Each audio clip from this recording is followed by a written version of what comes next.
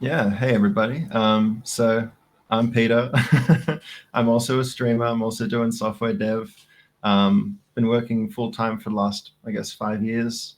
Mainly working in TypeScript at the moment, and yeah, we're doing all sorts of cool stuff. Lots of code. Yeah.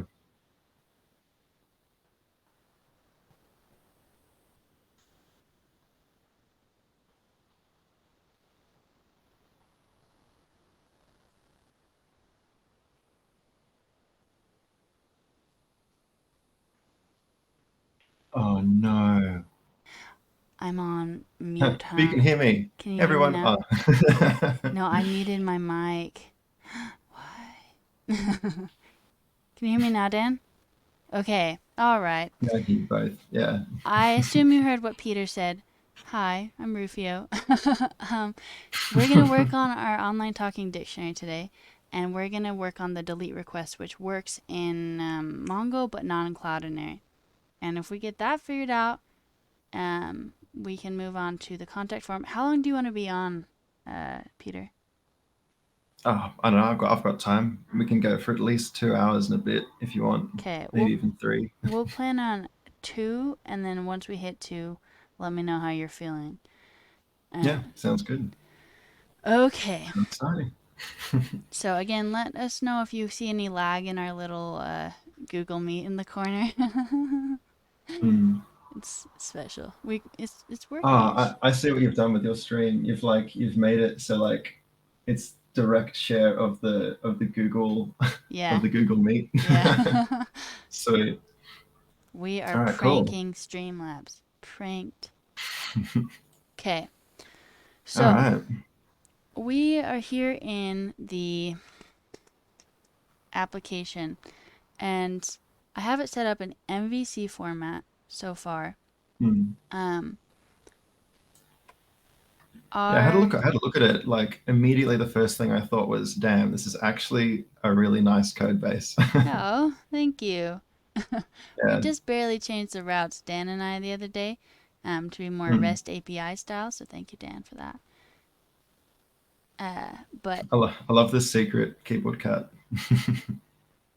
wait, what do you mean? Oh, can you are you following me jumping around? Oh, you know what? Yeah, if you go to the top, there's like a little mic or a little speaker phone. It says focus participants, and I think if you click on that, you can focus on Ah, whoever else is so in live share. But yeah. no, it's If the pin, the you clicked, follow participant. So now I can see what you're doing here. yeah, and then if I scroll, Yeah. um, okay, cool.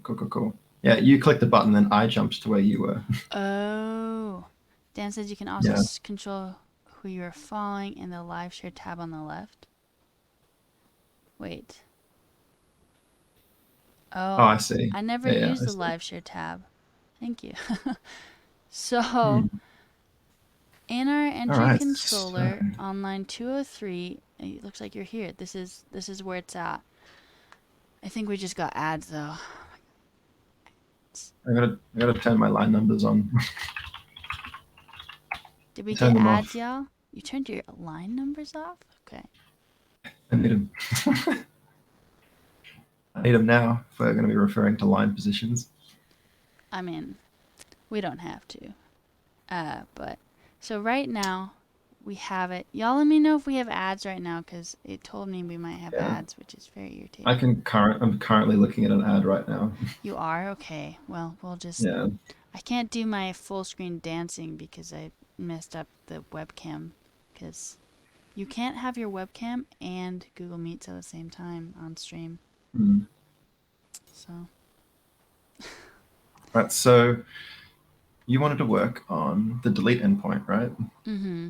So right now it works with MongoDB, but it isn't deleting the entry out of the Cloudinary database. Mm. So And I'm it's Is it this bit of code here? Mm-hmm. Yeah. Delete entry. Right. So you've got the name, which comes out of the ID. Is it a reason you're using name? I think I think there is a reason. I think it's like I don't know what it is. I can't remember. But there is a reason, yes. Mm, I think cool. we talked about it the other day where I could have just done like underscore ID because it meant the same thing as name or something.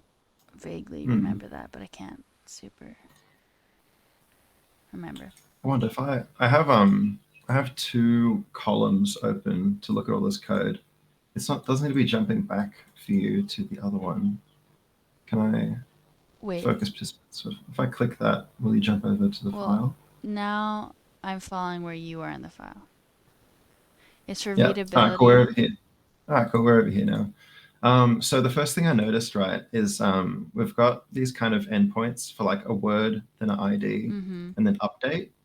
Mm-hmm. And the thing is like because like you can kind of consider like update as like a verb. Mm-hmm. So if you've got a verb, but you've also using things like post and get, and things like delete, those are also verbs. So you're kind of using like a method, which is so like in HTTP, right? You've got like a get request, and then you can do like a path like word ID. So you're kind of going, okay, get this resource, right? Mm-hmm. But then if you do, for example, imagine if you did get word ID get, which kind of doesn't make all that much like ergonomic sense because like you're putting the verb back into the word, and it's kind of the same as what's happening if you do, for example, delete word ID delete. So you can kind of instead of putting like a word in the URL, you can actually put it and make it into like a verb, and then just get rid of that. So when it comes to like in your form, when you actually send off and submit like that form, it'll use the delete verb rather than having like a delete like endpoint, if that makes sense. I How are we mean, sounding? like I followed it until the end there, but yeah, Dan and I did this like the other day, like we reordered this, so this is like fresh in Mm. my mind. So like keep going. Okay. Okay. So if we think about like how we're accessing like the web pages, like if we're browsing around like in the web browser, so imagine you like go to Word, and then that's like a whole list of all your words, and then you click on one and it takes you to like words/ID. You can then think of it like if you have that verb on like the word, you can use like get to get that particular one, or you can use post to create one. You can use patch to update one. You can use delete to update one. So kind of like what Dana's suggesting in the chat, like rather than have update as a verb here, Mm-hmm. you can actually make this more like patch. So you're using like the same kind of endpoint. It still refers to the same word, but you're doing a different thing on that word. Wait, what is patch? So it's just another HTTP method. If you quickly jump over to like your browser, like I don't Uh-huh. know if you're using Firefox, if you look up HTTP verbs, you'll see like a whole bunch of them. I have never heard of patch before. Mm. There's a whole bunch of them. So you've got like get, you've got put, patch, delete, and they're commonly used for different things. Like get, yeah, I mean it's kind of has it all there, right? Yeah. Patch is there for like if you want to upload partial data to then switch it out. So like if you want to just change the name, you can upload just the name to that ID, and then it'll switch out that name property only. And the same with like a verb like delete, right? You refer to the same ID, so you apply an action to the ID. Wait, I feel like I have to see it in action. Are you reading my chat, Peter? Yeah, I've got your stream up so I can read the chat. Yes, Dan. Peter can read it. Yeah. So I'm following all of Dan's questions and comments as well. um, yeah. Okay. So if we can do it in action, do you want to? So you've got. Is your web server running at the moment? No, but we can do Did that. you want to like run it up? Like, hold on. I also got to like delete this invalid JavaScript. Get rid of that. Just save that. Okay. So it So should be the running. server's started.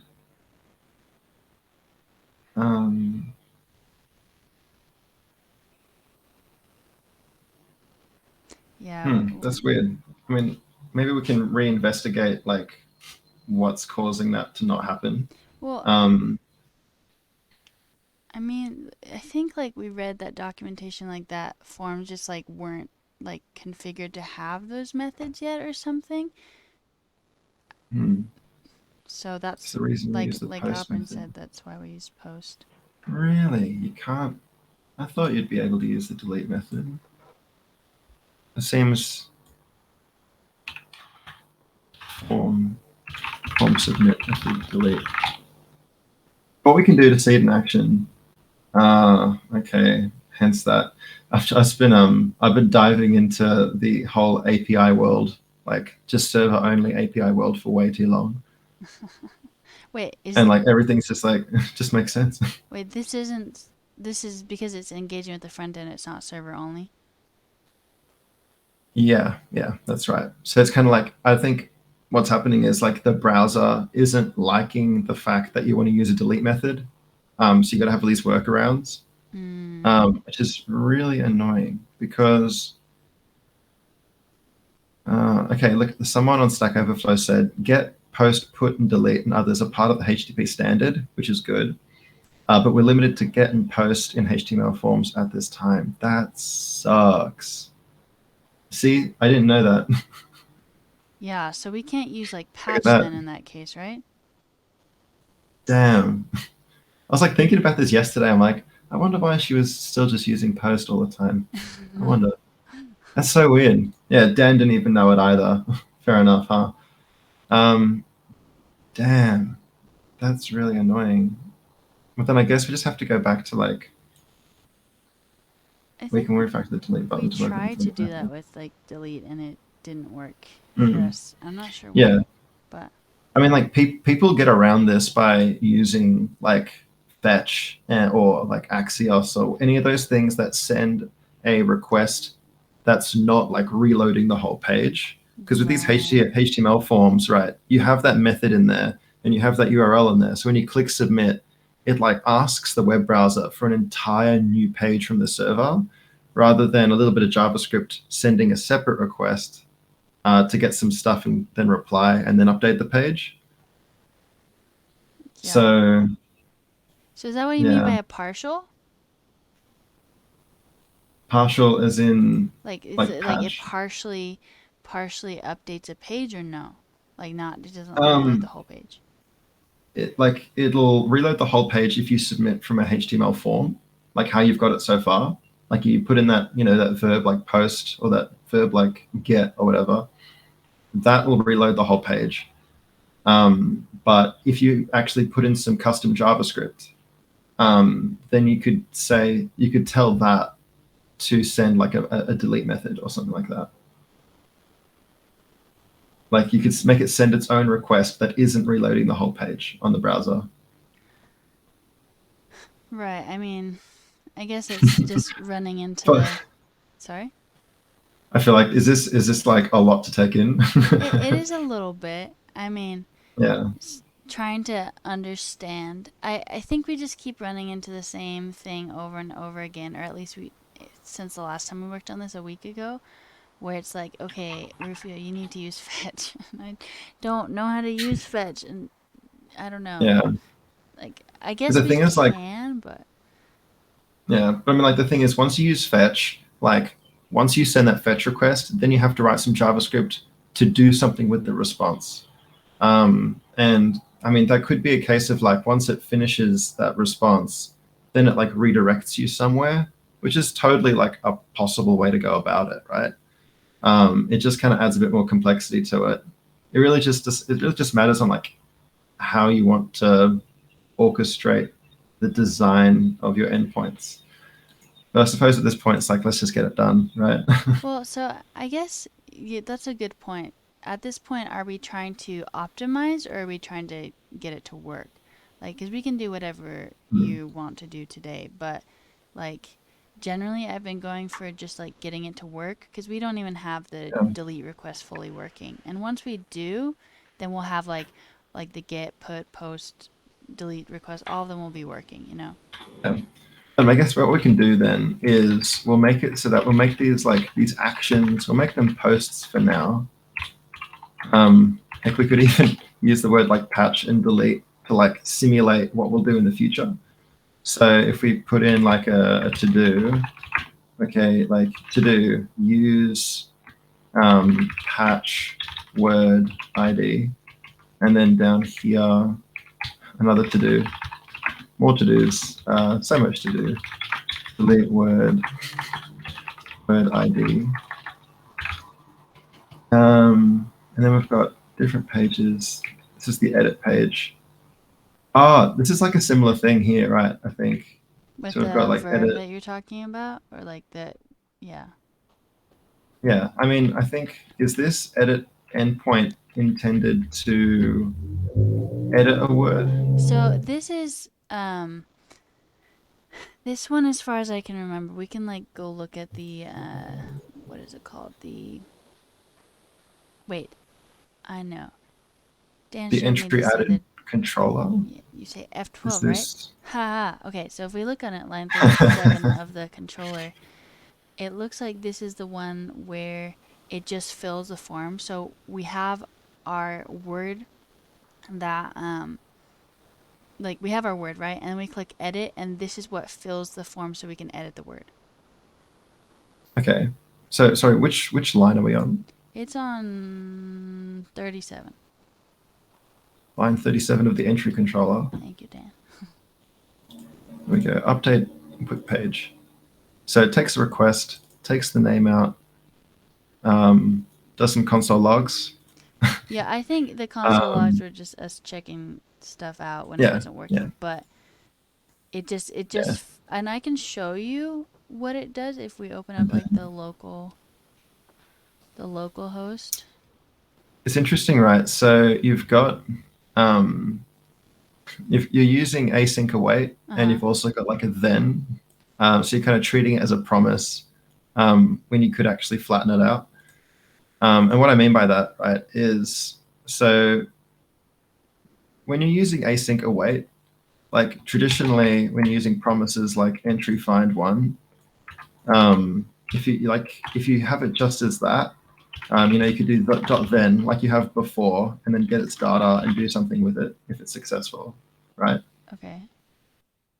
But if you're using async await, you can actually, instead of using dot then and then using the data, you can actually do const, like you can use data and then await. So it kind of flips it so that instead of chaining like a then method after it, you can go the other way and assign its result that you've awaited for to a variable.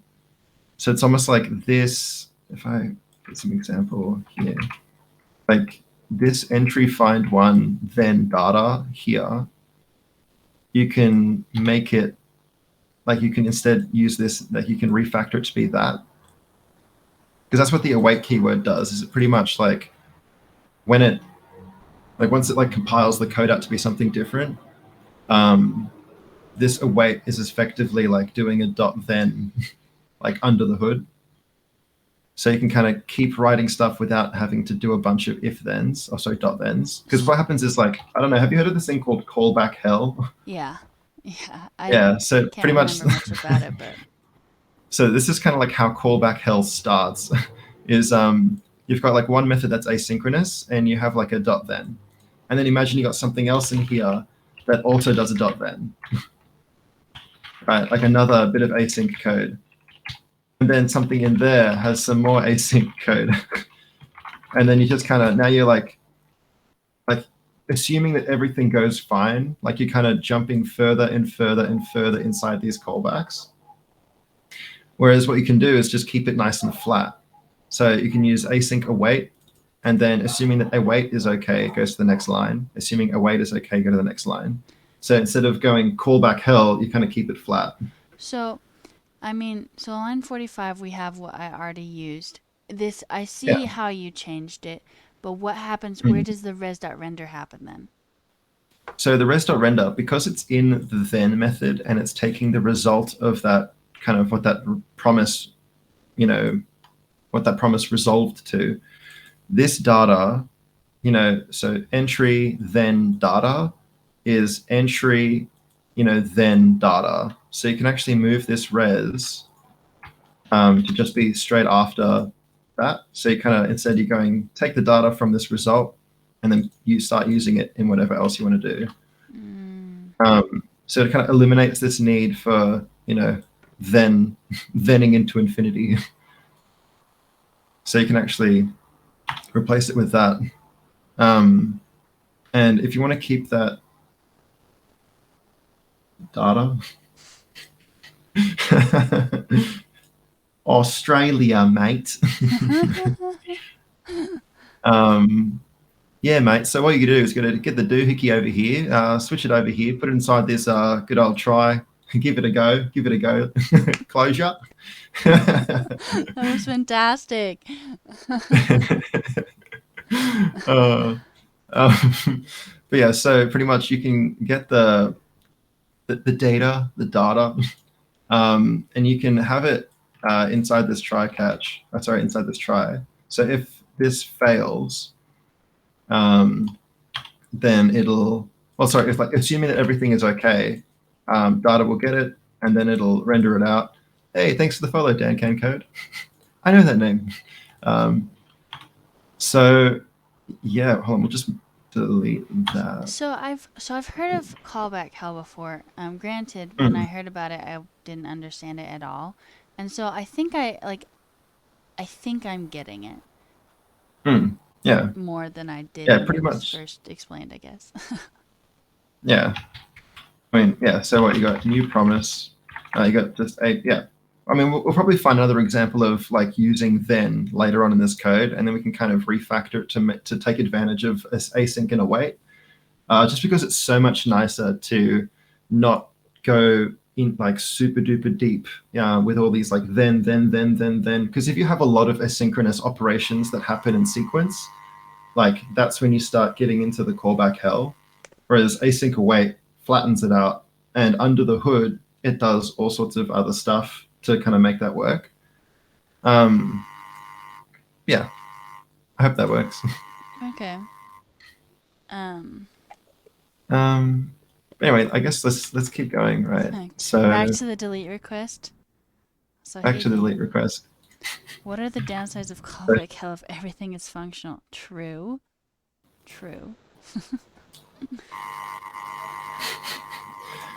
We're actually going to write this whole API with recursive structures and a lot of regular expressions. Do you? This is a question for everyone who's a more senior developer. Do you actually use regular expressions like in your day-to-day code? Yeah, I do. You do? Okay. Yeah. Okay. So, I mean, hey, Intelligence, thanks for the bits. Got some bits. Yeah, I mean, what's really good for like using regular expressions is if you have a string that needs to be a certain format, you can just write a rule to describe it, and then if the regular expression fails, it's like cool, invalid string. Keep going. Yeah, although trying to write a regular expression for emails, it's probably best to just find one that has already been written.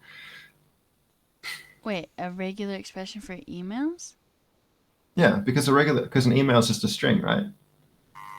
Yeah. So it has a certain format. Like if it has an @ symbol, like at the with nothing before or after it, then it's like that's invalid. Okay. Yeah. Okay. Wow, wow, Yeah. wow, wow, wow. All right. So, I mean, we're You got a wow. yeah, we got a wow, wow, wow, wow, wow. Wow, wow, wow, wow, wow. Isn't there a legendary Stack Overflow post on the best email regex? Regex. I can't ever say it right. Expression. I don't even know how to say it. I just read it and no one's ever really told me how to So say I it. mean regular expression, so it should be like regex, right? But I also say regex because I also say GIF, so I don't know. I don't know. Mm. Yeah, I kind of said both of them. Okay. Reg X. Regex. Regex sounds Yeah. weird. That's what I think. If you say anything enough, it'll just sound real weird. That's true. It's like saying ball and bowl. Well, see, for me in my accent, that's not as this a little like ball and bowl. So those sound, I think, a little more different in the American accent, huh? Bowl. Bowl, bowl and bowl and bowl, ball and bowl, Ball. Ball. Anyway. ball. We love the American accent; it's the best. It's great. All right. Reginald Reginald. Regex invented regular expressions. Alex Regex, the inventor of the Regex. Reginald Um, Regex. Yeah, okay. or is it Thomas? Anyway, whatever. Um, damn, we keep getting sidetracked. That's just how my streams do. I Gotta don't be. I don't think I have like Yeah. ADHD and I don't have any hard feelings against people who do, but sometimes I'm like, do I when I'm on stream? Hmm. I just get hella sidetracked. Right. All right. Let's zoom in here. So we want to do some deletions, right? Right, so it should be at the very bottom here. Delete entry. Cool. Yeah. Um, okay, so we've got delete entry, and it's part of router, post, ID, delete entry. We take the name out of there, and then we do a delete one using Mongo, right? Yeah. Yeah, it's a That's Mongo what's method. entry. Yeah. Entry, delete one. Log some data out, and if it's successful, redirect it. Okay, seems fair enough. Well, And what you wanted to do was what, Cloudinary? yeah, Is so that? we deleted out of the Mongo database, but not the Cloudinary database. Hmm.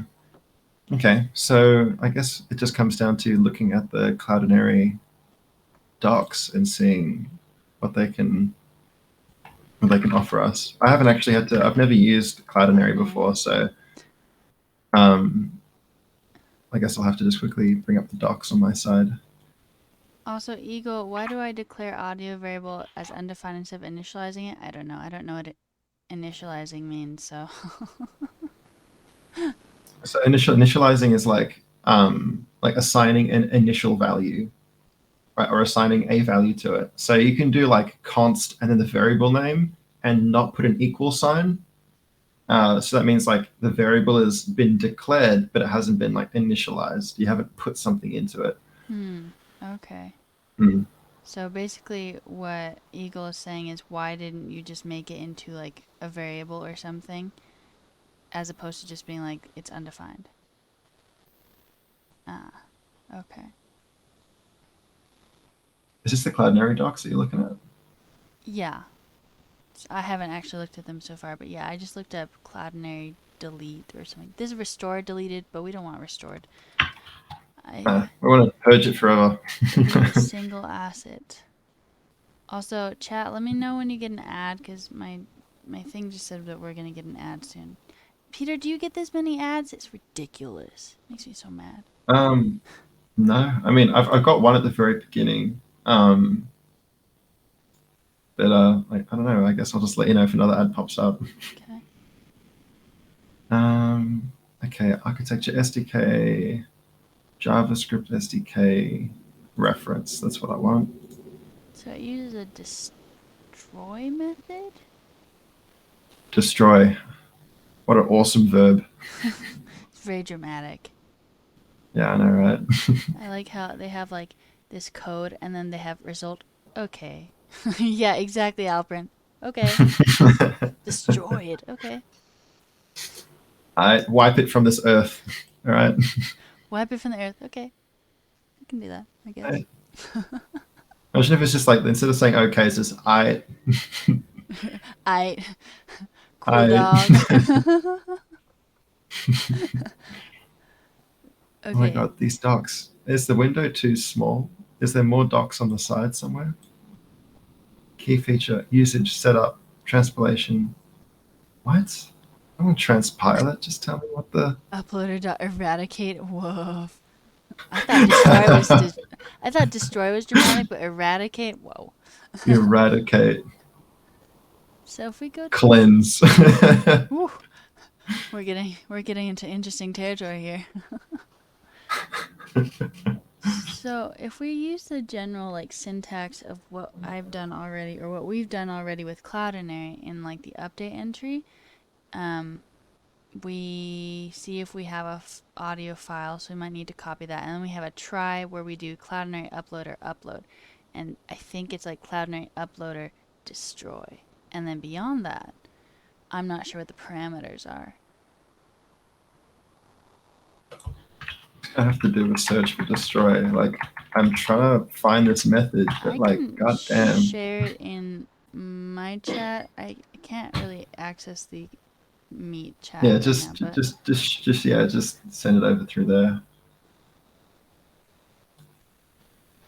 Right. Oh, Node SDK. I was looking up the JavaScript SDK, oh yeah, backends sorry, and it's front Node. ends. It's Node. Yeah. Damn.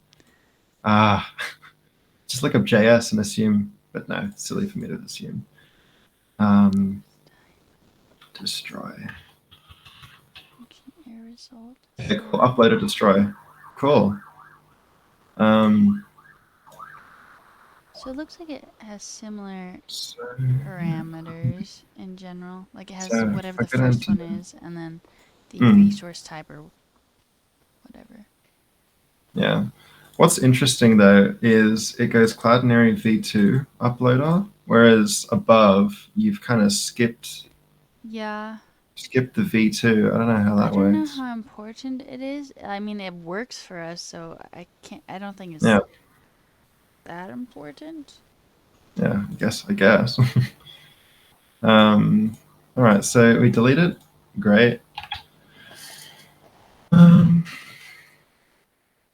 okay. Uses a destroy method to delete the video with a public ID. So I think before you delete it, you need to get it so you can get the ID, So right? And I'm not sure if this delete one method returns the original.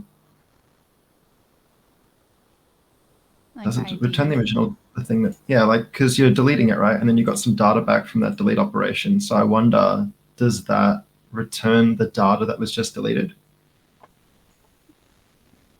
I don't know. I mean, Do we you want to can. give it a test? Yeah, because we do have a console log, so let me Yeah. have it open already, but we don't want to delete this one. This one's a nice one.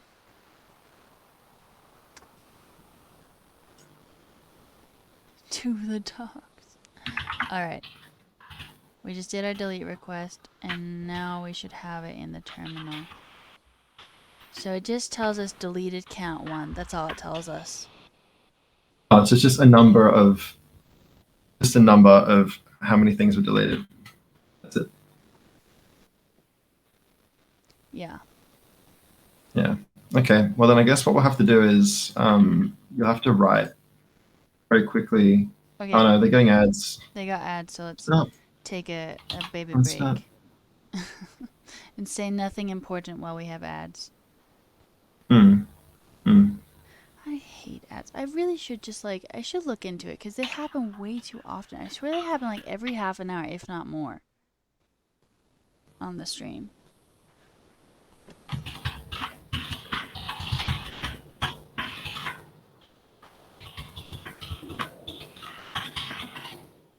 I'm looking it up right now. Apparently, you can. Oh, adjust your ad schedule.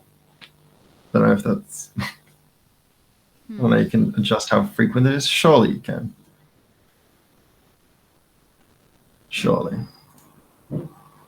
Okay. Eagle says that they're back from the ad, so we can keep going. Man. Cool. So you're probably from your delete thingo before you delete it. We need to get the data.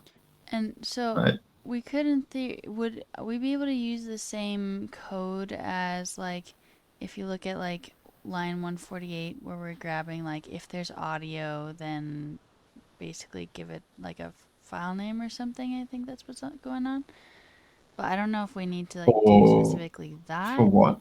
So if you look on like line 146 and are adding an entry, we initialize it with like we get a file and we say if we have like an audio file, then like give it a name and then we'll do all the Cloudinary stuff. So I wonder if we have to do that before as well or not. Does that make sense or not? Well, I think so like you're like validating that it has audio and all that kind of stuff. Yeah. Which is great. But I think because you have written an entry to the database and it has the word input, audio input, example input, did you get the? You're doing an await here for upload. Surely upload would, or is it public ID that's the handler that you provide? Yeah. So Alvin was saying public ID could be enough. So could we assume, do you think, that public ID will be the audio file then? Your file name. Yeah, I mean, if public ID is what Cloudinary uses to identify your file on their system, so it's kind of like, it's something that you've set for that file. So if you come back later, you go into your database, you take that same string or whatever value, give it to Cloudinary, they'll know exactly what you want to delete. Okay. So what we need to do still is, as part of delete entry, we need to ask the database for that thing so we can then take the ID out of it. Right? Yeah. Yeah. Did you wanna take the lead there? So I'm just trying to brain through this. So we want to already tap into what we already have, right? Yeah. So couldn't we just use like public ID or no? Because we can't. Well, you need to get we have the public ID, but it's in the database. So we have to ask the database because like for this request, all we have is the ID from the parameters of the URL. That's all we have to start off with. So the process is, take the ID from the parameters, which you've done. It's called name. Okay. And now you need to, with that information, ask the database for that particular row. And then once you've got that, you can then, from that data set, pull out that file name that you've given, that public ID that you've set for Cloudinary. And then give that to Cloudinary. So, like, what I think of first that we could do, and you'll have to tell me if this is like the right direction of thinking, is we would basically do the same sort of thing that we did when we were finding them, like in like the update entry part. Because we started the update entry, yeah. We have like entry find one, and I think we just use find one to get it, right? Yeah. And like what's also good about like this delete entry point is at the moment you're just kind of taking the name and then you're just sending it to delete, and if the record is there, deletes it. If it doesn't, I don't know if it'll error or something. So what's useful about checking that it exists in the first place before operating is we can actually give like a 404, for example, or we can do some sort of error message if the record doesn't exist, which is what we're going to have to do anyway, because we need to query the information to get the Cloudinary thing information out of it. Okay. Okay, so like how I like to think about it, right? So our objective is to delete from database and delete from Cloudinary. But I want to like focus. You're already looking at it. So delete from the database and delete from Cloudinary. So Cloudinary, what it needs is it needs the public ID to know what to delete remotely, right? Right. And so we don't have that information to start off with. So we need to, where does the public ID live? We need to query from database to get the public ID. So Kind of like if we need this. Oh yeah, go on. so we have to grab it, right? But we can't just Yeah, like we have to grab with Mongo, right? Or we can't. Can we just yeah. grab it? Well, where would you grab it from if not Mongo? Right. That makes sense, I guess. Yeah, there's nowhere else. Like as far as this function is concerned, like all the information it has so far is this ID, this name. That's all it knows to start off with. It knows nothing else. Okay. Yeah. So above you've done like you've queried before, so you just have to query it Right. Just again. copy that part. Yeah. But wouldn't I would copy like the whole Like the line, whole right? database. Like we Just would. purge it. Who needs it? You know, I know we're making Destroy a it. Just run the database. eradicate method. Yeah. The eradicate, purge everything. So couldn't I just like grab this whole line just like that and Yeah, use that's it? it. Yeah, that should be enough. But wait, but I have to set this equal to a variable, right? That's what you were talking about. So so kind of imagine you're calling a normal function. That function has a return value, right? Right. So and if you want to store that result somewhere, you have to, go, const the variable name is equal to something, right? Right. So it's up to you. I don't know what you want to call it, but you just got to give some name. A cat. A cat. Oh my God, there's a cat. Hello, everybody. This is you my have cat. a cat. I was wondering why we're I talking have cats. a cat. Just like, oh yes, a cat. Okay, nice. Follow me for more cat-related content. I do birds. Peter does cats. So wait a second. I see where I grab that and just try and like, because I must have done it already.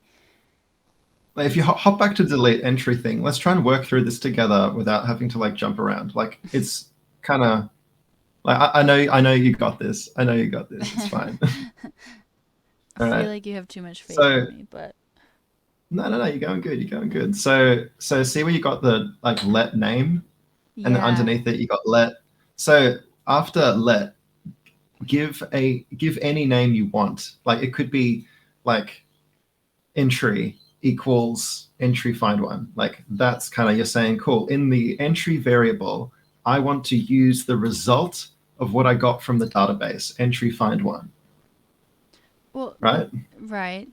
But if I already did this in the past, wouldn't I have already like named this variable, and wouldn't it be wise for me to use the same name, or no? Where would you get the name from? Sorry, are you talking about like as in if you've used the word entry before? Because I copied this line from above, and so I imagine I probably set it equal to, a variable maybe, unless I did it callback style, in which case probably not.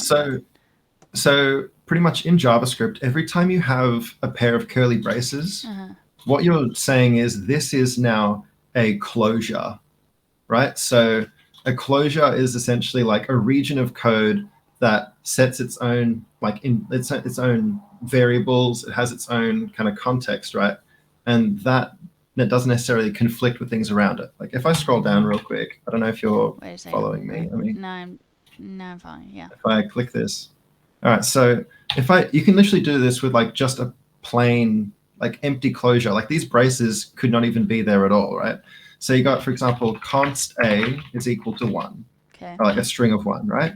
So if I later on do const a equal something else, I won't get an error because this a exists in this closure, and then after that closure, like a doesn't exist anymore, right? Right. So wait. And the same thing happens with if I do like another closure. Like these, I can use the same name in multiple places because they're different between across closures. Are closures However, you will get a problem. Okay. Sorry. Are just are Sorry, they but you will get a problem if you use the same name in the same closure. So, like, or I mean, you can use closure, you can use scope. It's kind of like a closure defines your scope. So if I do a equals another variable, if I try to do 2 declarations in the same spot, it'll start complaining. It'll start complaining because it's like, cool, hey, you've actually already used the name A. The symbol A already exists in this closure. You can't do that. So it'll give you like if you hover over the A character, like with your mouse, you'll see that it's starting to give you an error for like something has been already defined. right. So, and then there's also a concept called shadowing. And shadowing is essentially, imagine I've got the A variable above it, and then I redefine another variable with the same name. Because it's in a different closure, that's okay. But now all references to A in this closure will use first here. If it doesn't find it, it'll use the one above it. If it doesn't find it, it'll use the one above it. And if it doesn't find it anywhere, it'll give you a problem saying it's not defined. Okay. And this is Right? called shadow what? Yeah. Shadowing, yeah. So Shadowing. A is shadowing the one above it, right? Oh. Because like this is now taking precedence over the top of it. Right? If I set A to, I don't know, this garbage string, it'll be using this here. Right. But if it wasn't there, if it wasn't shadowing, then it'll use this A. Is it kind of like waterfall? Like it's not it's using the A that's outside of either of the the closures, not the bottom one on 227. 227 is a different closure altogether. It's kind of like it won't be using this at all. Because the interesting thing with the const keyword is that it only defines a variable for that like scope. So A is not accessible out here. If I didn't have any of this code, then it'll say, hey, stuff has failed. Like A doesn't exist because currently A only exists within this like scope. Okay. Right. So, and to the original point, right? So if you use the word entry up here, this entry will not conflict with anything else because even though you've used entry, I actually haven't used entry at all. But yeah, if you were to have entry somewhere else, like if you used entry over here, there's not going to be a problem because they're like in totally different scopes. And also, I guess it's worth mentioning that this entry has a capital E, which is lowercase e, and it's case sensitive in JavaScript. So they're 2 different things. Well, so I guess like I understand what you're saying, but like for like uniformity's sake, even if you can have like well, no, actually I don't know what I'm asking. But like shouldn't this have the same name even if it isn't the same variable as whatever it was above, just so that we're like, oh yeah, this is referencing like the same thing even if it's in a different closure? Or did that make any sense? If you say that one more time, like Okay, so like this line of code is from somewhere above. I'm yeah. assuming, I haven't checked, that I set it equal to some variable. That variable and this variable don't need to have the same name, and if they do, it doesn't matter because they're in separate closures, right?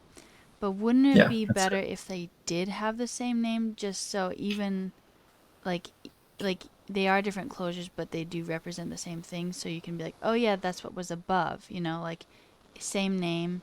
Are you saying like because you called the same method in two different places, Yeah. and then you're like, why don't I just use the same name? Yes. Okay. Well, in this case, right, because this function, like all these functions, they have their own closures. So when you're executing this particular function, it doesn't really know anything about whatever's been called somewhere else. So you call it here, this function has no idea that it was called earlier, right? So like imagine like this file could be empty. It has no idea.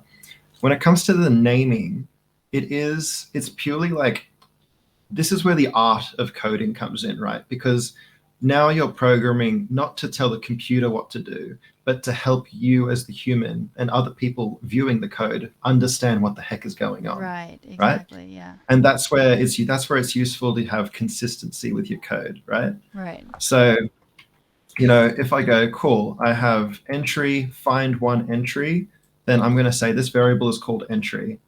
I mean, it's a fair bet that that's what I'm storing there. So every other reference to it, I know that it's going to be entry, Right. right? And I guess that's just now that we've got the entry, right? Mm. Inside that entry is some information that we need, right? Inside there is the public ID, which we need to destroy the thing in Cloudinary, right? Right. So can you write some code that pulls that value out so we can use it later? Oh. Okay. Ooh. Wait, I have to think about this. Unexpectedly difficult thing I can't just think of how to do. Cause now we have. Can you do like? Oh wait, I remember a question from earlier. Are closures objects or like are they always objects? If Closures aren't objects. they're A not. closure is like a language structure, right? It's a part of the language. It's how JavaScript it's how JavaScript determines where variables are declared. It figures out like the scoping of things. A closure is not an object. So how does the computer know if it's a closure or an object? Is it if it has like key value pairs or? That's a great question. I see where you've come. I understand like how you've arrived to the question. Because the closures use the same curly brackets as an object definition. So I understand the confusion now. So in other languages like Java and C and all that kind of stuff, they have historically used curly brackets to indicate like a function, like an if statement, open and close. The if statement starts here, ends here. The function starts here and ends here. And that's what we use those curly braces for. In JavaScript, it just so happens that to define an object, you also use curly braces, but instead of putting in like code like let name equals, you just start putting value pairs. So I guess in this case, the main differentiator is that there's an equals sign before the curly braces, which means you're starting to define an object. Versus you have like an arrow with curly braces, and you know what I mean? So if like a closure could just be off by itself somewhere in the code where it's just opening, closing curly braces, and like it could just do that. Yeah, I think the closure can just be like sitting around. Like this is a closure. However, this purely because it has like assignment to it, that is now an object. Okay. Right? So it's a really great question, actually. I never actually had to think about it like that. But yeah, that's how it's differentiated. Without an assignment, it's a closure. With an assignment, it becomes an object declaration. Okay. No, that Assignment makes sense. being the equal sign. Okay. I just thought everything with a curly brackets. Like I knew their functions, but I thought they were just all objects. So. Yeah, I guess like it's actually so profound that you said that because I've been in this for so long. I didn't even like it's just so second nature to me that like I wouldn't even think people would get confused just by looking at it for the first time, like, oh, so everything's an object. It's like, not quite. Even though people say that about JavaScript, not everything is an object. In this case, these things define a closure. Okay. I got asked about closures on a job interview this week, and I didn't know what they were. But now I can say it. Yeah. So. Yeah. Closures define scope is pretty much it. Closures Like, define scope. is it valid to have brackets like that? Yeah, man, this is totally valid. Like, if you, like, in some of my tests, if a lot of them that look the same, like, you can do something like, this, and then perform some sort of assertion to be A. And then if you if you just want to like copy the test a couple of times and do different things, this is perfectly valid, block, closure, like scope, like people, like it's generally the same stuff. Yeah. So this is perfectly fine. These const declarations do not clash with each other because they're all in their own scopes. They're all in their own blocks. Okay. To my understanding. Closure. Heck, I'm open to being wrong. Closure is a first class function. It's different than scope. Wait, so what's the difference between like a first class and a second class function? Oh, I see, Dan.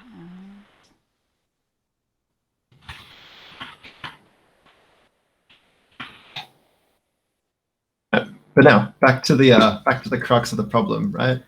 Right. So we want to pull that value out of the entry. Right. So can I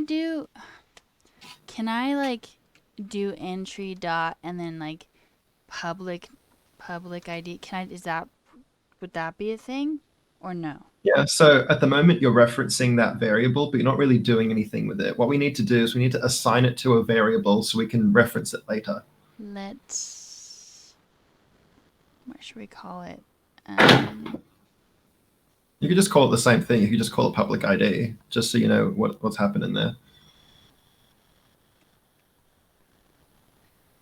One thing I want you to have a look at is go back up to the code that sets the Cloudinary, like the code that puts it all in. What's it? Entry create line 163. Oh, okay. So that's in not here, Cloudinary, that's Mongo, I don't. But yeah. Yeah, for Mongo, yeah. So in Mongo, I can't see the property public ID. So do you know what you called it? It's this one. It's the that one. new file name, and if you go up to like upper. So it's set to audio input. Yeah. So right. And then yeah. we set public ID equal to new file name, and that's how we grab that. Okay. Yeah. So Cloudinary upload. So you give the new file name to public ID, and it sends it off to Cloudinary. And then if there's no error, keep going, where get the entry and then take this file name and audio input. So from the entry that we've gotten from the database, the value is now stored in audio input. So when you go back down to the delete entry thing, you need to pull it out using the same key. Not public ID, using audio input. Yeah, because that's where that particular information is stored, right? You used new file name as public ID for Cloudinary, and then you've used new file name for the key audio input. So when it comes to fetching that from the database, you've got an object that has a key in it called audio input, which has that public ID information as that.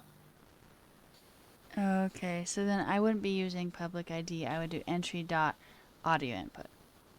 Yeah, that's it. Because that's just what you've happened to call it in the database. So then the name, like this, should this be... Wait, why isn't it like this? Oh, it's because it's never read. Should this be audio input now, or should it be public ID? Not necessarily. I mean, if because in this particular context, you're actually going to be giving it to Cloudinary, I think in this point, this has more meaning. It's more clear what public ID does, because you'll be using it later for Cloudinary. Okay. So then we would maybe bring in, like, in the Cloudinary docs, could we just, like, have, it says, like, destroy sample. Could we destroy audio input or I mean, public ID or no? Is Yeah, that how it yeah. would I work? mean, I think that's how it would work. If I look at the Cloudinary stuff, so what does it take? Cloudinary, destroy, and let's look at the upload API, delete a single asset. Here's the reference for it. Destroy Node.js language. So can you see what I'm seeing? Oh, wait, are you looking at the code? Yes. I'm looking at the code. It's you in the same file. Here it is, over here. Oh, I see. Oh, yeah. I think Yeah. I'm on that already. Wait a second. Yeah. And then if you look at the syntax, right? If you want to look at your browser real quick, I sent a link in the chat. Okay.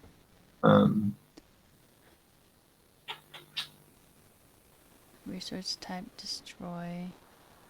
Public ID. Right. And then if you see how like there's a syntax for like the HTML request, but there's actually a code sample. If you click that Node.js tab, yeah.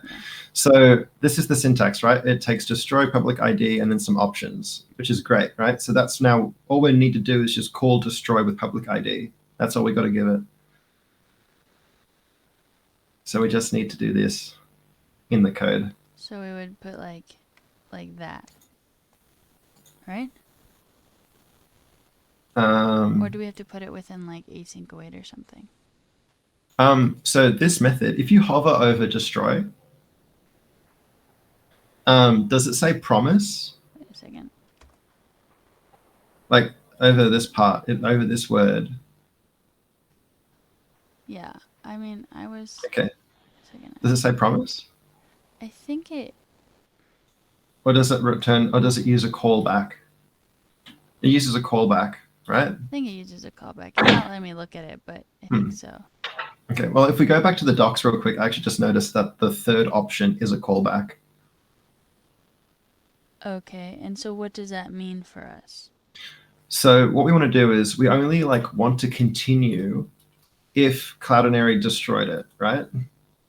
Like we're in a situation where what we could do is go, okay, we want to step 1, destroy the Cloudinary instance, and then when that is done, destroy the database instance, so that the database item, right?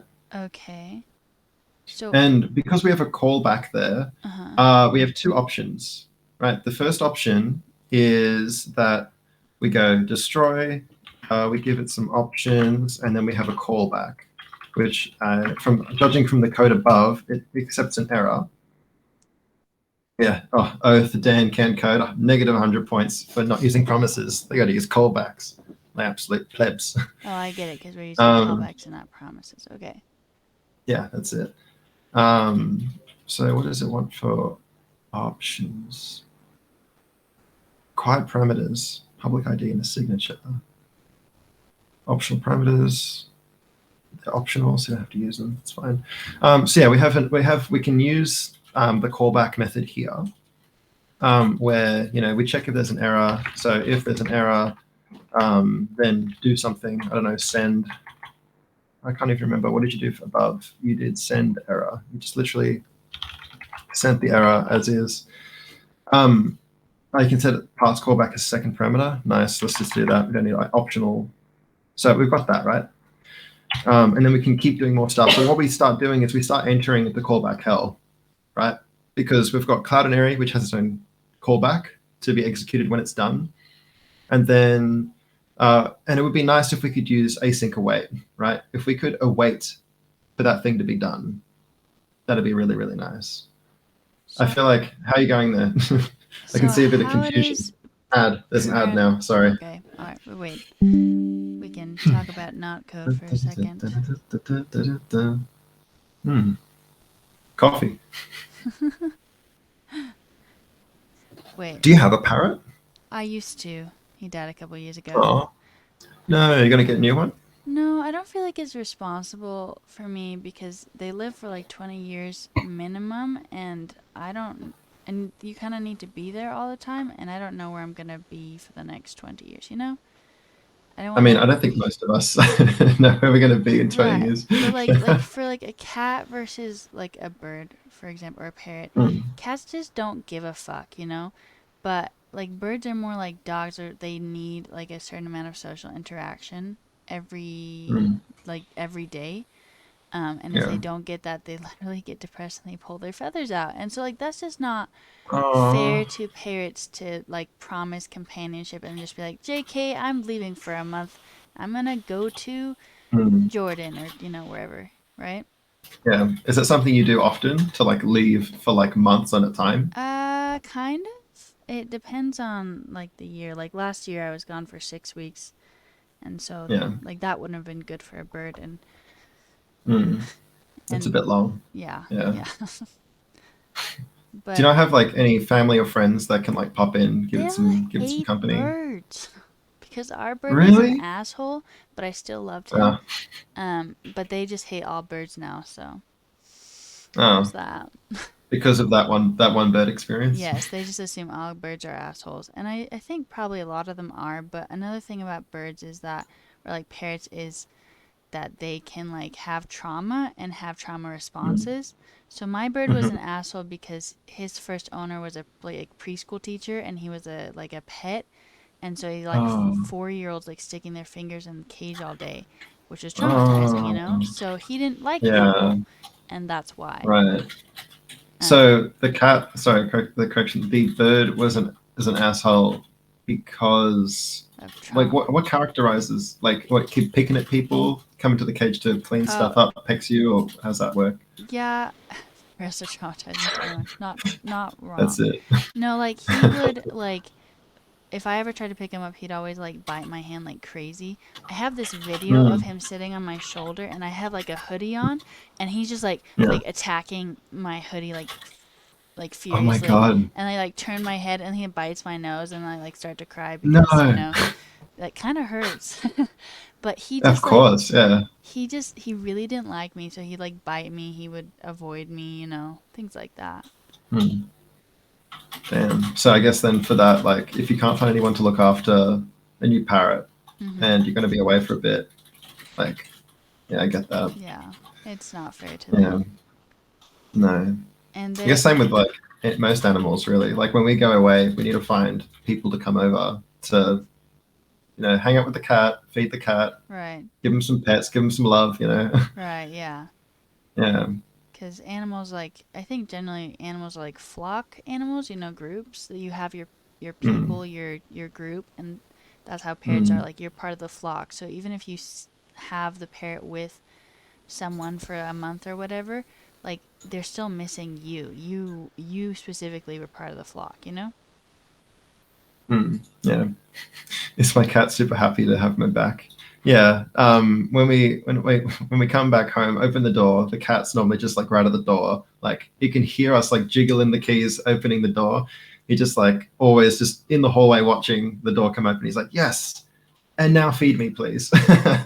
I'm always hungry. Yeah, that cat is a big meow boy. He loves to meow. Okay. Yeah. Our ad's over. Oh, yeah, the ad was long over. We're Okay. talking about parrots now. Yeah. I mean, I could go on a um, rant, but yeah, same. Just to answer that, like Eagle said, they're kind of expensive. I got my cat from the pound, so I mean, he was pretty happy to be rescued, like, what and about all you have to do is just. food, like feeding them or whatever? That's expensive. I mean, it kind of works out like if you buy food in bulk, it can kind of work out to be like $1 and a bit a day. But if the cat's particularly hungry, maybe like $3 a day. But still, can you put a price on companionship? Nah. True. True. Yeah, love them to bits. Cats can be nice. Like, they're like nice, but also Hmm. they're like actually like a little satans. Like, they don't give a fuck, you know. But also like if you fit their like purposes, then they're like nice to you, Hmm. you know. Like Yeah. But like it's just like people, like cats have their own personalities. right. That's true. Like yeah, such a wide range of cats. Our cat loves to just snuggle up and follow you. He's almost like a dog. He follows you around like every room you go into. He's like, "Oh, what you doing? What you doing? Can I come?" Cute. Yeah. He even sits on my lap and puts his paws right in front of the keyboard Oh, that's so and like cute. tries to code with me. It's Uh-huh. adorable. All right. All right. Anyway, back. Let's get back. Let's Okay. get back into it. Okay. Let's go. All right. So what have we done? We've got okay. Yeah. So we've got one option which is making a callback. Sure. In which case, with this callback, we would then have to take all this and chuck it inside, and then like look at how it's getting nested already, right? So you got delete entry, Cloudinary, and it gets nested one level, and then inside here it's nested again, and then maybe there's like thank God we're using await in here as well. But then imagine like it gets nested again and again and again, and it gets like a massive triangle of like nested scopes, which sucks, right? It's hard to look at it at a glance. It's best to try and keep everything nice and simple for the reader, so they don't have to think about all of that stuff. So one way you can get rid of the callback by turning it into a promise. Okay. And I'll show you what's one strategy for turning it into a promise, right? So when you await code, you're actually telling, because like JavaScript has like this transpilation process, because async and await aren't actually natural to the language yet, I don't think. The Which means syntactic that sugar, right? it's just sugar, yeah. So at the end of the day, it actually transforms the async await stuff. So every single await gets turned into like a yield, and it uses generators and all that kind of stuff. I'm not going to get into that, but essentially, like if any of these things fail, it then like has all these like hidden mechanisms underneath it. So it allows you to write really nice code, but under the hood, it's generating like all sorts of ways to kind of trick it into using then and catch and all that kind of stuff. Like under the hood, it's thenning and it's catching, and then kind of exposing that higher up. So how we can turn this kind of callback into a promise is if we do await, we make a new promise, resolve, resolve. And this pretty much, what this does for now is it's pretty much like the code will execute, it'll get up to here, it will await for the result of this promise in the same way that it like awaits for the result of this promise. Because this function isn't actually returning the data, it's returning a promise that will then return the data. And then await says, oh, there's a promise, let me take the data out of that. In which case it gets assigned to entry. Okay. So in this case, what's happening is we're going await, here is a promise. That promise resolves to, like, it takes a function that has a resolve and a reject. And it's going to resolve to, at the moment, it resolves to nothing. However, we can actually put our Cloudinary v2 uploaded destroy stuff. We can put that inside here. You can put the v2 uploaded destroy. You can put public ID. You can do all the same calls, but when it comes to that callback, you can actually go error data, and you can, instead of having a callback where you put your code for like the rest of your function, you put a callback that then uses those promise methods. So it then becomes, if there is an error, then we want to return the reject of this promise. And if everything is okay, we can resolve to the okay state. So pretty much converts, it's kind of like taking that callback function call and then like wrapping it in a promise so we can use it for our own purposes. I hope this isn't too much. I feel like it is.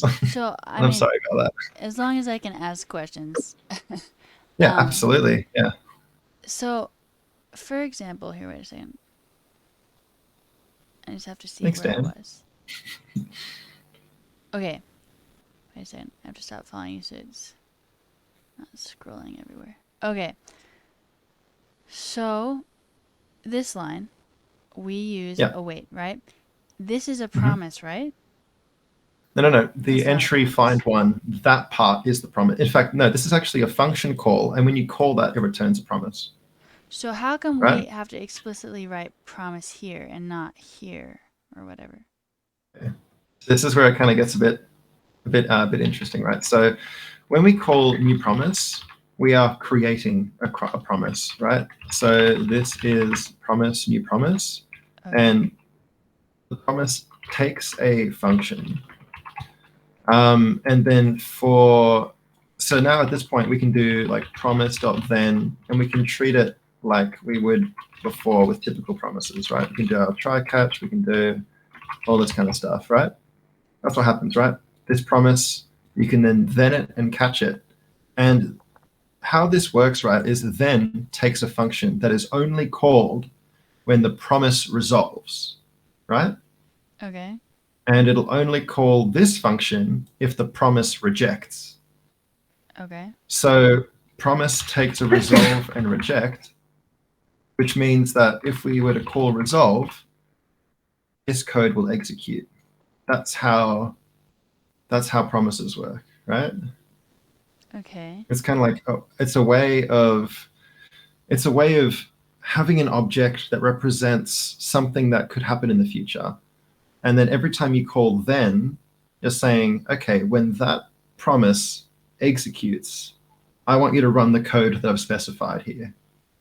Right? It's a callback, but using a different way of calling it back. So if we were to write like this line or something in like a promise, how would that look comparatively to what it is now? Hmm. Yeah, like Dan said, it's all very cool. Async code promises, all that kind of stuff is really kind of nutso. But if we could write it like this and do a then, like we did before, or we can do data is await, and that's kind of. But you're not using the actual promise keyword. No, we're not using the promise keyword because this gives us a promise. Like this entry find one, this creates a promise. And this is, yeah, oh man, promises. So this is all a lot, isn't it? I mean, I was supposed to learn this over a year ago, so now at least I have more context for it, you know? Yeah, that's okay. I think what might help actually is if we can simplify this by writing like a function, for example, Cloudinary destroy, and we're going to make it so that this returns a promise, and we can we'll try and simplify it. We'll try and simplify how it works, how it looks. So we'll take this code and we'll return a promise. We promise, and we're going to return. Mistake. Too many brackets, maybe. Yeah. If you want, like on your screen, you can right-click on destroy, and then go view definition. Wait, where is it supposed to be? If you right-click on destroy and then go to definition. Doesn't think there is one. Oh, maybe it's a type thing. I don't know. Cloudinary destroy will return a promise. Return a new promise. This promise has a resolve and a reject. Now we call the Cloudinary thing Cloudinary destroy. It takes a public ID and it takes a callback. The callback has an error or data. If there's an error, reject it. Otherwise, it's a success. And then if we go to Cloudinary destroy, just clean up all this stuff here. And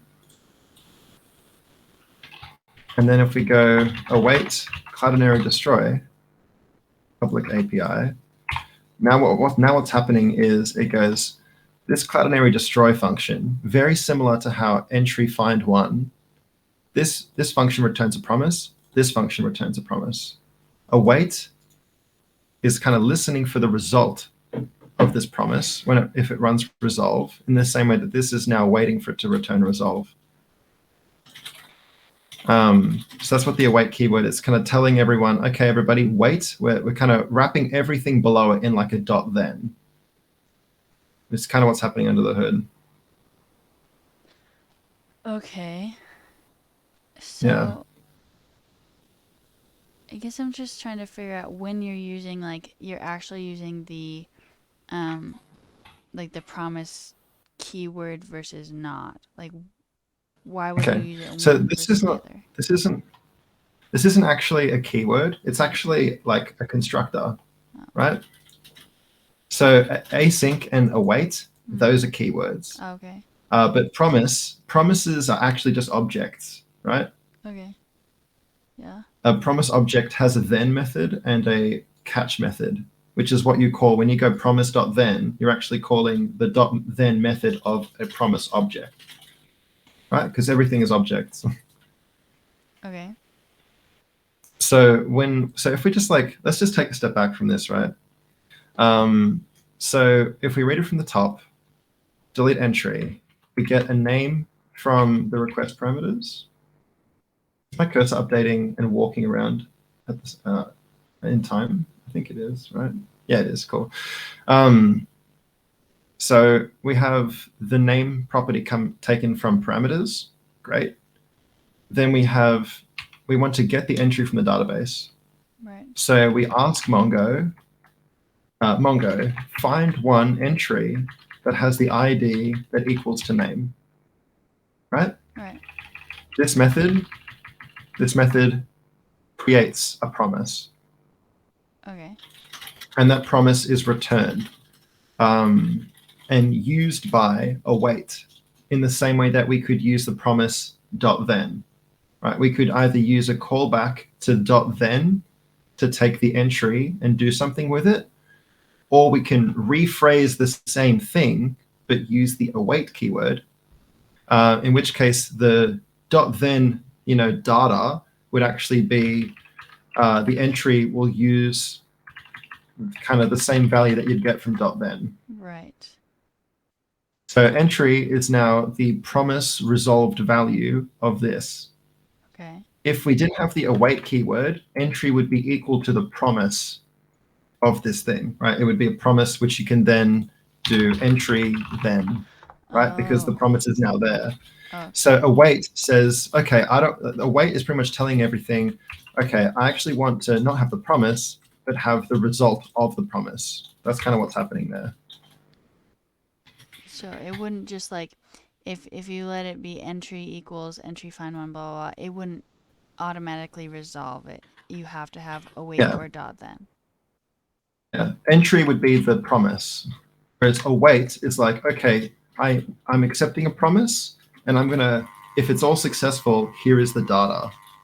Okay. Like here's that value of that function. Okay. And then next up, we get the public ID from the data that we got from the database.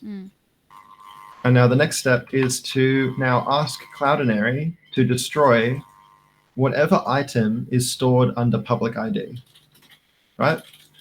And what we've done is we've written our own function called Cloudinary destroy. Okay.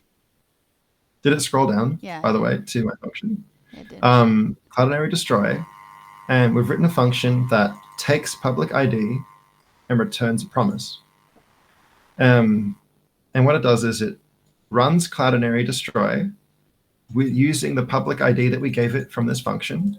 And then we define a callback for Cloudinary to use, where if it's an error, we want to reject the promise. But if it's not an error, we want to resolve the promise. And if we were to write like the Cloudinary, like if we do like Cloudinary result is equal to, so cloud result will be set to this value, data. That's what's happening. Resolve data will be put here. But you don't have to do that. Don't have to. I mean, I don't think we're really interested in whatever comes back from Cloudinary. I think earlier in the chat, somebody said like you could just listen for the okay. Like, that's all it does. All it says when it deletes something. But yeah, so that's kind of that's what's happening here. we're waiting for it to destroy it from Cloudinary. And we can then rewrite, we can move this out of there. And it goes, okay, cool. The next step here is to, now that we've deleted it from Cloudinary, we can now delete it from our database. We don't need the data anymore. We've requested the data. What did you just delete? Like to make it just I just moved it out of the try catch. Oh. Yeah. Okay. Yeah. I'm just gonna try and flatten it all just to make it easier to understand, and then we'll handle error handling in a second. I'll move this out here as well. We'll just kind of simplify it all, right? Cloudinary destroy. If that's all successful, it'll keep going. The next step is to delete it from the database using the same ID as we referenced before. Once that's good, it'll then redirect you or do whatever you want as a response. And that's the function. Didn't we have more that happen in here, like for this to actually work, or no? I don't imagine you need much more than that, to be honest. Like, this is the same thing, really, right? Okay. We find it, take some value, use that value to destroy something else somewhere else, and then we delete it from our database, and we're done. Okay. So how are you feeling about that? I tried to split it all up. Yeah, no, to kind of make it easy to follow. I'm understanding it a lot better. So Abby said in the check that using the promise constructor isn't as common anymore. So why did or since it's all under the hood, so why did you actually go out and use that if you could theoretically not use it? Okay. So the reason that I used promise, the reason I created my own promise was because I wanted to convert a function that was not using a promise to use one instead. So you're avoiding the callback within the the Cloudinary uploader or whatever. I'm avoiding using the callback in this code, the delete entry code, right? I want to make use of await, and await uses promises to handle its control flow, right? Right. So the reason I'm constructing a promise is because await uses it.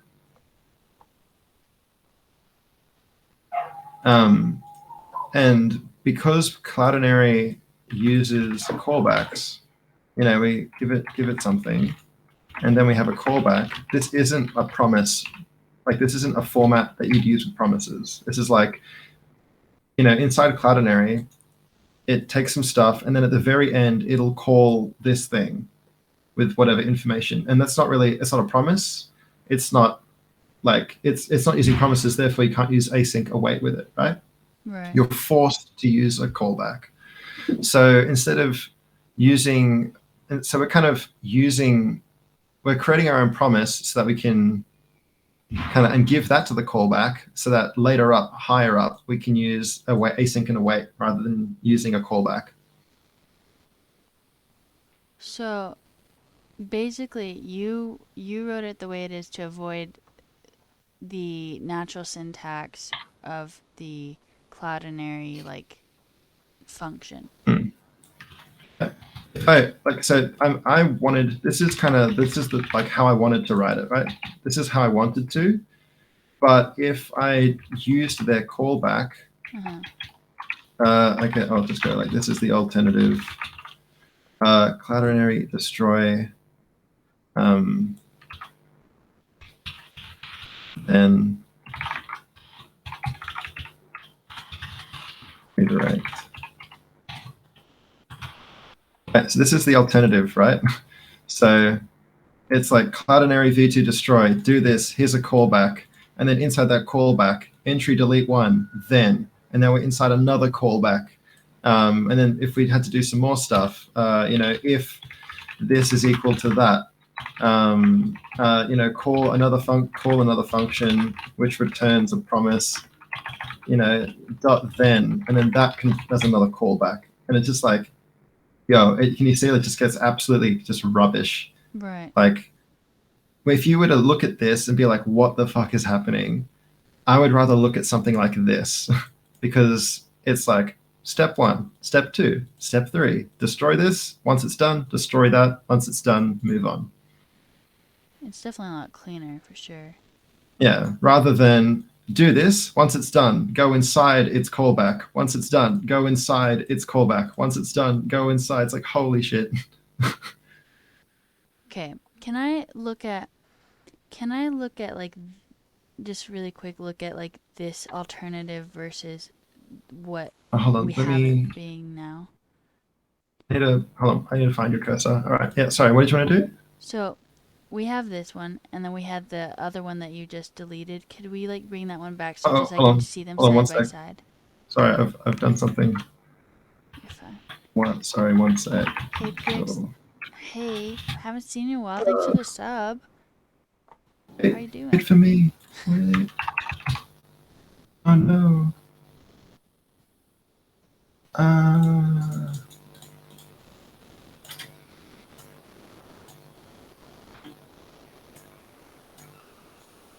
Hello? I'm still here. Oh my god. Okay, cool. Yeah, sorry, my OBS crashed. Oh no! Did your stream Oh crash? no. Oh yeah, it's all dead. Oh my god. Anyway, we're back now. Let's just keep going. What did you say? Sorry. How embarrassing. Feels bad. It's just how I do streaming. I was just saying Right. the like I want to see this and the callback hell alternative right next to each other so I can just like see what we did differently. That's all basically. Oh, I thought that's what I Well, thought I right, had but that. you But then did, but like I just want to like look at them both for a second like right next to each other. I'll like take the whole method of delete entry and turn it into callback hell. Right. And then just cuz I'm a very visual Okay. person, so I just need to like compare and contrast me like okay, so we did this here and this here, etc. like that. All right, cool. Let's do a callback hell version. Let's turn this thing into callback hell. You So can this is what you don't want to do. Oh, you copied it. Okay. Yeah, I copied it. So we've got the aesthetic, beautiful one, and then we're going to turn this into callback hell. So as soon as we do callback hell, we can no longer use await. So we got to get rid of all these, right? Yeah. Yeah. Right. Right. So now find one returns a promise. So we have to use a promise to take the data that's returned from it. So it's no longer use let entry. Now it's like then entry. So it's executing this as like the first bit of asynchronous code. So we have to use .then, and then we write the code. So now everything has to be moved inside here, right? To be run after this promise. So now once we have that public ID, we grab it from the entry, Cloudinary destroy. That now returns a promise. So it's then, and now because everything has to execute afterwards, we put that all inside the next one, right? And it's starting to look real ugly now. Entry also returns a promise. So it's then, and we don't really care about the return result. So once that is done, this then this goes into here. So this is kind of what happens with callback hell is everything that comes after it naturally has to be collapsed inside each of each other's callback. Okay. All right, wait. Leave Right? it for a second. Yeah. Let's dwell on this absolute atrocity. Public ID returning promise, client uploader, destroy public ID. And we had like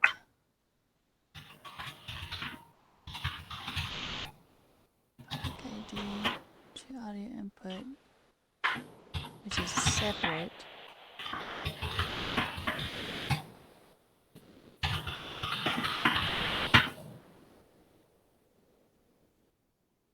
Because this is what we were doing before, except it was even more complicated because we didn't have this Cloudinary destroy thing, right? Well, because actually, hold on, let's go for like Let's do the one without making it a then. So we'll just replace Cloudinary with the callback version of it. So put this here. It's no longer a promise. It's actually a callback. Error. That's a function.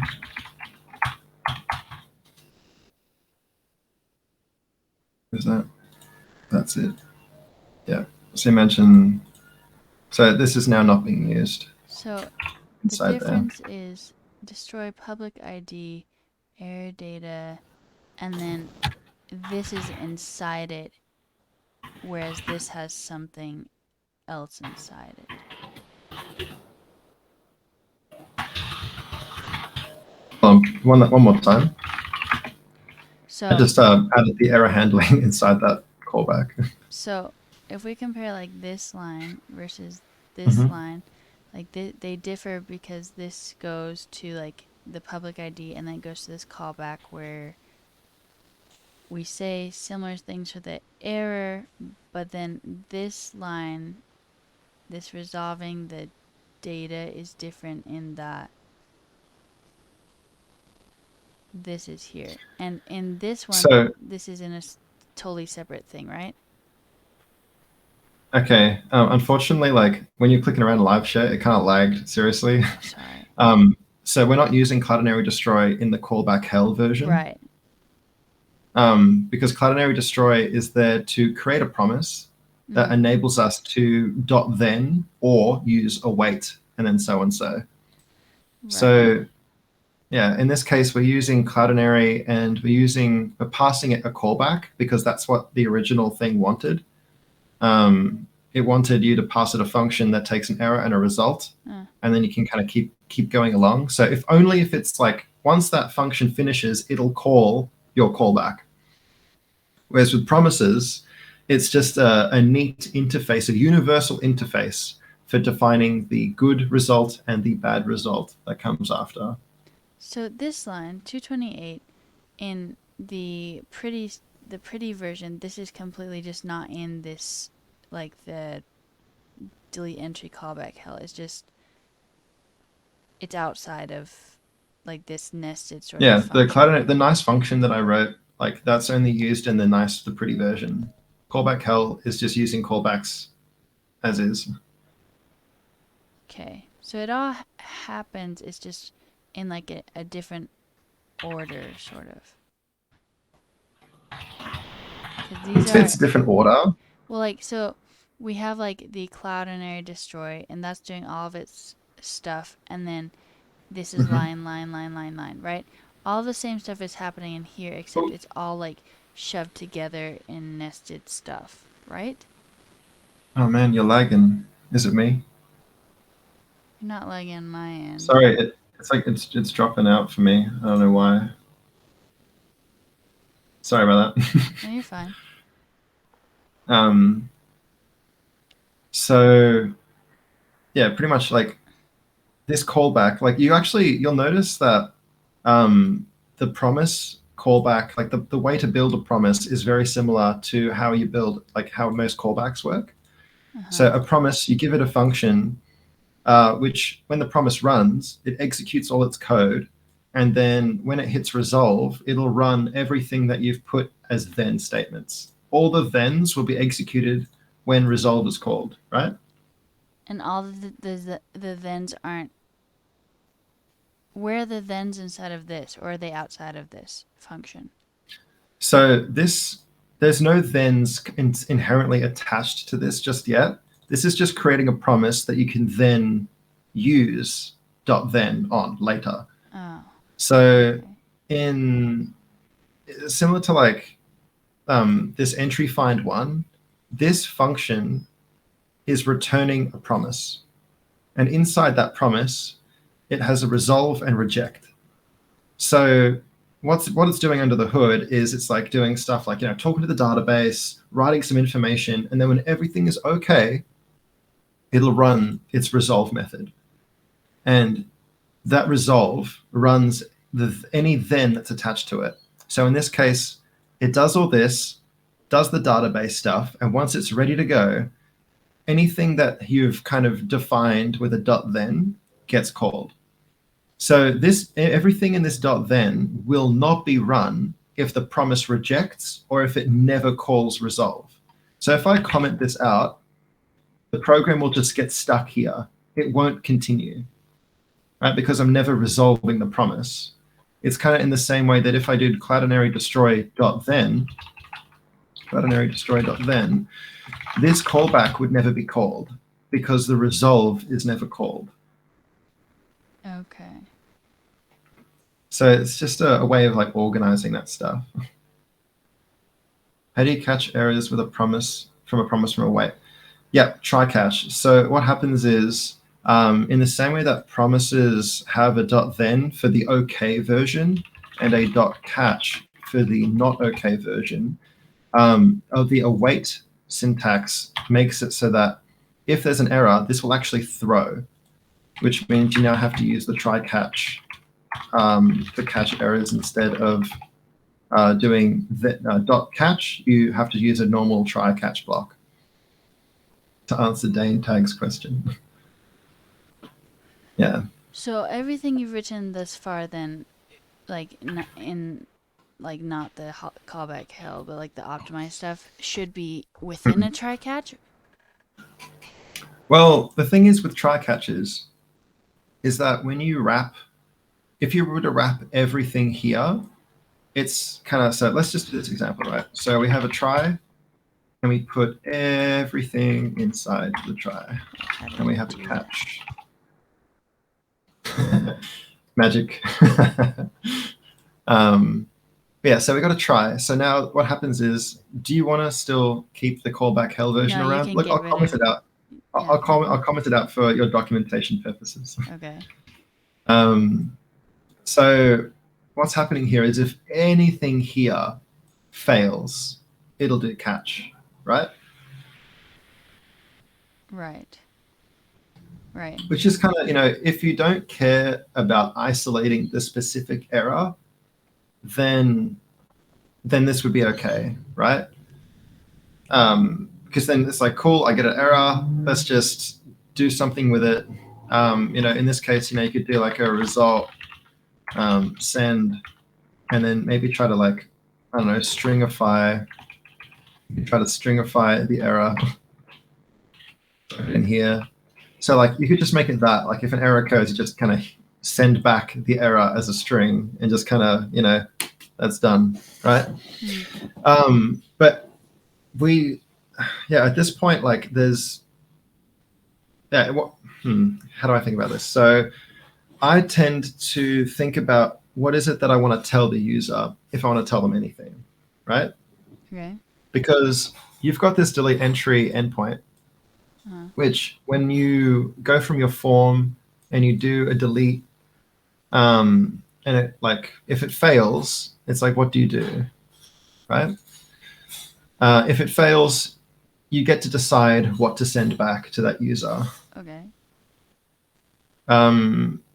And I mean, really, really simply, we could just send back some text and they'll just read it and be like, okay, I guess not then.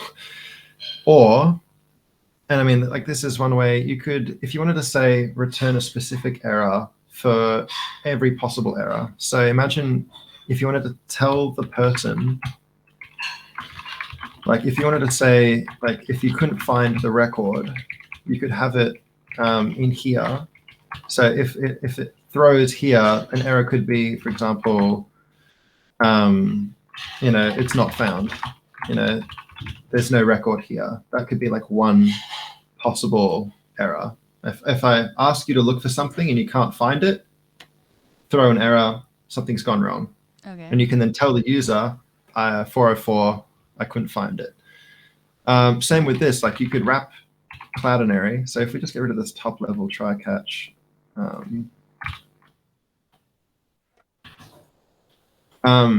so if we get rid of this top level try catch, okay, so we've got try, if maybe it's not found. Then we try to do the Cloudinary destroy. What if it fails? Then we would go maybe like Cloudinary failed, failed to delete from some remote thing. And then we have a try, and you could catch this specific error. Maybe it could be, I don't know, failed to delete. Like there'd be some operational error that, just really went wrong. Something went wrong with the IO, for example. So in this way, you can, like now that you're only executing like one thing per try catch, it's now really obvious what, like for each one, kind of what area failed. Right. It kind of helps you like isolate where that went wrong. If you wrap the whole thing in a try catch, then it'll catch anything that happens there. And be non-specific. Yeah, and then to kind of make it more specific, you might have to like look at the, like do e dot, first you have to check if the e is even an error in the first place. And then if it is an error, you can check to see what the message is.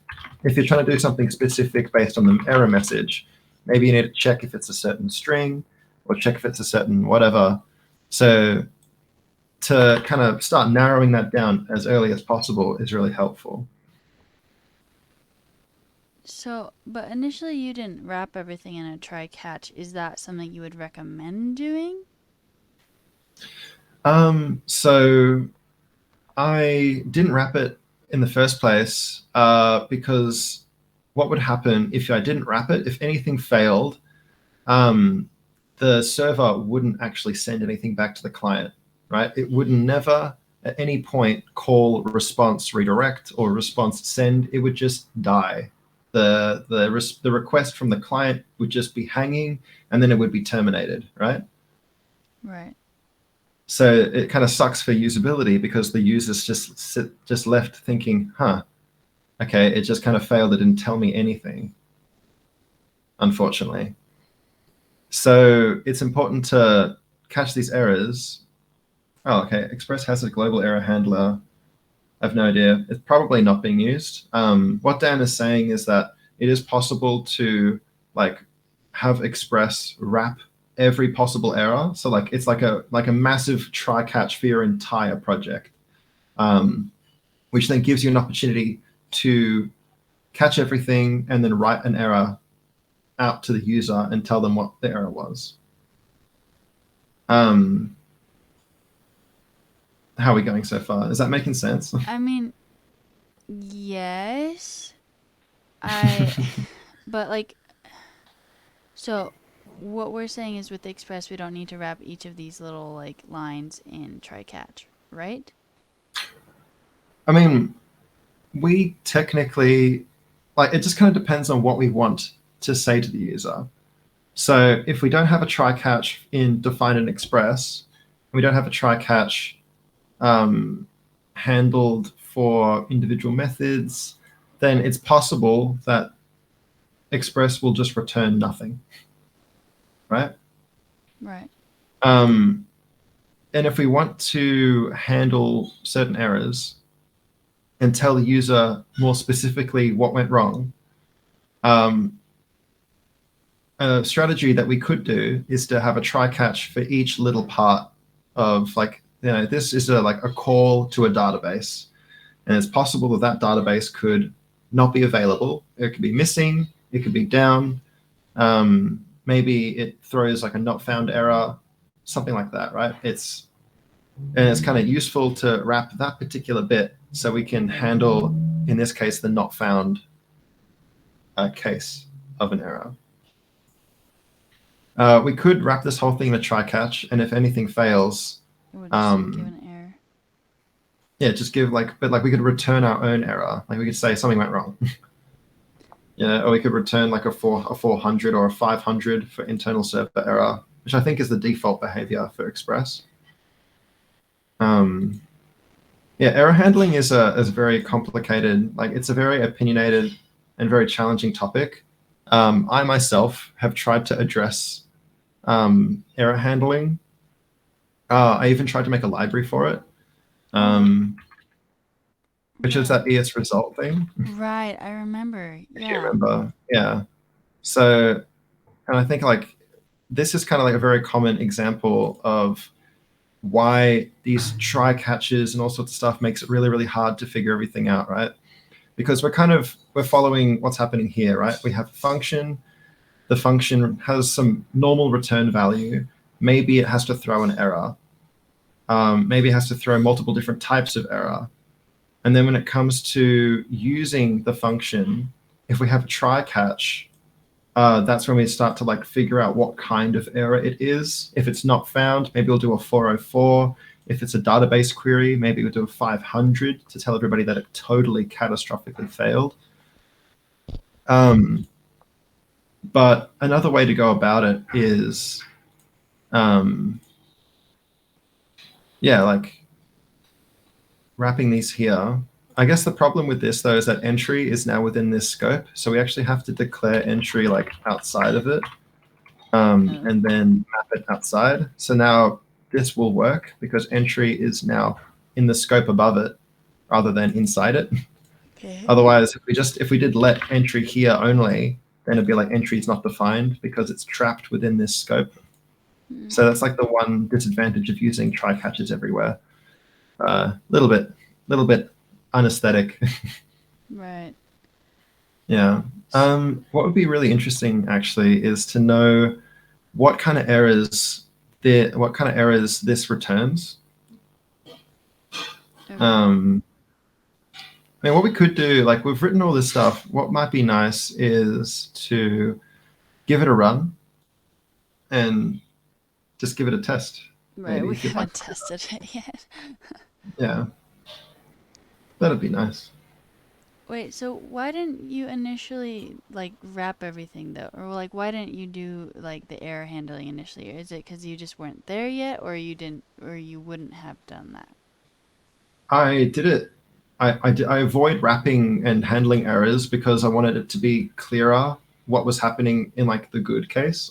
Oh, okay. Like just so we could look through it and be like, okay, so it's doing this, then it's doing this, and doing this, rather than kind of wrapping it all, because it's already starting to look a bit messy, which I Right. kind of hate about try catches because it's Right. kind of almost like introducing a layer of try catch hell. Right. Yeah, pretty much anything that is an aesthetic is hell. Aesthetic. Okay. I think I Love the code understand now. aesthetics. So we would save and then we would save and let's go. Yeah. One thing to note, though, is that because I've got these catch blocks where nothing is happening in them, what is effectively happening is if there's an error, it'll get swallowed and no one will know about it, right? So if entry is never set, then it'll get to here and it'll panic because entry was never set. And if this fails, it'll just keep marching on and hit this and then keep marching on and do that. So it is kind of important to maybe do like actually do an rest. error response. Yeah, actually, maybe it'd be nice to actually handle the error. That might be a good idea. Well, let's go to Express. Where's the Express docs? Express docs. You're sorry, you're the one who started asking about try catch. No, it needed to happen, I think. It needed to happen. Panic, does that mean you have a different... No, man. I think I got panic from like kernel panic, where like it's like this is an unrecoverable thing, like no. But then some languages like Rust, they use the word panic. I think no, actually Go uses the word panic, I think, when things just can't be recovered. Yeah. Automatically handle async errors. I thought they all automatically handled them. Dude, I'm typing Express.js.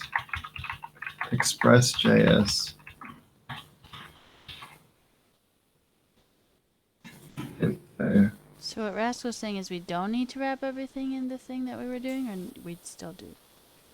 Okay, the reason we're doing it is because we want to actually handle our own errors rather than letting them bubble up to the top and then Express is like, I don't know what to do with them, or it might. I don't know. I don't actually know what I was about to say what Rust will do. What Express will do if it encounters an error. What we could do is first get rid of these try catches and just see how badly it crashes.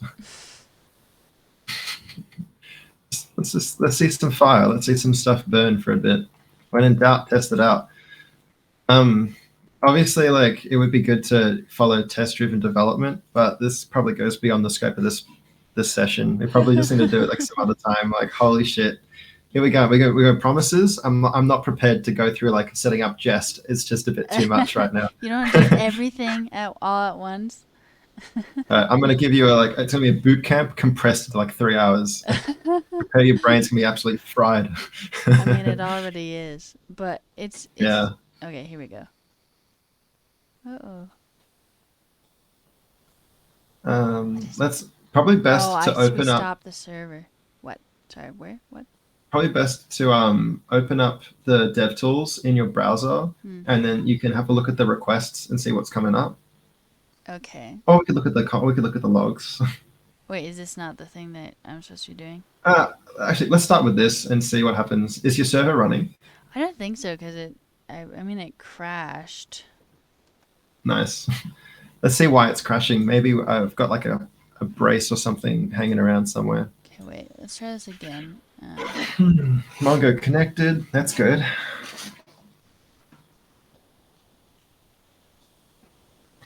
Okay. Read properties of undefined, reading uploader. What is the problem? Probably because this v2 that I copied from the docs. Maybe we got to get rid of v2.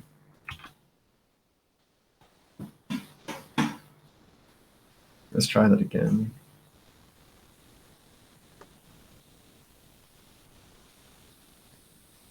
It seems to have worked. Like, it didn't give us any errors. Well,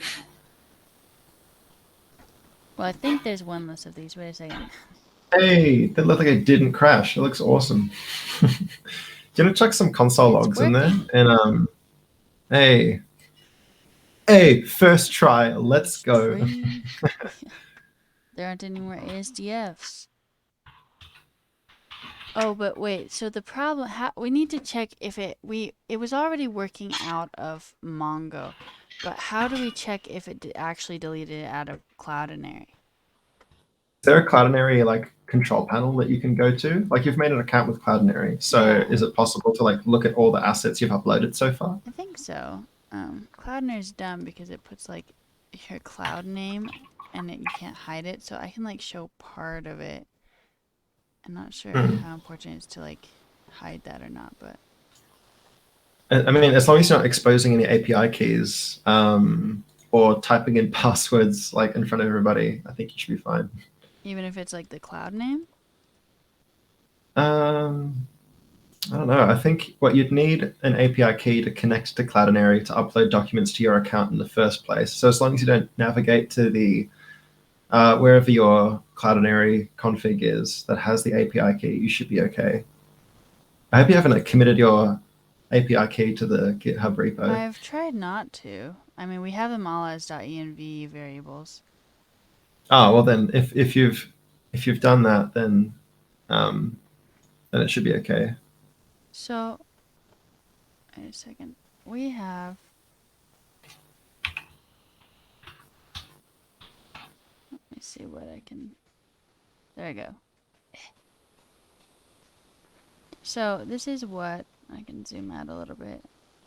It looks like, but and it has our numbers and stuff, or the numbers of the files and whatnot. But I don't know how we're supposed to know which one is like the one we were. Well, didn't you use like I think those IDs would correspond with the like because you're using. Oh, actually, yeah. What do those numbers mean? I mean, these are the numbers I think given by our like new file name because we like attach like a date to it or something. I just don't know how we're supposed to know. Oh yeah, 165 blah blah blah. That was deleted, you know. It was deleted, but it's still there. I mean, yeah, I don't know if it's deleted. I don't know how we would see that because there are a lot of files here. Because yeah, maybe try uploading something and then see if it pops up in your media library. You maybe sort by last uploaded. Oh, it already is. The numbers, Mason. What do they mean? Yeah, try uploading. Try uploading something. Like creation date, or would it be the last replaced? Do you think? I think it's already sorted by last uploaded. Okay. These numbers are timestamps. I don't know. Rufio's screen is so small. Oh yeah, maybe they look like Unix I can keep timestamps. zooming in. No, it's okay. Okay, It'd wait be a good if second. you could give your own name. Surely there's a way when you're uploading to Cloudinary to give your own name. I mean, I have them in a fold. I don't know. I think it's just how we have it like set up because we have it set up with like it sets like the timestamp as the name. I think that's how we have it.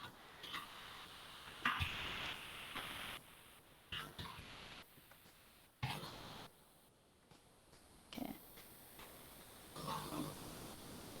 See, like, this is why we need automated tests so that we can like not have to fill this out over and over again.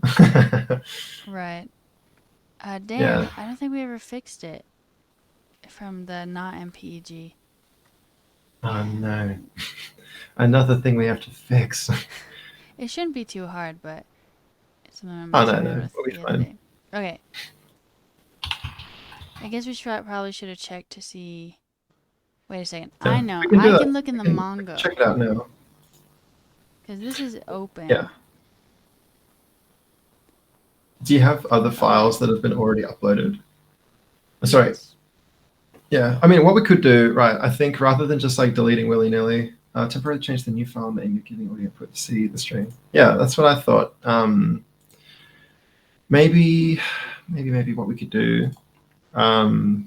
We have delete entry, so but we're trying to now we're stuck on the other part of creating a new thing. Do you want to have a look at update entry? Is update entry what you're doing to create a new thing? No, it should be add entry. It's just massive. This whole thing. So many. I mean, like if you checking out the I'm checking out the hold on, let me summon you to where I am. Update entry, like it's got a bunch of nested stuff. It's got That a. is very new. We did that very recently. Do you want to work on that? Like, because we have to put new stuff into the server, right? So we might as well get that Well, done. so this is the update though. This isn't the add. So unless you want me to like be updating things, How do you add stuff? so Add entry, it's in the add entry post one. word. Gotcha. Yeah, gotcha. All right. So Add entry. Found let's it. look at let's look at add entry. So is the idea behind your add entry, is the idea behind it to create an entry and then go into it and then add audio to it rather than just adding it all at the same time? I don't know. I mean, I think I just Because from what copied I the can internet. tell, just copy the internet. What they were doing. Wait a second, Yeah, I'm gonna fix this right now. Wait, yes, okay. I think it can go the same. Yeah. Um, let's look at.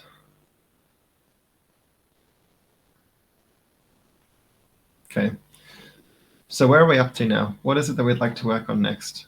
So we're trying to. That was the edit. That was the update, Dan. This is just the add entry, which the update was based on.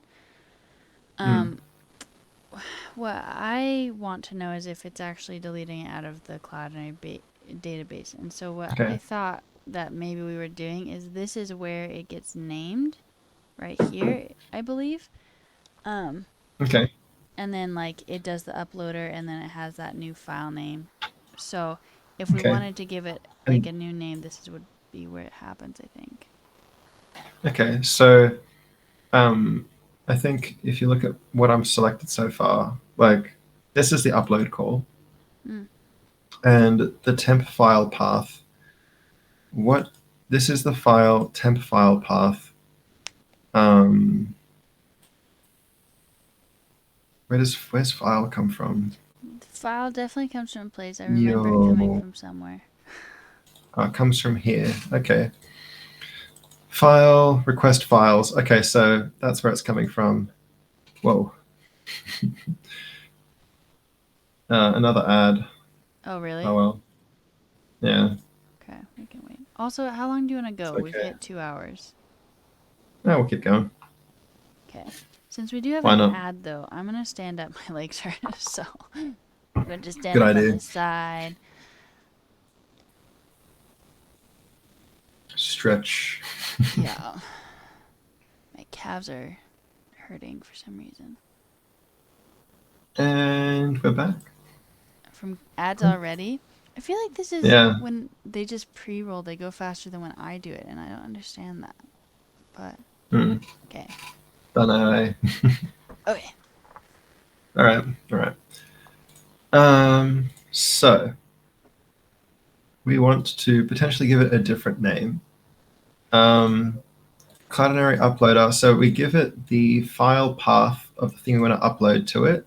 Resource type video, because it's audio. Is that right? Yeah. Yeah, Was that that's what intentional? the Does document it's said. either picture or video? Is that how it works? Yeah, so it's a picture of video and then audio falls under video is what the doc said basically, I think. Okay, cool. Public ID. I'm curious to see what else you can give it. An optional folder to put it in. A use file name. Use the original file name they uploaded or only relevant if it is not set. Public ID, identifier for using it. It could contain full path. If not specified, it'll be comprised of random characters or use the original file name, depending on whether or not use file name is set. So public ID could be anything we want it to be, right? Yeah. So that means that we could new file name. How are we setting it? Oh, you're setting it here as to just Yeah. be a time. Yeah, it's the timestamp. Ah, Mm-hmm. I see. So, I mean, if we were going to do that, I think it'd be much nicer to do date to ISO string What is that? because so you try it out in your console. Try like open up DevTools and go to a JavaScript console and try it out for yourself. Wait, so what am I supposed to be doing? Just So open up a JavaScript console right? and type in like make a new date object. So new date. No, I've never done this before. Yeah. Ooh, So right? And then you do the two IS. I can't see your screen, so it's kind of hard. I'm watching your stream and it's like 40 seconds behind.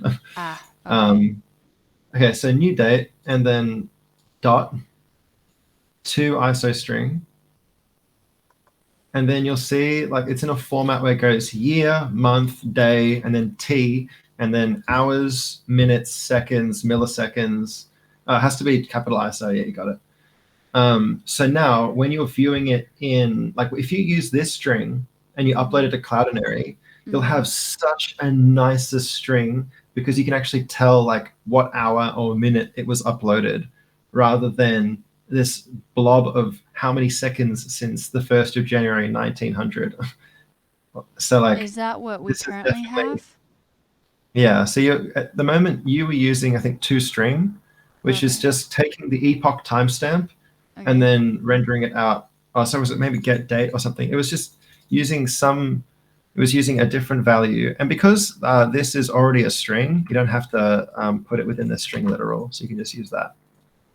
Oh, okay. And this will 100%. Then if we save this and run it, and Mm-hmm. then um, upload it to something, I guarantee you're going to have such a better developer experience than looking at bloody timestamps with just a bunch of numbers. Because it could be like what yesterday, it could be last year. I don't know. Hmm. I can't read that shit. Check this one. Oh. Check this one. Yo. All right. So now we would see if check this one is here. Yeah. Well, there are So a now if couple we check and if you things. if you hop over to Cloudinary, see if it uploaded it, we'll be able to tell No. instantly. Oh my god, I love this process. Yeah, check out your Cloudinary stuff. So since these are new, but Give it a refresh. Um, last replaced. I don't know, maybe try last. Is that Creation like date. last No. uploaded? There's Like, can you look at last like replaced, change the sort mode? public ID, file name, size, creation date. Is it a creation date maybe?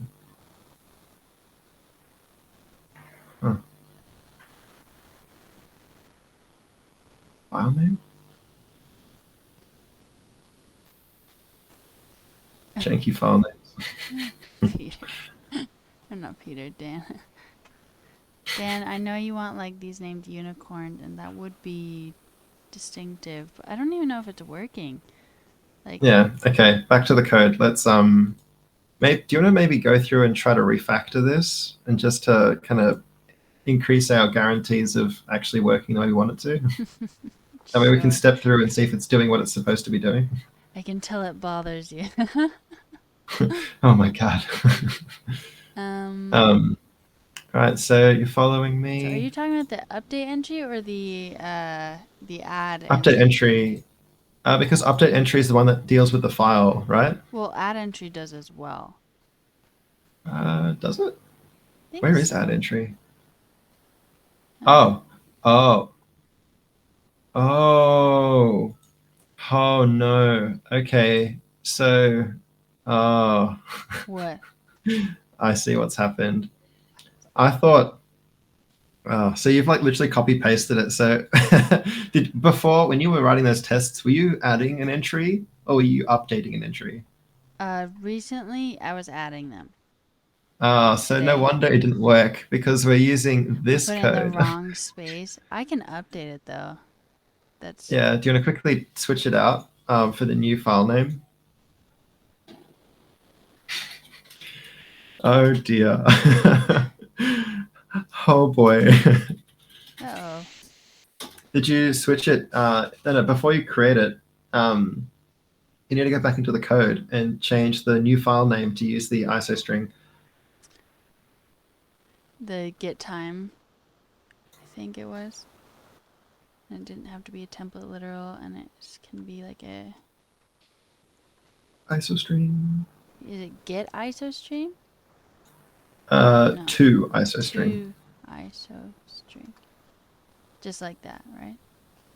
I believe so. Yeah. Is that Oh all? boy. I mean, is that all that I Um, temporarily needed to fix? I think so, because now that you're going to create a new item, it'll now use that new file name in that format we wanted. Uh-huh. I didn't realize that we actually had an endpoint for adding and an endpoint for updating that were like copy pastes of the same thing. They're not So if we change it, exactly copy paste. They're just mostly copy yeah. pastes. But like that's what's going to make it like we're going to literally run into bugs like this exactly. Also, CUPX, thanks for hanging out. I appreciate seeing See you. you, PX.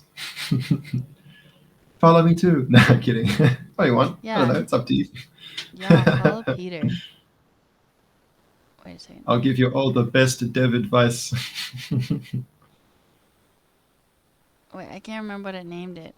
Fuck me. What was it called? It's Oh, like why it's did like it did this? next it's like next on the co-stream, we're gonna write tests.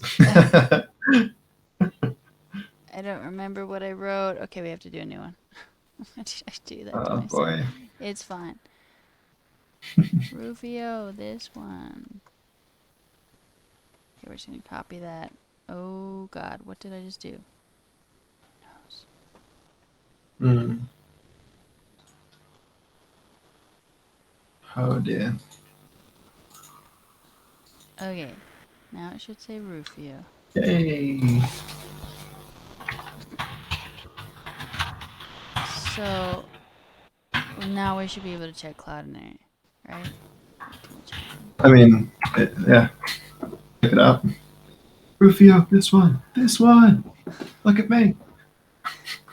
Hey, there you go. There they are. There it is. Right, is it there? I mean, there are at least two of them. Yes. Okay, it's there. That's awesome. Now destroy them. I'm feeling Let the like purge Sith begin. vibes here. Okay, so Rufio, this one, JKLOL.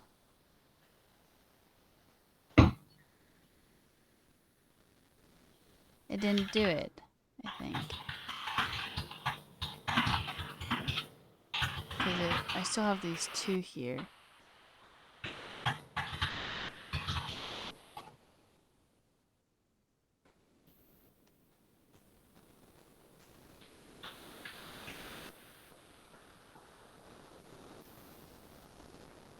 So what is the problem?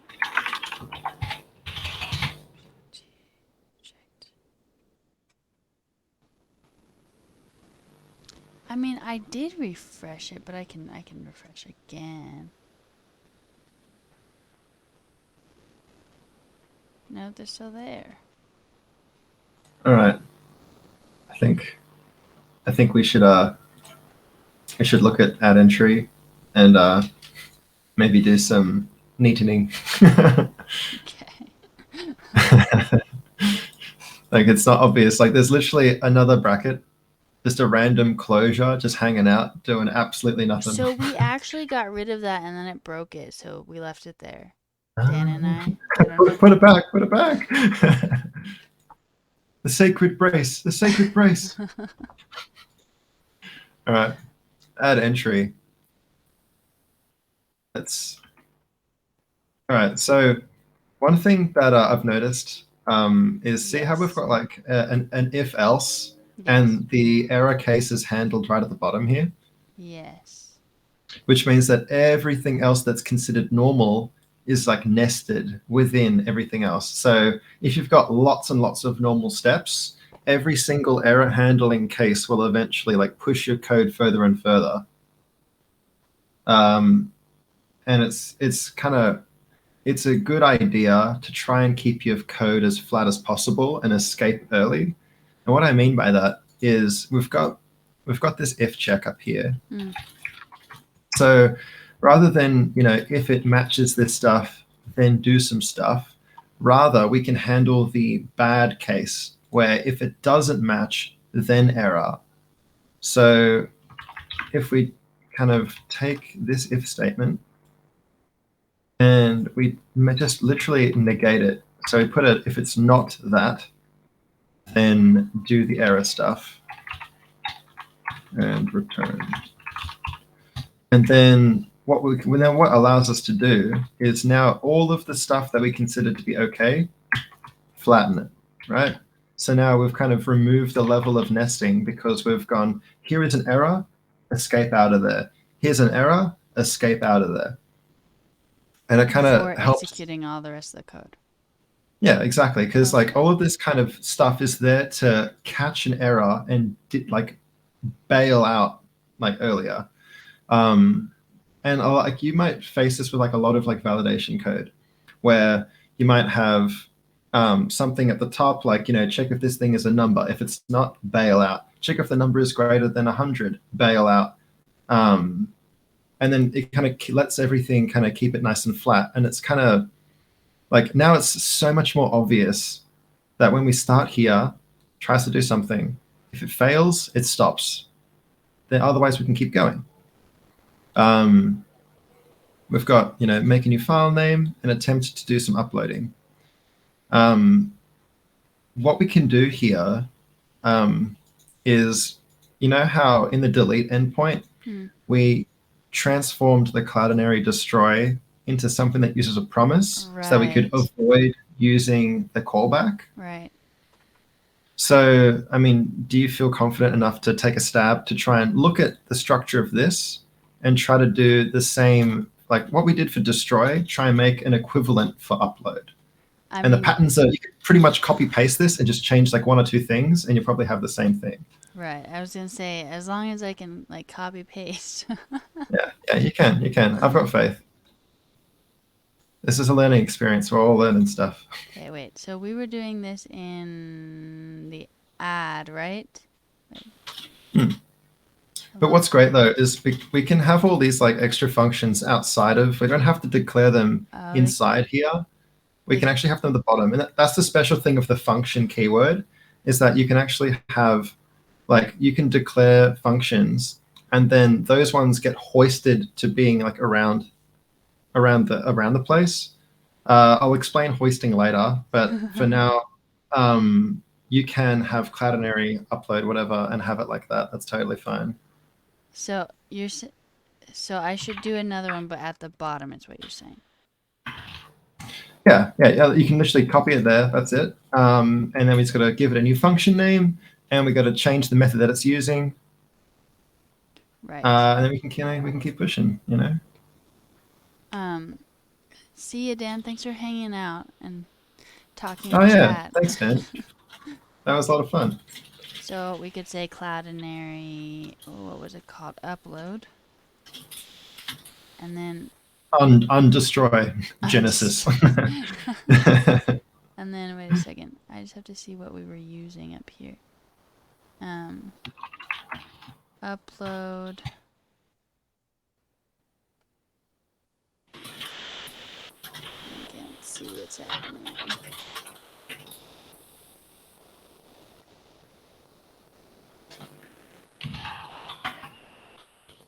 Okay, so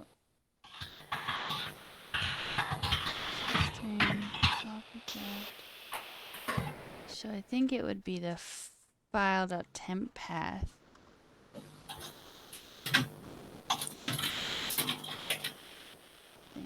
So just before you continue, right? So if you note, so now notice you've referenced file in this function, right? Right. Now the problem is that variable doesn't exist within that function. Okay. So what that means is that if we try to run that, it'll fail and say file is not a keyword that, like, it's not a symbol that's registered within that scope. It has to be here too, right? Yeah. So you can't use a dot because what's happening? You're making an argument name.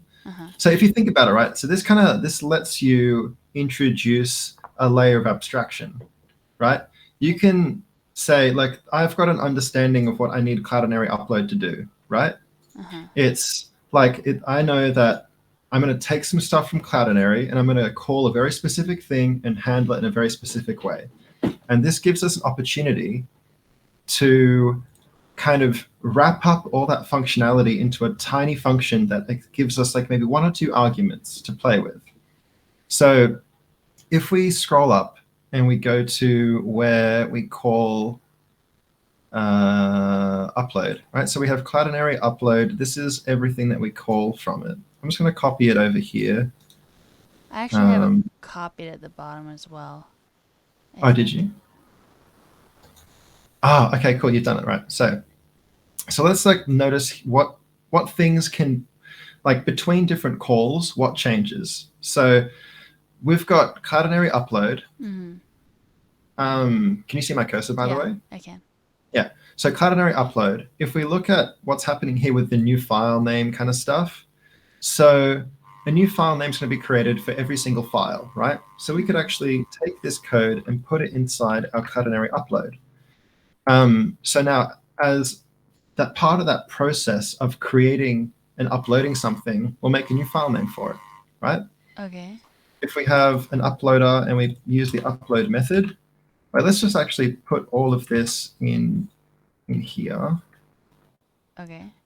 Right, so we've got, improve the readability here. Put this on a new line. Push this bracket up and move this bracket down. All right, so just similar to what we have above, we have the upload. It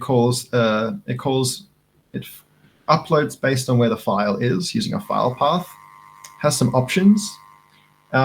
Between every single call of that function, we're using video. That stays the same. We're using the same folder. The only thing that changes is our public ID, right? Right.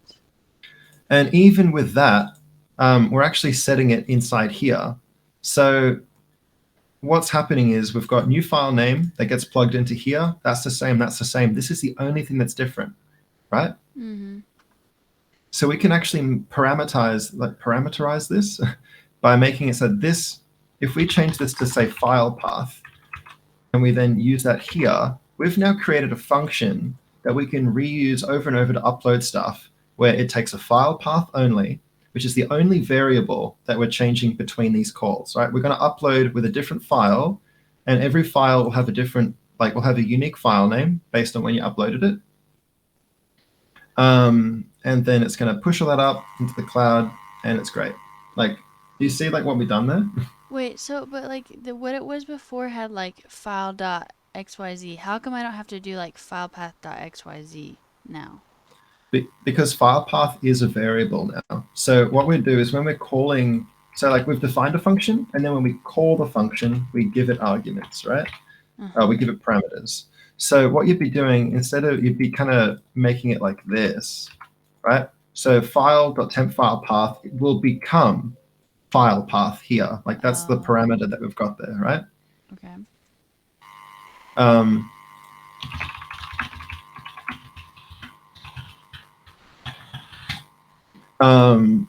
So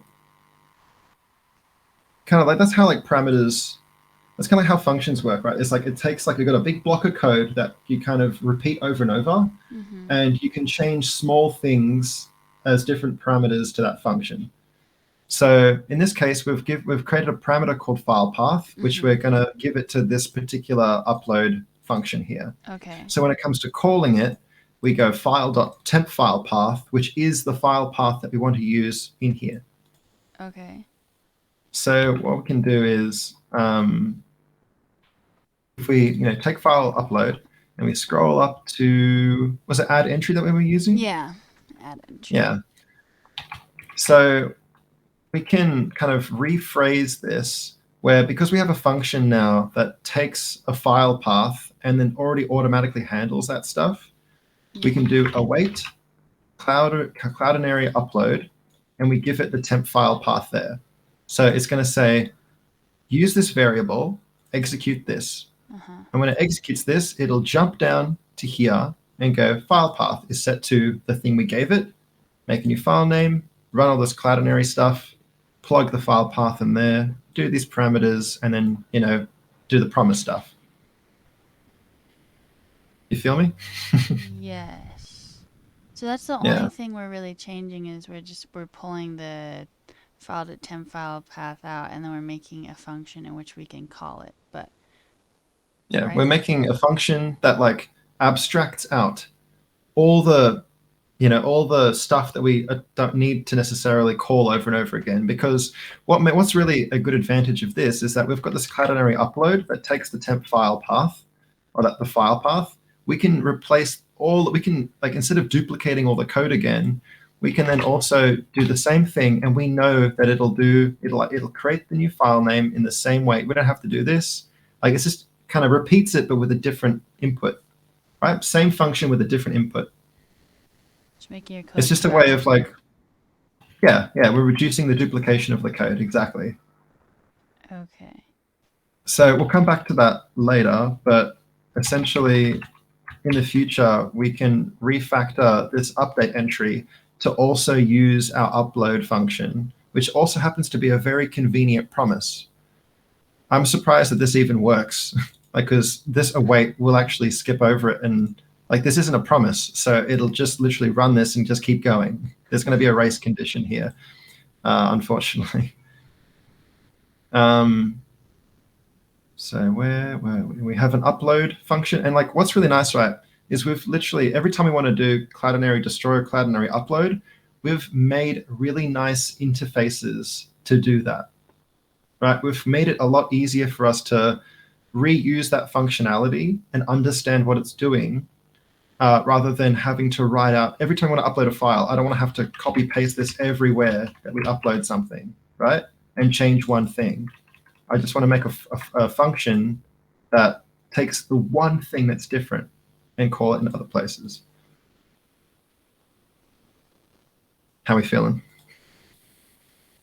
Good, I think. I definitely have had a lot of places in this where like I've had the same code and I've been like, oh yeah, that's the same, I'll just copy it. So like it makes sense to me why you would try and make it more dry and whatnot. But is that like the only thing that would change when making this like upload into a promise, or is that just like the first step? We're kind of like we're kind of doing two things here. Where we're making this, we're kind of, not only are we making this into a promise, like for the destroy thing, right? We made it into a promise, but we also kind of added our own interface. Like this is a function interface, right? Where if you want to call this, it has an interface that accepts one argument, which is used as the public ID, right? Right. Upload is also an interface where this file path is the one parameter that you put inside it for future use. And not only is it calling it, but it's also turning it into a promise, which is really handy. Right. But we're also kind of abstracting this out. So it takes a parameter, sets all the defaults that we want to use, and also handles the promisey kind of stuff, which is great. So we're turning this to do multiple things at once. We want to make it into a promise, and we also want to reduce the duplication of all those options that we keep repeating over. Right. Okay. Right. And Yeah. so we can leave this one at the bottom, and then every time, like in an update entry or in add entry, we can use the Cloudinary upload file path. Yeah, exactly. We can use a different thing. And we want that function to be async. The problem with making those functions into async stuff is not what we're trying to do here. If we make this async, we're still stuck with the problem that we want to have this. Oh boy, Oh, brace Peter, for we're impact. about to get like 2,000 people up in here. You ready to Oh, explain yo. this? They learned this recently, not to this sort of level, but they learned this very recently. Well, let's go over. Let's do a refresher on promises and async. Hell yeah. All right, everyone, hold on to your butts. There we Let's get go. ready We for got this. 2,000 people up in here. Hey. Oh my god. Oh my What up, god. y'all? 1,900 people. Welcome. Oh, people won't even be able to ask questions anymore. Like, you're like, Actually, whoa, what was that? hey everyone, how was class? How was your first Hey, Leah. Node.js class? I just saw like one saying, hey, Peter, and just like, bye. Oh my god, the information yeah. superhighway. So today, y'all, I'm working with Peter, who's a senior dev on my 100 hours project, and we've been going through promises, hella promises. So like, I want to shout you out, Peter, but I think it's gonna be like gone before we look at it. Oh yeah, it's gonna just. I mean, I'm on Twitch as well. Peter Boyer _ check me out. Check him out. Check me out. We're doing promises. Yeah. Apparently, you guys have been learning promises recently, so we'll do a refresher. You know, what's the difference between async and promises? How do they work? Find out soon. Also, before I say we do that, exclamation point ask and then click the link, and then we'll get your question since there's a lot happening in chat. Oh my god, it's gonna be like, yeah, just voomf, and yeah, it's gone. full stack, y'all. Peter is so good at teaching this. I did not understand any of this before, so this is like, this is very good. Oh my god. Okay, let me open up the question. Followers are just pouring in. Holy moly. There we go. We did slow mo. I'm gonna have to mute the alerts overlay. It's just gonna go on for days. Are they following you? That's great. It's like a river of follows. Oh my Jesus. Yo. Yo. This is definitely some parallel running, asynchronous code for sure. This is insane. Welcome everyone. Hope you had a fantastic class. Oh my god. All right. Yeah. Oh my god. You have to turn on slow mode. Far out. 100 devs hug of life. We appreciate all of you. Happy to Wow. have you. Thanks for the guys. raid, Leon. This is absolutely incredible. My heart is going 100 miles an hour. This is insane. I'm going to turn slow mode on my thing. Guys, I can't look at two chats at the same time. Maybe I can. Oh my goodness. Peter's from Australia, by the way. Yeah, guys, let me tell you a bit about myself. So I'm a full stack web dev. I've been doing professional web dev for like the last 5 or 6 years. Started in Oh, they got Python. ads. They got ads. Yeah, let me hold on to the introduction for just a moment. It's okay. I'll just. Is this guy playing chess? Do you get the same one? Is this chess? Do I know you? Some sort of like base, some sort of, I don't know, card collecting game? For no ads on me. My ad is ad free for your enjoyment. This is where I do Alex, dancing right? because they Yeah, can't man, hear me. Alex, right? Yeah, check out, check out. Nice to meet you, everyone. Oh my God, Django. Hello, Django framework. Nice. In fact, it's funny you mentioned Django. When I was starting off in Python, my first job was with Python, and we used the Flask framework, and that was pretty cool. It's pretty much like the entry into all this stuff. I like learned how to do this kind of style of like it's the same kind of style of website as what Rufio is making, where you've got like the server is both responsible for querying the data and also rendering the page in a certain layout. So you use things like templates to kind of take. That's so upset. I said you like to hit Peter. Oh damn! All right, I should have waited. All right. Where was I? Where was I? Nice to meet you, everybody. There's so many hellos. I can't. I want to say hello to all of you, but it's just so many. Yeah, Guys, I yeah. appreciate all of you. This is absolutely tremendous. Thank you very, very much. This is absolutely wild. This is one for the history books. Oh my goodness. Yes. So Australia, Sydney-based web dev, 6 years and counting. Started off with Python, did that for like 2 or 3 years. By then, React started becoming a bit more of a thing. And then I learned that. I actually learned React before JSX came out. Or maybe they came out at the same time, but I just remember looking through all that code. I'm like, what the hell does this all mean? Anyway, moving on. So then I gradually began my ascent through JavaScript. I figured out React. I figured out Webpack. I'm not sure about Babel. I think Babel was there, but I couldn't really figure out how it worked. Yeah, I've. Do I have a Twitter? I do, but I don't use it. I don't have anything to really say on Twitter. Geez, where was I? Yeah, and then kind of as I went through, eventually TypeScript came out.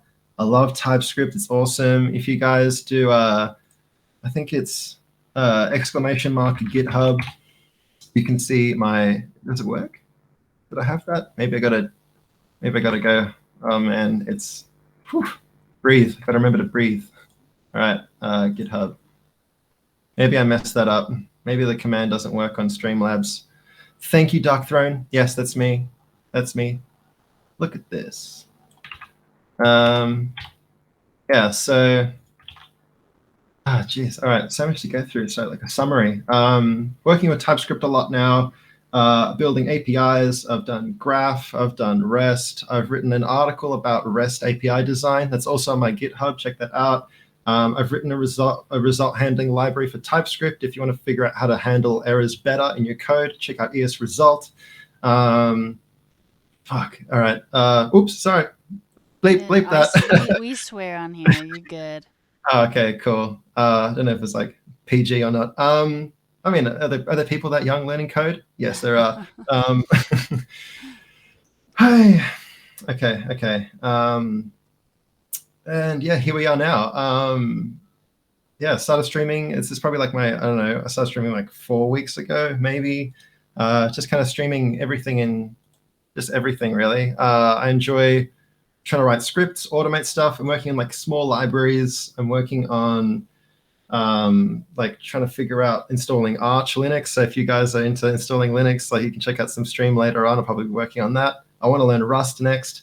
And I also really enjoy helping people figure out and learning stuff. I think it's great to learn stuff and reinforce your learning by teaching other people. So, it's kind of just you figure it out.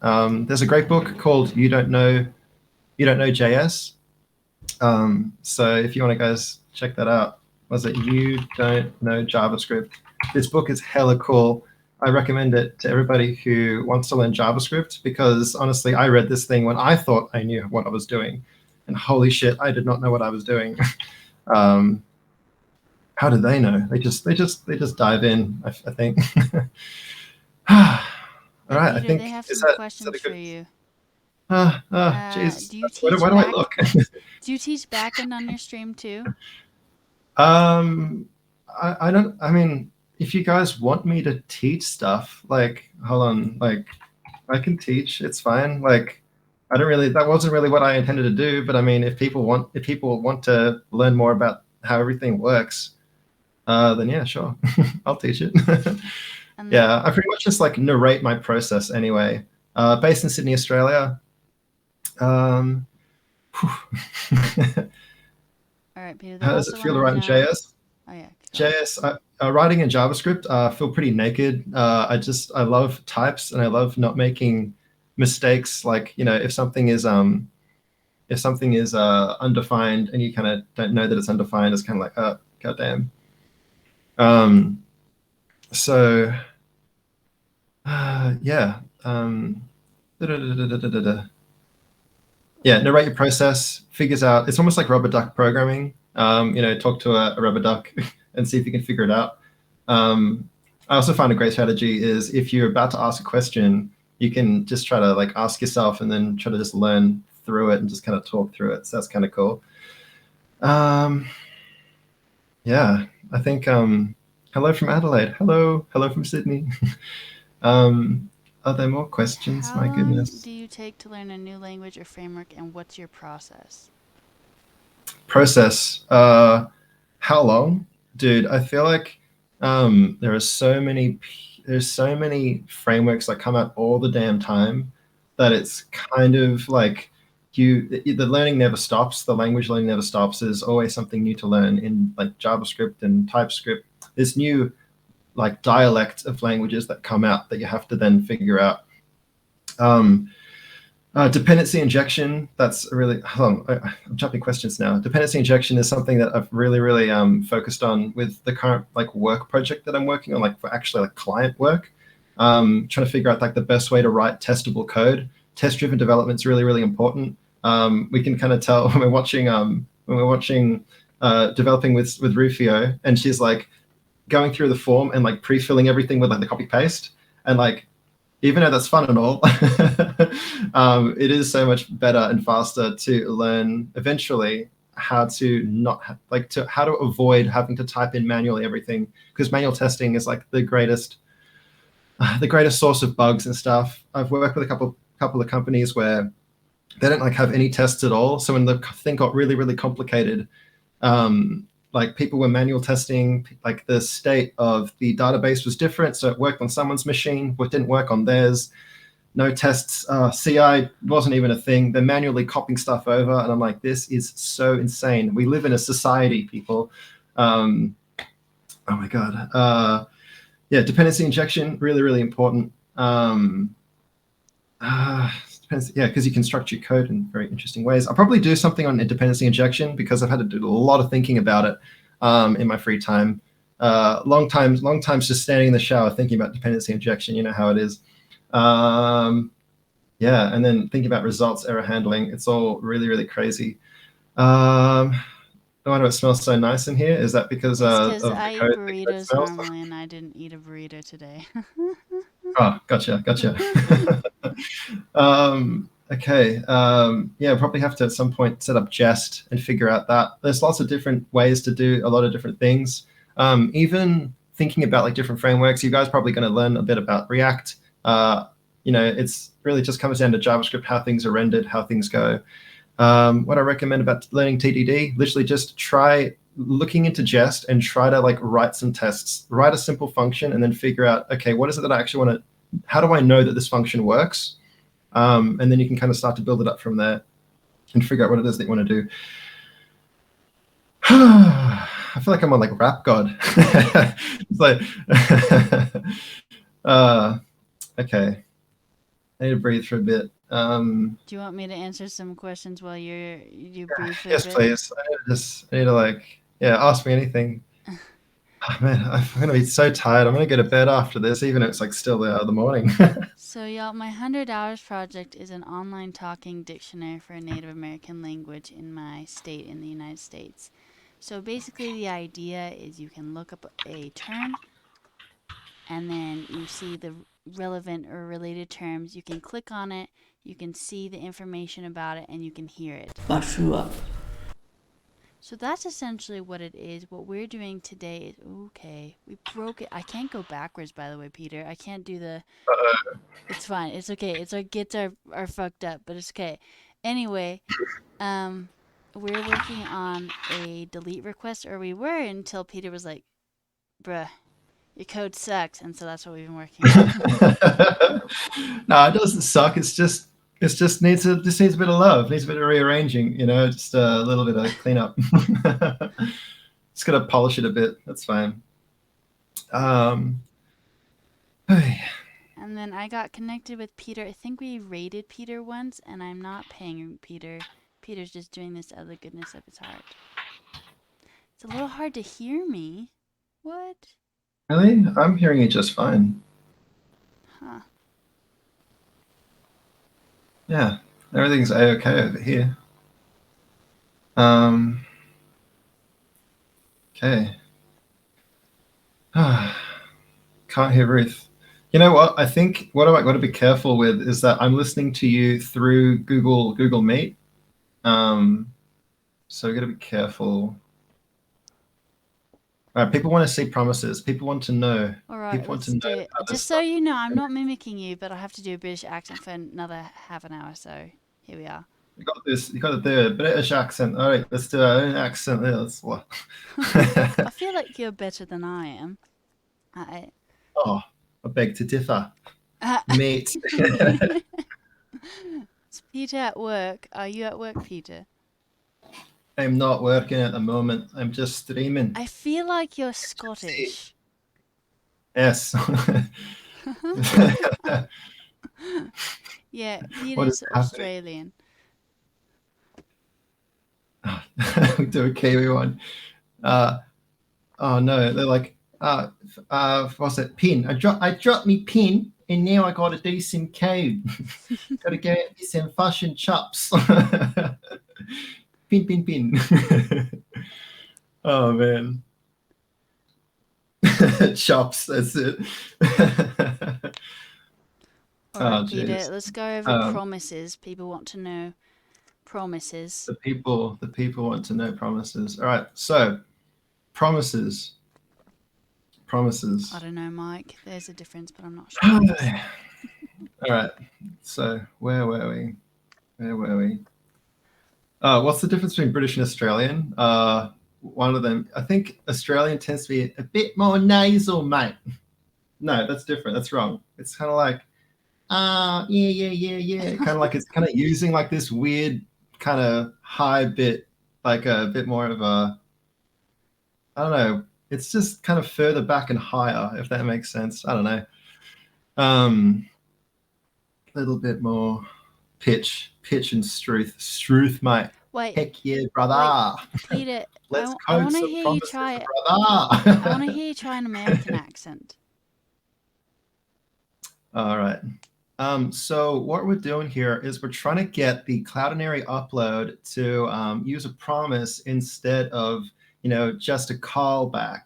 So the really important thing with the callback is that, Cloudinary is enforcing its own interface onto the upload thing, and we want to convert that into a promise.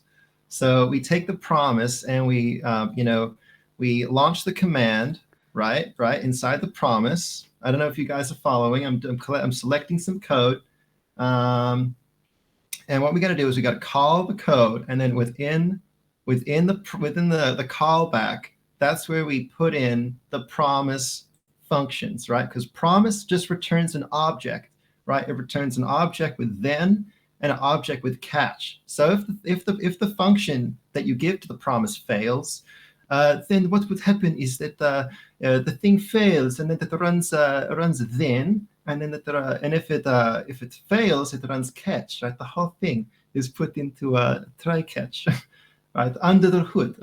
You got to go the hood and under the hood. Oh, jeez. All right, This I'm is going to stop there. This fantastic. is All right. Russian grandmother. Okay, we learned some code today, my friends. So what we have to do? Sliding into Indian. No, dude, that's it's a bit too choppy for that. All right. Very, very fast way to talk. When you do all those kind of those accents. Russia, just one word, Russia. Russia. Wealthy Damn. All Russia. right. All right. Let's So hear that's the about thing, right?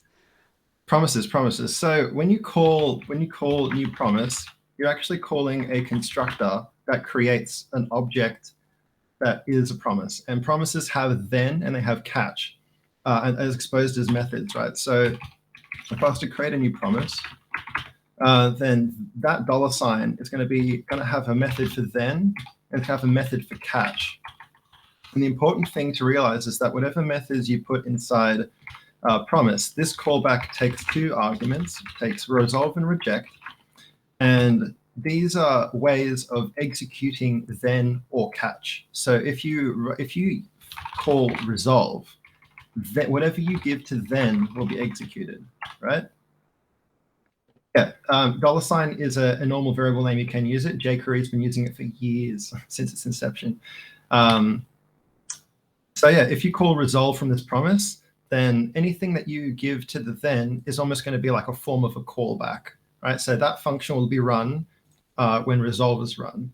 But if you call reject, then it'll call whatever you give to catch. That is, if you define a catch at all. If you don't give a catch result, then if it rejects, it'll just be swallowed, and then no one will know if it failed or not. The same way with if you never call resolve, then the then will never be called. So if you have a promise that doesn't call anything, then anything you then or catch from it will just vanish into thin air. It'll never be called, it's just gone.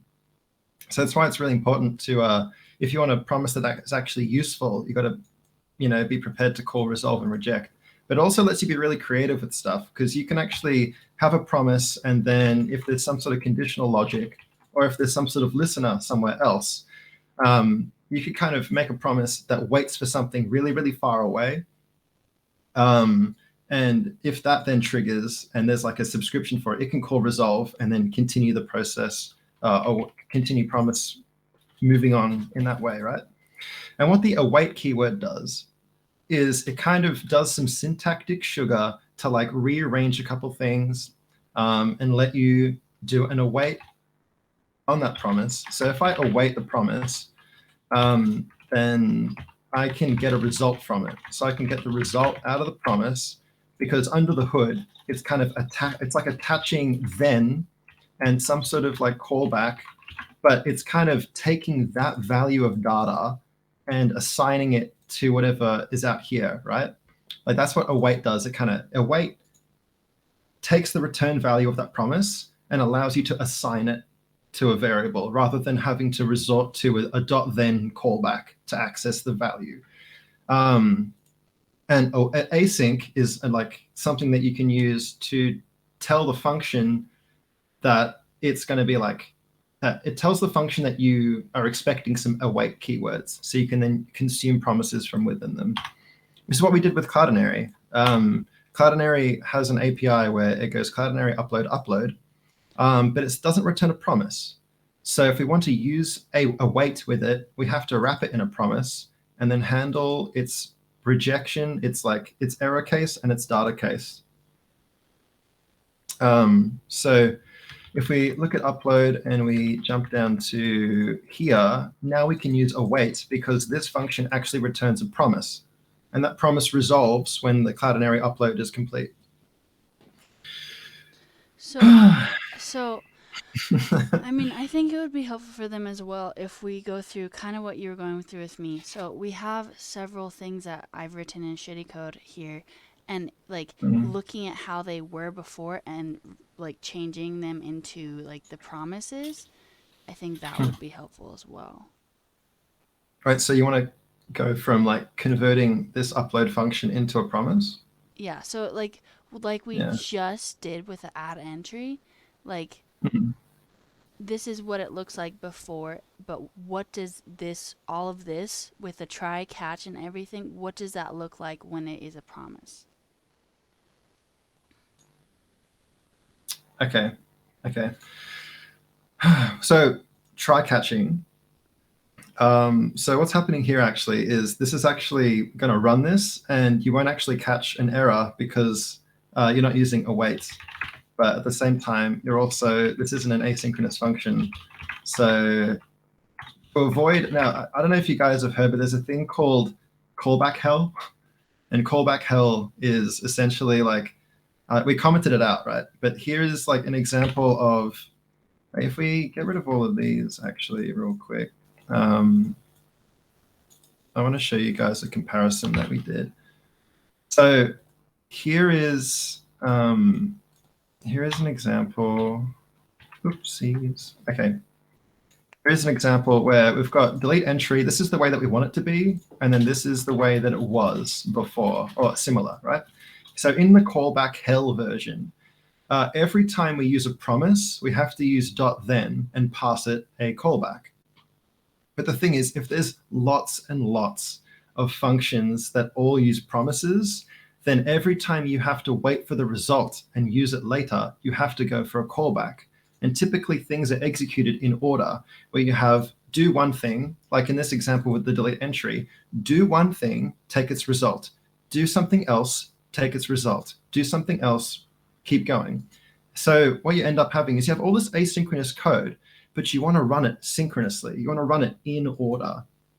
So it's really, and that's kind of what the async await stuff lets you do, is it kind of lets you write it in this format that's easy to look at. Because like, out of these two samples, what would you rather have? Delete entry with, let name entry public, or would you have this callback mush? Because at a glance, right, I don't know what that does. I have no idea what that does until I have to like spend all my cognitive effort to learn about what the hell this does. So in this example, right, we're looking something up from the database. So that's a promise, and we have to then .then. So when that resolves, then we have access to the entry in it. Cool. We take some information out of the entry, and now we look at this. Okay, so we call the destroy function with some data, but we have to give it a callback. So now we're in another level of a callback. After we destroy it from, Cloudinary, we have to destroy it from the database. So we call another promise, another .then. So this like response redirect thing is like, holy shit. Like that's nuts. Like how many levels of depth we had to go.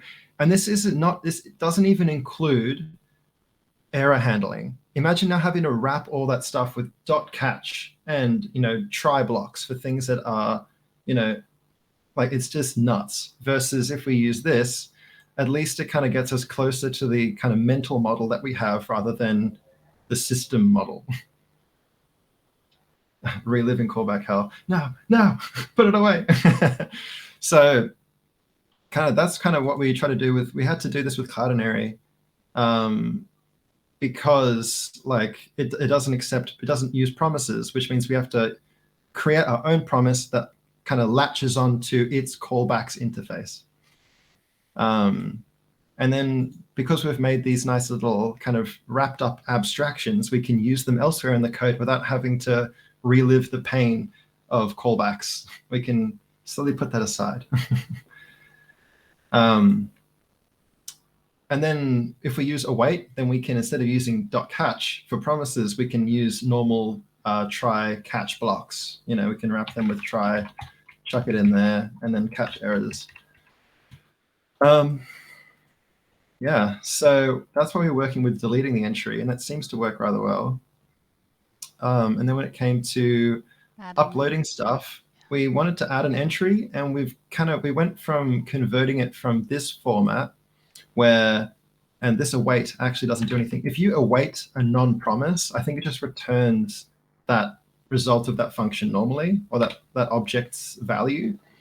Because I think it is possible to await values that aren't promises. It's just, you don't really get the benefit of, it's just kind of unnecessary. And I think the linter will catch that as well. They can't see your code. What?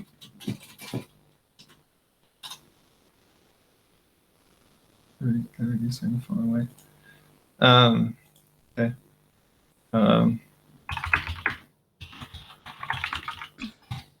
Also, sorry. Yeah. Sorry, go on. Y'all, if you look at this VOD later, Peter goes in this through like in a ton of detail because I was like, what the fuck? So that also be helpful if you want to go back and look at this. But like, we're gonna keep going. Anyway, go on. I had to hide the alerts because people couldn't see the sweet code. Yeah. Sorry, guys. I've been obfuscating my code.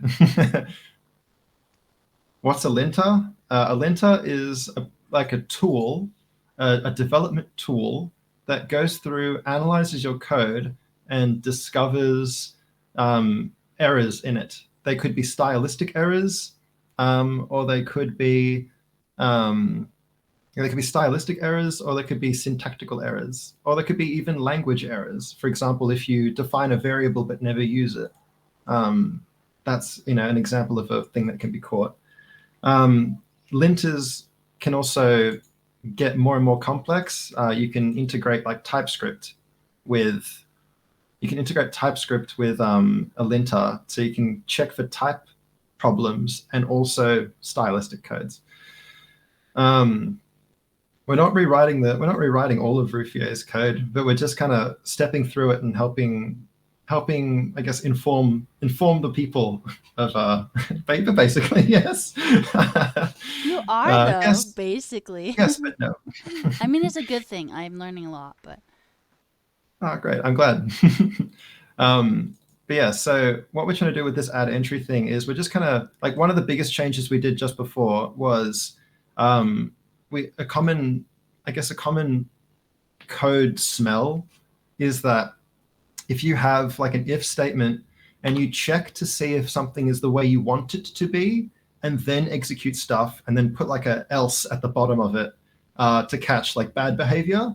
Whereas the problem with that is that now if you kind of keep doing if statements to check for what you want to have, you'll end up, like if there's a lot of those statements, you end up with like a deeply nested kind of almost like a pyramid of terror, where it just kind of keeps stacking up.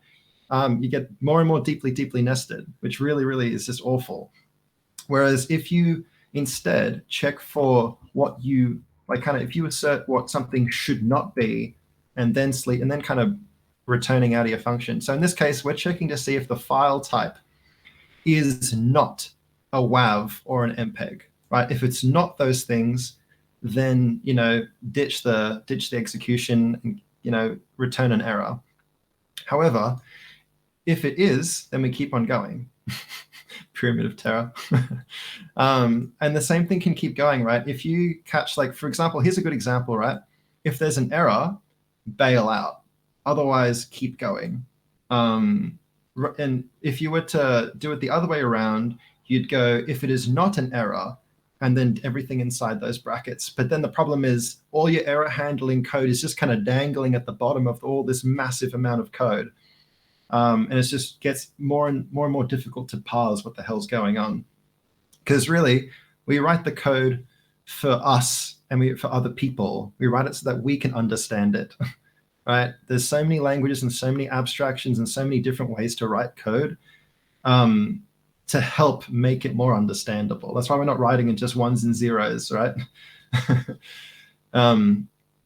So I am in LinkedIn. It's the same name, Peter Boyer. I'm on there. Anyway, should we keep going? Should I answer questions? How do people want this? Like, yeah, y'all. Should we keep going with what we were doing, or do you want Peter and I to answer more questions? Single patch of code that you're optimizing, they say. Want to what? Favorite color, then continue. Blue. Nice.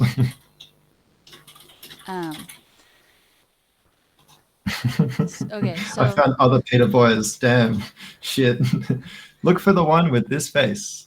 all right. The people say to keep going, so let go though.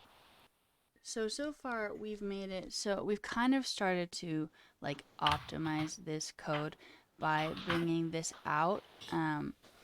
We pulled out.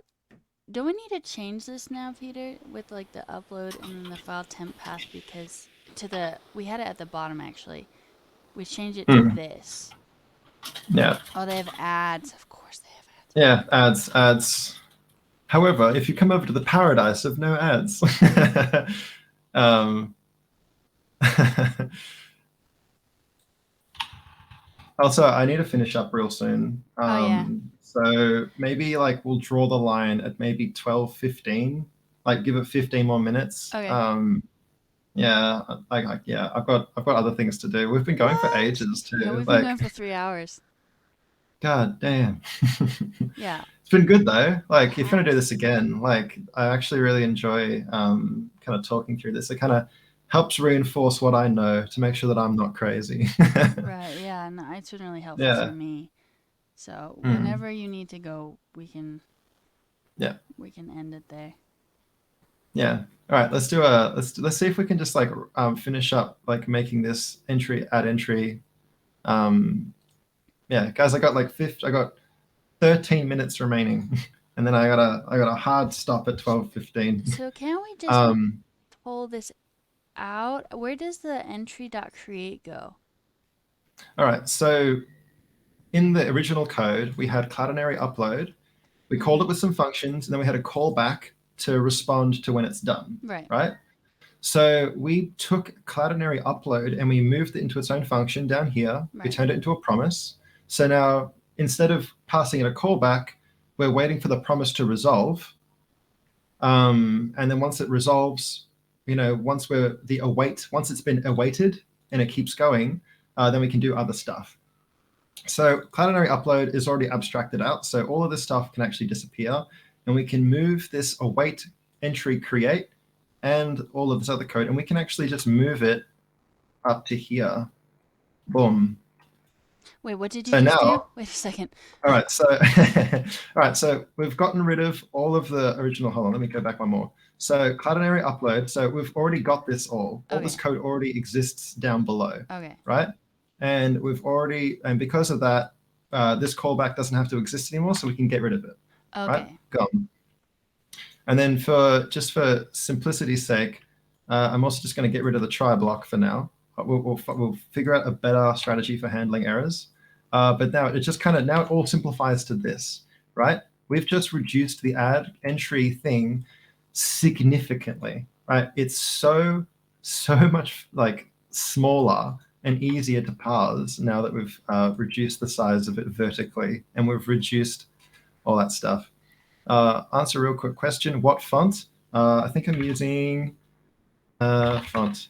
JetBrains Mono, and the color scheme is monotone or something like that. Yeah, minimal colors. I'll chuck them in the chat or something. Minimal colors. Yeah, I've gotten rid of my syntax highlighting. None of that. You have No minimal highlights. colors. I have maximum colors. I literally picked the most colorful one I Maximum could get. colors. Yeah, damn. Yeah, I find that when you get rid of the colors, it helps you focus on like the shape of the blocks rather than like using the colors as a mechanism for figuring it all out. So yeah, I guess just if it looks like there's too much going on the screen without the colors, there probably is too much going on. So it helps to have white space and all that kind of stuff. Anyway, what was the question, Rufio? Sorry. My question? Or is someone else's question? Your question? I think what were we I just think we were doing? just you were just showing how you had Just just cleaned it up simplifying this. basically. Yeah. Okay. Yeah. So now now the code collapses into get the file from the request, check if the file is something we don't want. If it is not something we want, abort. Otherwise, do all this stuff. I noticed here, right? So here's something interesting. With our Cloudinary upload, what we've done is we've taken this and we've gone down. It's like we've gotten a new file name in here. Now we have two options. Like because this is defined within this function, there's currently no way to take that value out of that.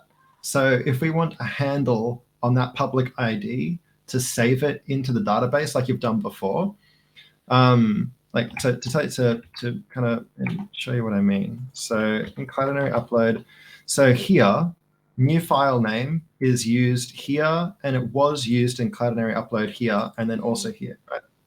So when it comes to deleting it, we have a handle on that file name, so we can delete the right one.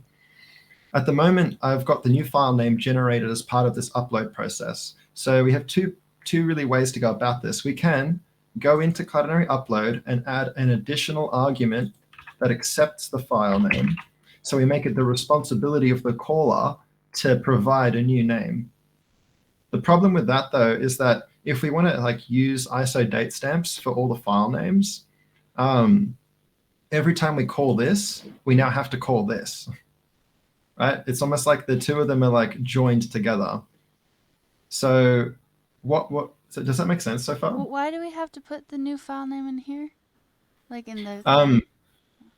Well, I mean, so in this function definition, we've decided to put new file name in here as like an automated process, right? Okay. So as far as this is concerned, it's creating a new file name and passing it into public ID, and it's successfully saving the file.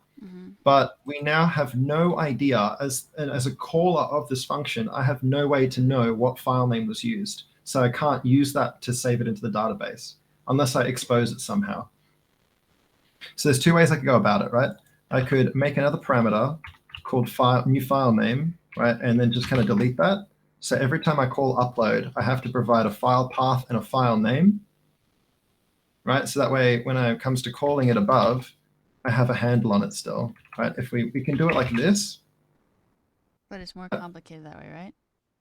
Well, the problem is that we've got like an inherent kind of coupling behind the style of the file name that we want versus like we actually want this to have its own style of name.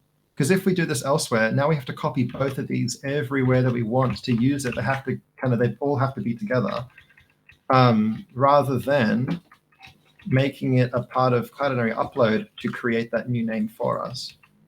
So one suggestion I would make here is we've got this function, takes a file path, generates a new name for it, and then when it resolves, when the promise is done, instead of returning data that we're not really using, we can actually return the new file name, right? So when this promise resolves, I'll have a handle to the file name. And then I can get the file name from here. Why don't we want the data anymore? Well, we're not really using it. We're just uploading it. I don't think at any point we're actually using the data. Unless, of course, Cloudinary upload gives you data that tells you the upload, like the ID, in which case there may be a better approach. What does it say here? Sample response, public ID. Oh, it does give you a public ID as part of the response. So maybe an even better way to do this, right? Can you guys see how there's like 100 different ways to achieve the same thing? So it just comes down to what's like the nicest way we can do it. So imagine we go const uploaded file, and that'll be our data, right? And if we go to where we call Cloudinary upload, there we give a file path, it generates a new name for it, and then the response will be data. Right, this is going to be like our new file that gets back. This is the response from the API. So then we can jump back up to here, uploaded file, and then we can go, the public ID is uploaded file dot public ID. Right, so we're using the public ID exactly as it came back from the API's response. So, how are we feeling? Now we're not using it though. No, I mean we're not using it. Using what? Oh, right. All right. Yeah, I get you now. So public ID, we'll just switch it out with this. With what? Wait, I effectively just renamed the variable. Okay. Yeah. Wait, what did you just? Oh, from there. Okay. Yeah. So instead of using new file name directly, I'm making this method both generate generate an ID, use the ID in the response sent off, and then also with the response that's sent back, I have the public ID in that response. And I'm going to give that as a result of my promise, which is what I'm receiving here. So this uploaded file is going to be what I get back from the API. Okay. Right? So I'm plucking the public ID from the response from the API, because like literally the whole internet is just based on like responses and requests and responses, right? When I'm uploading something, I'm sending a request that has the file and all the information with it off into the cloud, right? And then it's going to reply to me telling me, yeah, I'm going to get to that, Kevin Zanagunzud, yeah, my man. So so public ID is equal to the uploaded file and the public ID of that property, of that object, right? That's the data we got back from the API, and it has the public ID, which is the same as what we got down here, a new file name. Right? This file name is a new public ID, and public ID will also be given back to us as a response from the API. Okay. And if you want, like what we can do is we'll jump up here, console uploaded file, uploaded file. And then we'll also log out the public ID. And if you want to run this? Yeah. I want to give it a quick little run. We've got 3 minutes. For those of you who are wondering like how I'm jumping around so fast, in VS Code, you're able to, if you whatever word you're hovered over, you can go like Control F. That'll then put that straight into like the search, and then I can use Enter and Shift Enter to navigate around to find that match. So because I know there's only 2 symbols in there, I can jump around like that. Going to switch over to your console. What have you got in there? What's been logged? Right, so that's the API response. That's everything we got back. Public ID, audio uploads / and then the file name, right? Yeah, so this is all the console logged stuff. So that's everything that came back from the API. And if you scroll a bit further down, you'll see just the public ID because I console logged just that. So after this object, if you scroll all the way to the bottom. One? I can't see your screen, but yeah, that's the one. So that is our public ID that we're going to be like that we can use later, or that we're going to store as part of our database insertion, right? Okay, yeah. Okay, yeah. So, so we use that public ID and we put it into the database, and then when it comes to deleting, we just query this public ID. And use it somewhere else. I actually realized something, right? So this public ID has audio uploads and then the /, right? Right. Yeah, right. And what I noticed before is that when you were just having the new file name and saving it right here, it didn't include that prefix. Oh, interesting. So that when you got it from the database and then you gave it as a public ID to the delete thingo, you were pulling out public ID from your entry from the database, but that didn't include the prefix. So maybe it wasn't deleting anything at all because it just didn't have the correct thing. The public ID that's given from the API includes the prefix, whereas we were saving it without the prefix. So there's a possible bug where we weren't deleting. Maybe it was silently failing. Who knows?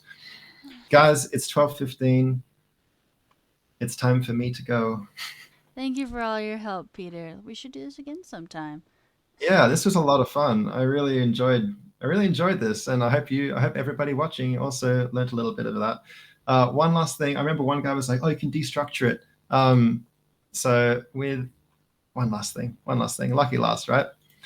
Notice how public ID is the same as its variable name. There's a thing called destructuring where you can pluck that value out of the object and then use it just as that same name. That's equivalent. Anyway, all good.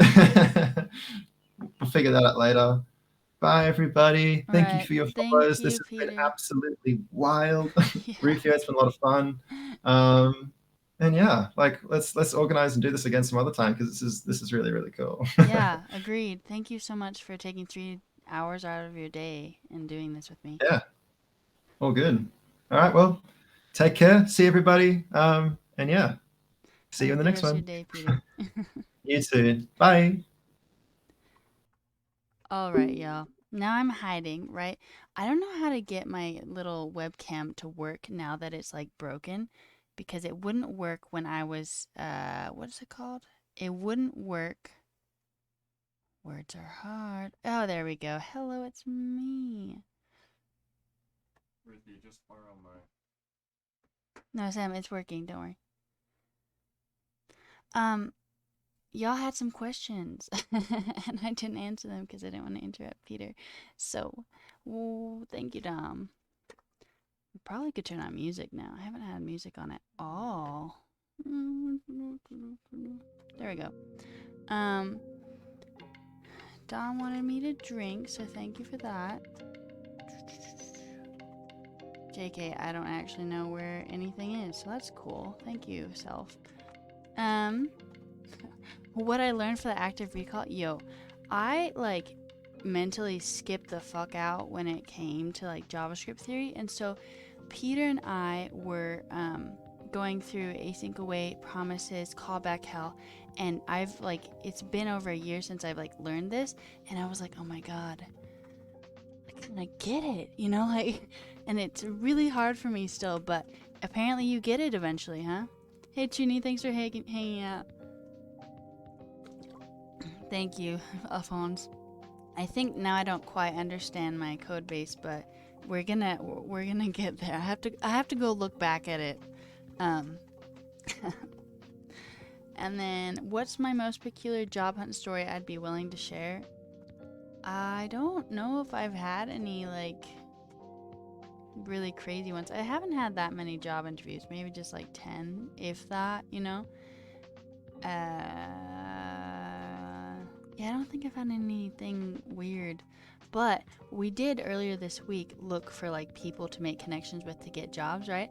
And there was this person named Roger who I was just obsessed with Roger, saying Roger's name. Roger seemed cool. Roger decided to be our friend. And then someone else, they said that they really liked boba tea on their profile, and so we're like, what up, Natalie, you like boba tea? And we emailed her and she got back to me, and we're gonna have virtual boba tea next week. So do I know JS docs? No. How you felt when you picked coding more than 2 years after graduating? Oof. Confusion is the first step into deeper understanding? Well, that's good, because apparently I'm like knee deep in that shit. Another one with Peter? Yeah, I think I'll have to, because I don't understand my own code base anymore, so. Yeah, Roger from NASA's a friend. We haven't said anything. I don't know what to do now, but Big Word Guy hasn't gotten back to us.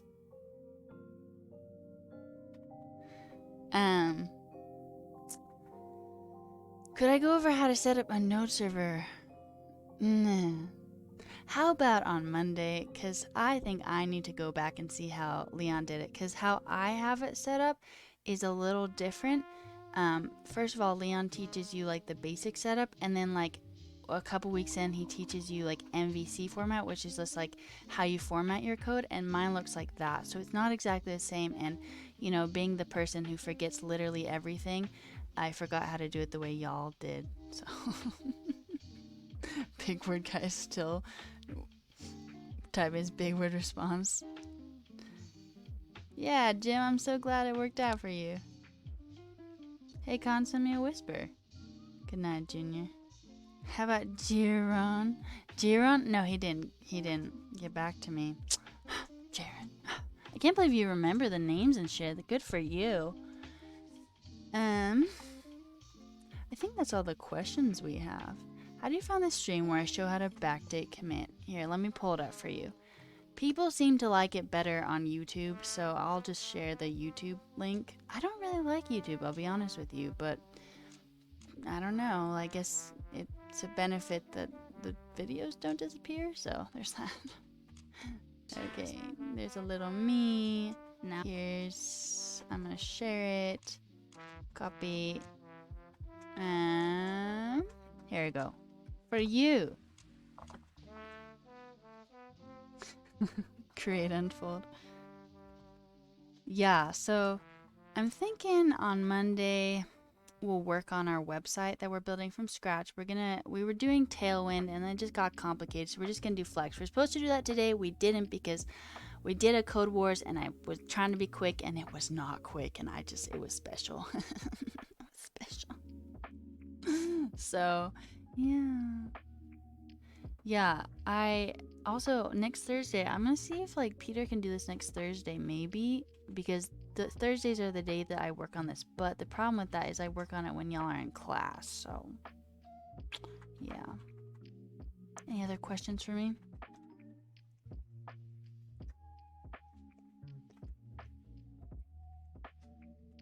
Is this music playing or just super quiet for me? It's just really quiet. 2 to 10 minutes or much longer. Yeah, mostly for me, they're just much longer. Forever. Forever and ever. Yeah, still here, Born. Still here. How am I feeling about Node right now? A lot better than I was. I had a coffee chat with Joey, I think. God, why can I never remember their Twitch name? But Joey, someone in the cohort, and they had me look at Eloquent JavaScript with them, and they're like, can you help me with this problem? And I was like, no, I don't know how to do anything.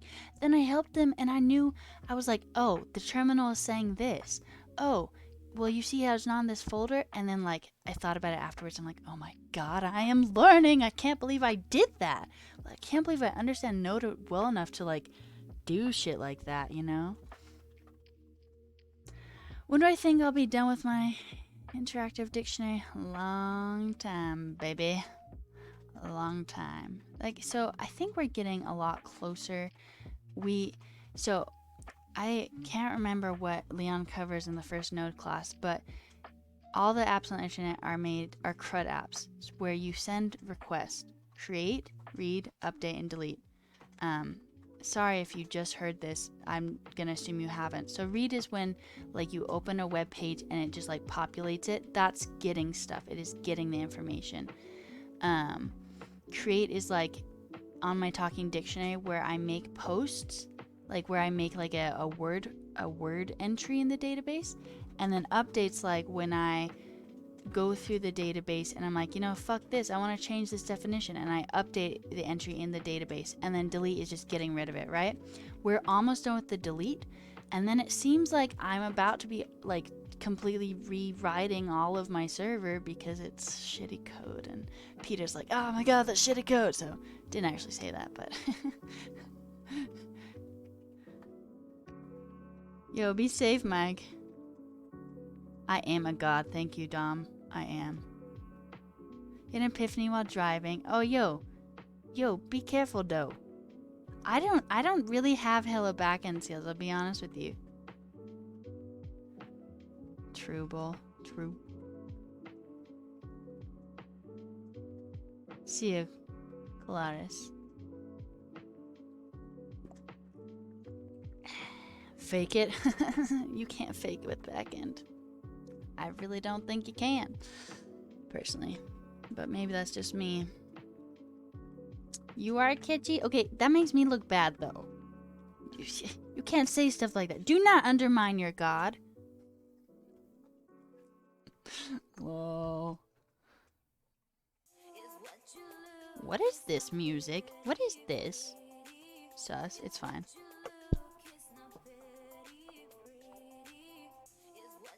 You pray to no one. Excuse you. Get out of here, you heathen. Get out. Bye. Last music made you think of a game.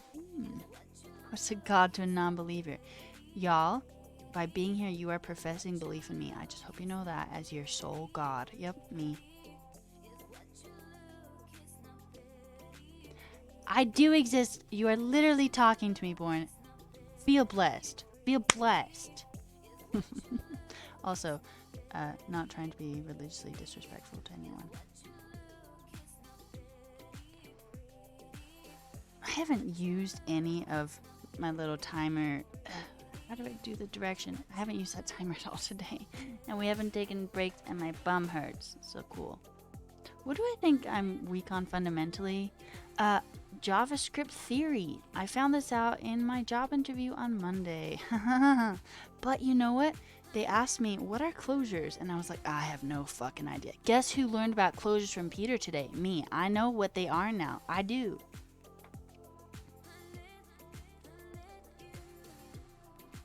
I don't know which Node version I've downloaded.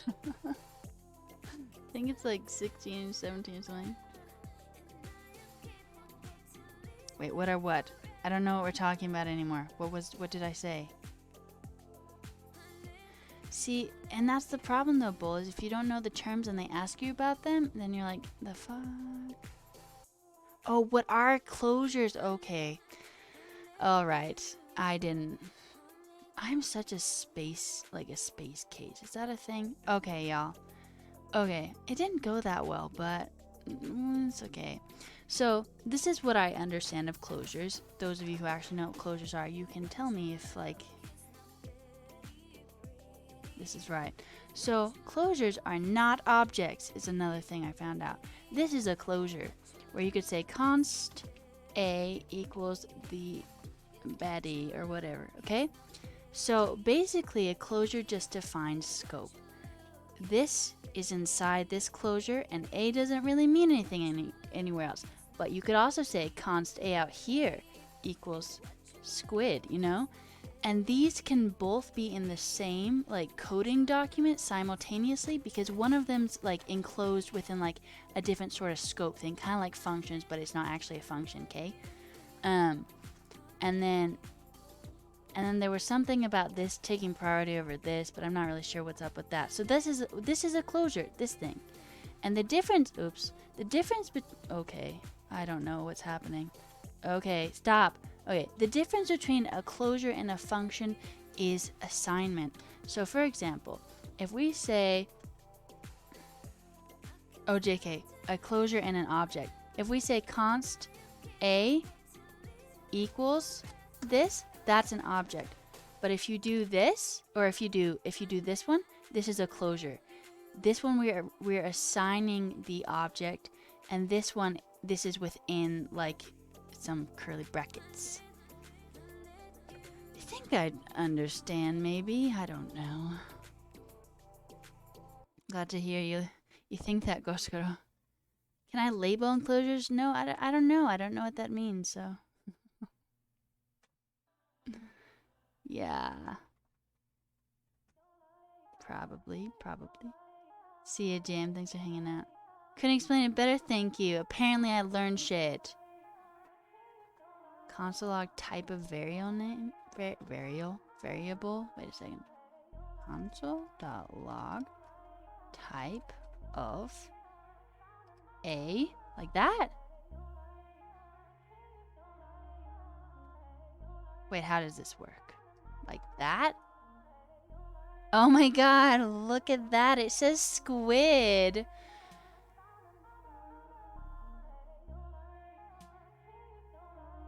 But look, what if we do this one inside of here? What then? Oops, sorry, whoops. What is it? What is it? How did it do that thing before? How do I get it again? That was very exciting for me. Baddie. Oh my god, Baddie and Squid. Did you see that? Did you see how the scope that closed that baby in or whatever? So, it says Baddie here, but when we did it out here, it said Squid. See? Look. Hey, you're embarrassing me in front of my friends. Squid. Yeah. That is very exciting, actually. Also, y'all. Memory management. Alright, one thing at a time. Squid's a baddie. I just barely understood what closures were, so there's that, okay? I'm very proud of myself, and now I can answer that interview question, and yeah, now I just have to figure out what hoisting is, and Peter apparently will cover that next time. Ooh. Squids versus baddies up. Could you imagine that? Could you imagine like you know how like Civil War, like Avengers Civil War has like Captain America and has Iron Man? What if it had like a squid and then had like a biker or something? That would be funny. And then you like did like a spinny thing where you could, I don't know. Brains versus brawn? Fuck yeah. That would be like the theme thing. What is it called? The theme thing. Number of raiders versus number of people already there. Battle out. Wait, how did that work? That means Sharknado 3, so you could see. Calling a function before creating it. Hoisting is calling a function before creating it. Let me just think about that. Oh, no, I get that. Okay. Maybe, Mavi. I kind of have to, like, see it or visualize it in my brains. Oh, ad time. Okay. Motherfucking ads.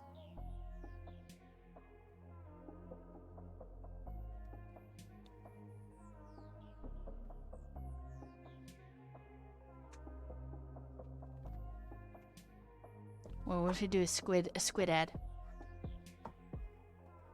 Like that. That's what squids do.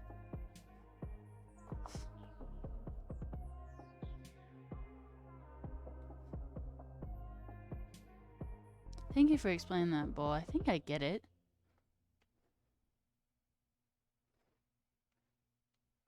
Where did the music go? Please don't stop the music.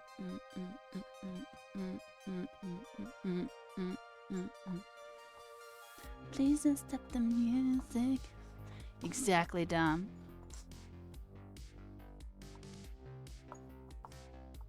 It's getting late. I don't know any of the words to this excellent song.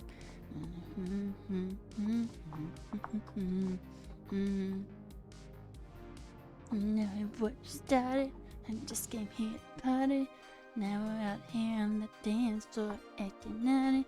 Your hands up in my waist, and the music play. Face to face. How's that?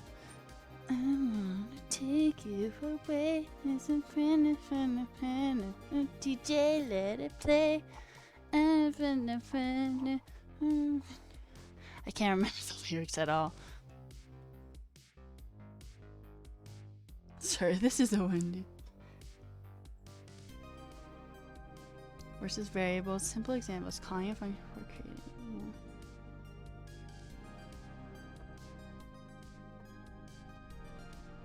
You're back from ads, okay? Lol. How'd you like that dancing? I did a little singing too. You'll have to go back and watch the VOD. It was excellent. Everyone feels blessed. Everyone who listened to it. So, yeah, I'm pretty sure that's definitely the truth. OnlyFans. Oh my god, we thought of like an OnlyFans equivalent for me the other day. I can't remember what it was. Forgot. Too bad. Too bad. Nah, that was yours, Born. I was on Leah T or Leach. How do we say her name? Anyway, I was on their stream and that's where we talked about it. Only dance, only orphans, only parents, only gods. Lovely. This is like a horror film.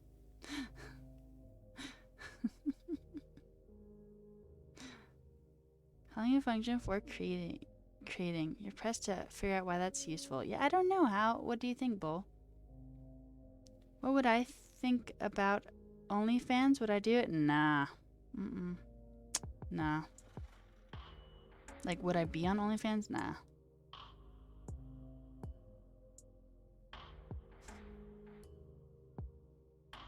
Only burbs I might be a part of.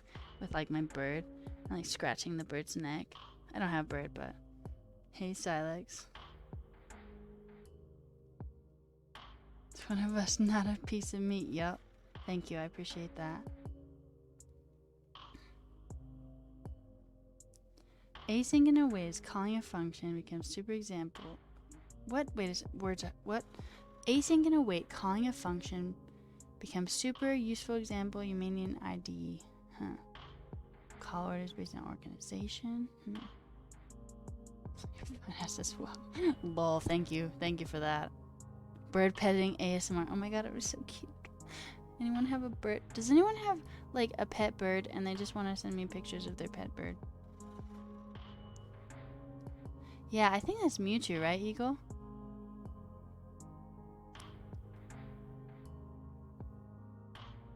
Twitch shadow blocked your chat comments? What does that mean? Your girlfriend is scared of birds? Oh my god, I was in a class once and we're like introducing ourselves, and the first person who introduced herself was like, hey, my name is Name. I love soup and I hate birds. And I was like, we are not going to be friends. And we weren't.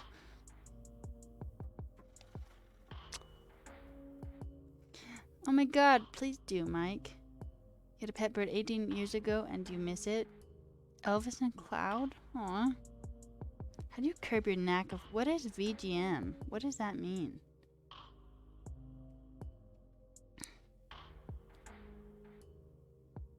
Wait, did you really, Born? If using a VPN, your chat will show that you made a comment and no one else can read it. That's dumb. Hates Burbs, arch enemy origin story. Yep. Yeah, we don't talk. I think we're Facebook friends, but like, who uses Facebook anymore? Bunch of parakeets? Aw. Async await is waiting for a param to call the next step with, not one about to define a function. I had a cockatiel.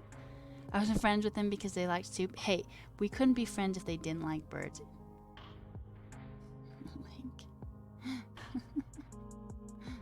I don't know. I just had never had that experience before with someone came out and was just like, yep, I hate birds. And I was like, whoa, okay. I don't really know what to do with that information except for be extremely offended. Like,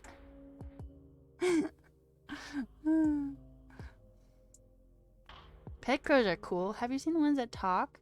Also, I haven't said this yet. Thank y'all for all the subs and the follows. I had to turn the sound off because they were getting overwhelming, and I appreciate your support. Birds live for so long, such a huge commitment, and that's why I don't have one. I don't know where I'm gonna be in 10 years or even 5 years. You know what I'm saying? Yeah, exactly, Born. I appreciate you, Linda. Yeah, seriously, Eagle. We got the raid with like 1900, and then a bunch dropped off, and then we were at like 500 for a while, and then now we're about 300. Woof, Born. Sure. Do it, Bull. Do it. Mind you, a bird? When you first saw me? Am I secretly a bird? Is that why I'm offended? Birds aren't real. And if I'm a bird, what does that make me? An African gray. Tight.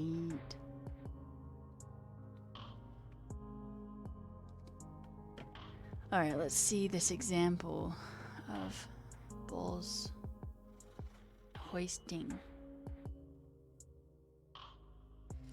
Okay, so it says get movies, async, content type equals movie, URL equals content type. If content type is equal to movie, it will be an API URL, else it will be a TV URL. Try. Response, you're waiting for the URL. I haven't been using fetch, so cool for me. Data. Waiting res.json. Show movies, getting the results out of the data and the content type. This function executes although function is created below. Oh, see, this is the hoisting. This function executes although the function is created below. That is the show movies right here. So then we have the function where we have the show movies, we have the movies in type, movie box container. Man, I can't believe we were in like the same cohort. I cannot write any of this code, but I'm understanding. Love it. Baby African Grey, what happened to it?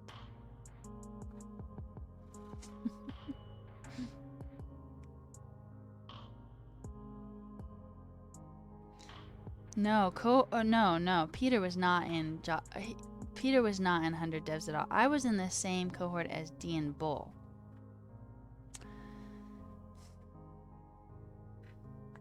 I hope her bird is okay.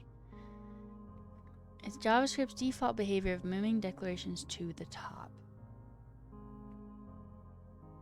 In JavaScript, a variable can be declared after it has been used. In other words, a variable can be used before it has been declared. So it's essentially just like the opposite of CSS, where it's like kind of like the waterfall effect. Like you can't use something earlier if you don't like have it, or you haven't had like a style or whatever, right? I don't know. X equals 5. Get element by D demo. Inner element equals X with so would be. Oh, this is where we're declaring it. Okay. How long do parrots live? Depends on how big they are. African grays live 60 to 80 easily. Scope pollution? Yes, I think so, Kevin. Cute, Mike.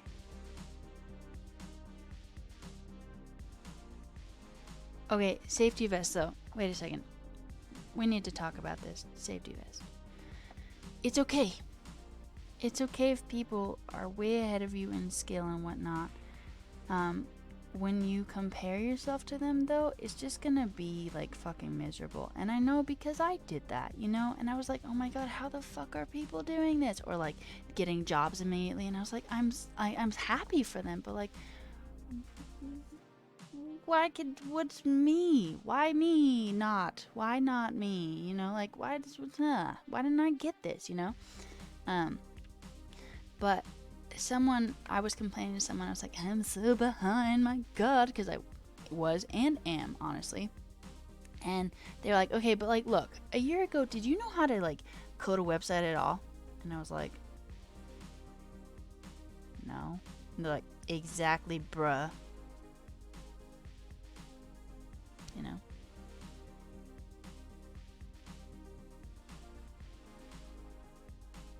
Yeah, just keep playing the game. Your job accelerated your learning. Yeah, and I would understand that. Some people in the cohort who have some background experience, right? Just need one yes, and we're waiting to get there. You should never measure yourself on someone else's rule. You'll always come out short. True. And it's really hard to not, you know, even now, knowing that, I still am like, but why, you know? A year ago, you failed your first interview at Amazon. Today, I probably feel like it. You never know what people bring to the table. You started learning this time a year ago. Wow. Nice one. You never would have imagined yourself this far, right? I just never was doing the tech stuff, you know? I didn't even know where the coding happened on the computer. I was like, where does it happen? Do you open up like a terminal, like the black box thing? Nah. And then I saw like a code or a text editor, and I was like, oh, I understand. Yep. Oh my god, fucking congrats, Safety Vest. Are we LinkedIn friends, Eagle? Y'all, I'm happy to be LinkedIn, Twitter friends with you, whatever. But just tell me what your Twitch username is, because that's the name I know you by. And if I can just like make the connection, then I'm like, oh my god, I know you, you know. No, Sky Lily, you're an inspiration. No, seriously, I appreciate all y'all being here. Spent 20 years after graduating from college struggling to find your place and find yourself in 100 devs. Sometimes life doesn't play by our timelines. We're all where we're supposed to be right now. Like, I wouldn't have picked anything that's happened to me, but I don't regret any of it happening, you know? Like, it wasn't the journey I thought I was going to take, but I'm glad I took it, you know? Now I'm teaching y'all. Am I, though? I don't know. Oh, okay, nice, Eagle. Congrats, Safety Jacket. Oh, happy Global Accessibility Awareness Day to you as well. You're a stripper before this? Fuck yeah. You need to get on open source. Any tips? I think, so I kind of am not great at open source, but the first timers only, I think, is pretty good. I tried to do that and I still was like, I don't know how to engage with this. So if anyone has any like tips, you can totally share. Thank you, Sky Lily. It's weird to think that y'all think I have anything to offer. Like, it's flattering. But, like, I feel like when you are, like, behind in the cohort and you feel like you suck at coding, you don't see that you have any value. And then apparently, like, you do. So, like, just keep that in mind for all y'all that feel like that. You do provide value to other people, apparently. What do you need to learn React? Well, I would recommend learning React after you've learned backend. Then it will make a lot more sense because it's kind of structured like stuff in Node, I've noticed, or Express or whatever. But I don't know. If you really need to learn it quickly, like I would get on Bob Zero's React course. Thanks, Dumpster. Start following a web accessibility GitHub project. Fuck yeah. Everyone needs to go, aw. Wait, what are we saying aw to? I forgot. I forget everything. Oh, you know, it's... Okay, I see. Oh, I see. Cats. Wait. Oh, right, because you feed these cats. Well, those aren't cats.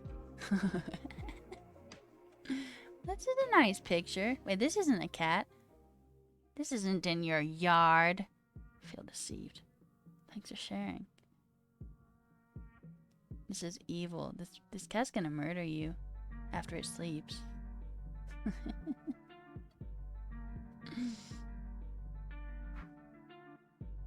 You're already a backend engineer? Okay, then be like, it has a lot of structural similarities to like backend engineering. It shouldn't be hard for me to pick up. That's what I would say if you already know how to do backend. You've always wanted to develop but never get into it, so your systems network admin 100 devs has been the first time you felt you could code. You think having the community was the missing element. Yeah, I get that. Because when you have the community, like, you know, you have people who are supporting you and pushing you forward. And by the way, you should get an accountability buddy within the cohort. Just saying, you should. Start by open sourcing your own little stuff, like simple, what is utils though? And see the best practice for branching, releasing, tagging, versioning, documenting. But what does any of that mean? More about culture. Hi, Felipe. Ally. Is that how you say that? Ally? Yeah, but what does utilities mean? If anyone needs negative reinforcement, you can be their arch nemesis. Fuck yeah. Also, hi. Hey, Isaac. Accountability buddy. Thank you. What does utils mean? Utilities. What does utilities mean? Utils. Thank you. I like that. Thank you. Help fixing issues. Look into code documentation. Ask for help and guidance. Oh, I see what you're saying. And be nice. I would find like a social media platform you're comfortable reaching out to people on and like engaging with and then being active there because people like that. Case in point, there are 260 of you watching me here on Twitch right now, so engaging is really hard. That's why you see where it's like it would work with you and your personality, you know? I really like people paying attention to me, so this is really enjoyable for me. But like some people this wouldn't be enjoyable for, and that's okay. Find a different place. Community herder. Utils are a set of functions that usually come up with in the course of project. Oh, okay. You get emotional pretty easy for others' success and progress, but you never bother to thank or congratulate yourself for anything you do. In your eyes, it's always, if it comes easy, you don't really respect in yourself. Yeah, you gotta have self-compassion. This is something my therapist has told me. Like, you gotta have self-compassion. Like, this is good fucking job, self. Like, emphatically, like, slap your shoulder.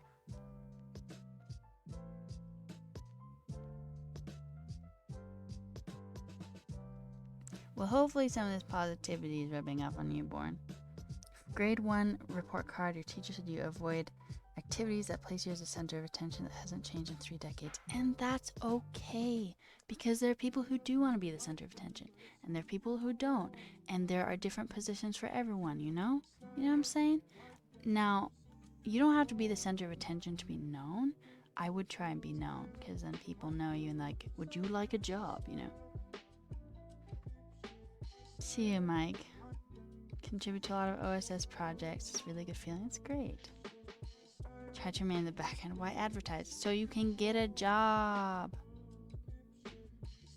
Yeah, and the thing is, Alphonse, like, oh my god, Coder Girl, what up, y'all? We're having what are we doing right now? Positive self-reinforcement? What have you guys been doing? I'm Rufio. I'm a streamer with the 100 Devs community, and yeah.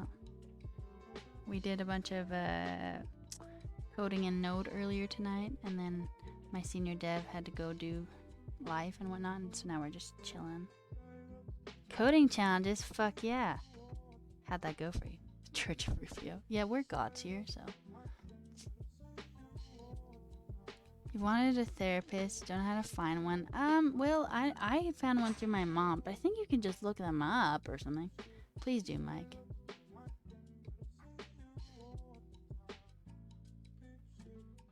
Tonight we talk it out. Are y'all feeling good? Are y'all... What? I forgot everything I'm saying. Are you all... Yeah, I forgot. I'm sorry. I can't really be... What is it called? Uplifting if I literally can't remember anything. Thank you for the raid, Coder Girl. Y'all, check out Coder Girl's stream. I think I've been there before. I think we've hung out before. I'm also really bad at coding challenges. We were supposed to do a fast one today, way earlier today, and it was not fast. It was like an hour long, and I was like, what the fuck? It was like turning like characters in Polish to like non-Polish characters, and I just was like, nah. See ya, Chad.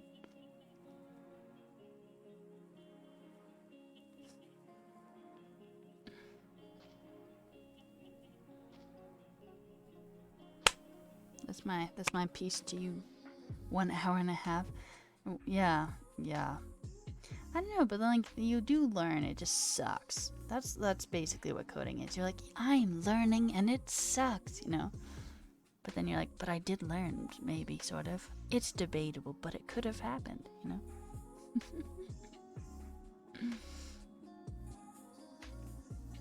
Yeah, Born. Message me on wherever we're connected, because there's several places and we can set one up. I'm down to coffee chat. This is Power Palm on the Microsoft Store. We haven't used it at all tonight, but it is a Pomodoro timer.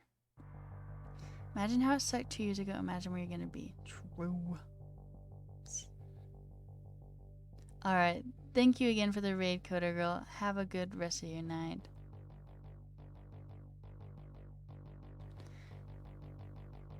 You'll be okay, Born. I think it's good to just keep coffee chatting even if you do have a job, you know what I'm saying?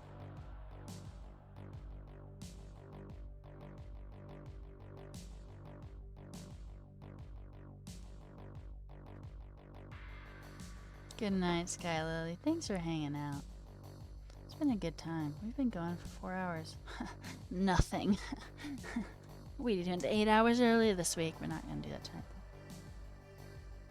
Born, can you really say we're strangers? We've hung out so much here.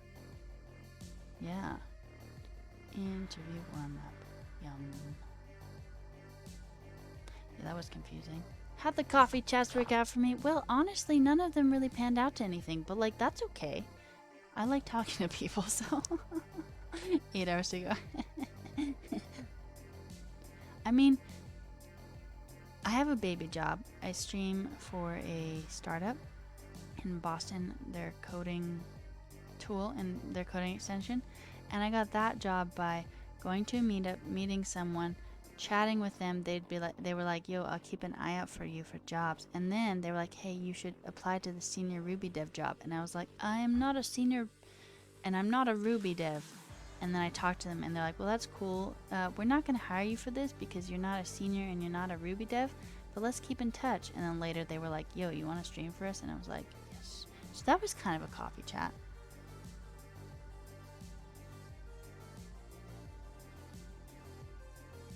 Hey, Netlope, thanks for the subscription. Thank you for all the subscriptions, all the follows. I have been super behind on them tonight.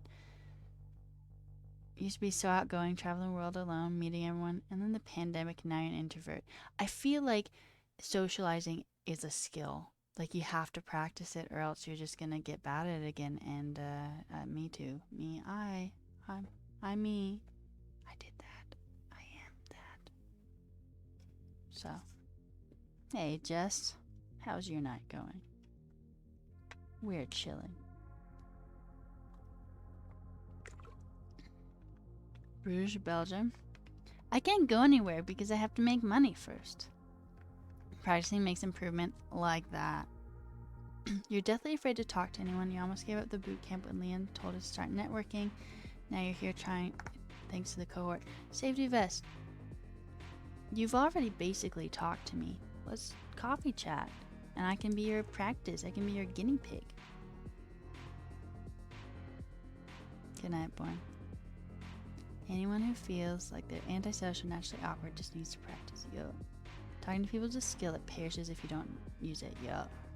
Captivate. Ooh. Where would I like to travel? Well, I would really like to go to Georgia, the country, because I saw National Geographic and it was green as fuck, and I would really like to go there.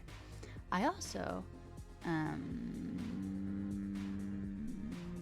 have a list about this, so I'm trying to think of where else I really wanted to go. Oh yeah, Papua New Guinea. I would like to go there, and West Papua in Indonesia. Yes.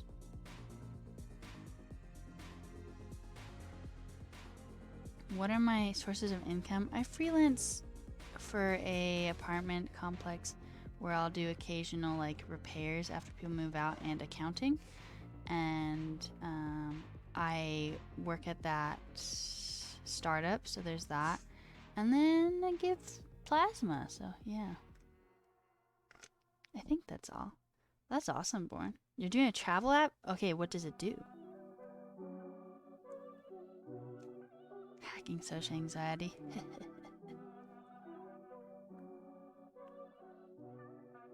Freelance accounting? Yeah. Yeah. Yeah, I mean, I don't mind like data entry, honestly, but I don't like cleaning the apartments. You need some app ideas? Well, what are you interested in? Have I done investing? No, I don't have any money to do that. Born, what are you interested in?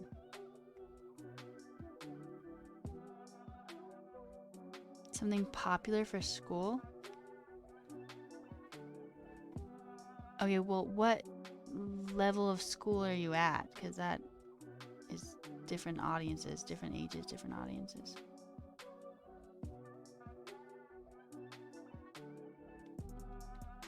University? Let me think. If you want something popular for school, you could do like a school social media app, or you could do like a, I don't know, a class tracker, but I don't know if that would be popular, you know? I don't know what I'm not a cool person, so I don't know what the cool kids do. Upload memories of the travel, favorite spots, images. Ooh. Hey, there's kind of an app like that called Polar Steps. Not that you can't do what you're doing, but you should still do it, but study group meetup app? There you go. Make a neighborhood pet app where you sign up, share your pet, and see the other pets. Ooh. Yo, do it, Born. That's a great idea. You either. Knew what the popular apps are, we'd already be rich. Social events for the school. Party tracker.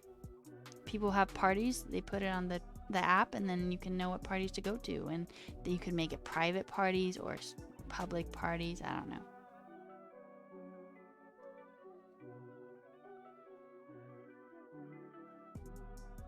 Woof, Born, woof. Yeah, you could sell tickets. Party tracker, yeah. Yeah, and you could add the option of it's an online party if you wanted to, I guess. This is an online party. You better been dancing. Be the next Facebook? Yeah, you will. Pet book? Fuck yeah. Or like, what is something that you feel like you want in your life? You know, like damn, it would really be nice to have this, you know?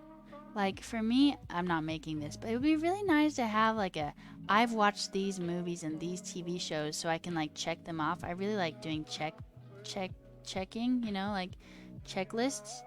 And I have that with Goodreads right now. I'm like, I've read books, you know? Check, you know?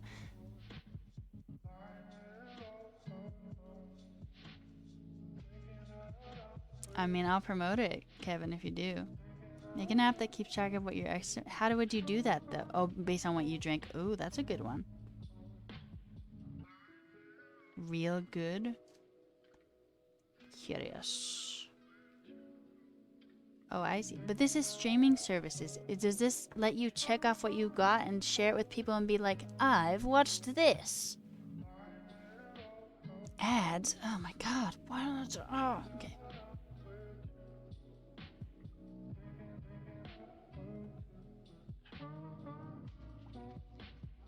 That's creepy slow, but alright. It's how the world goes. I smell gas. That's not a good thing to smell.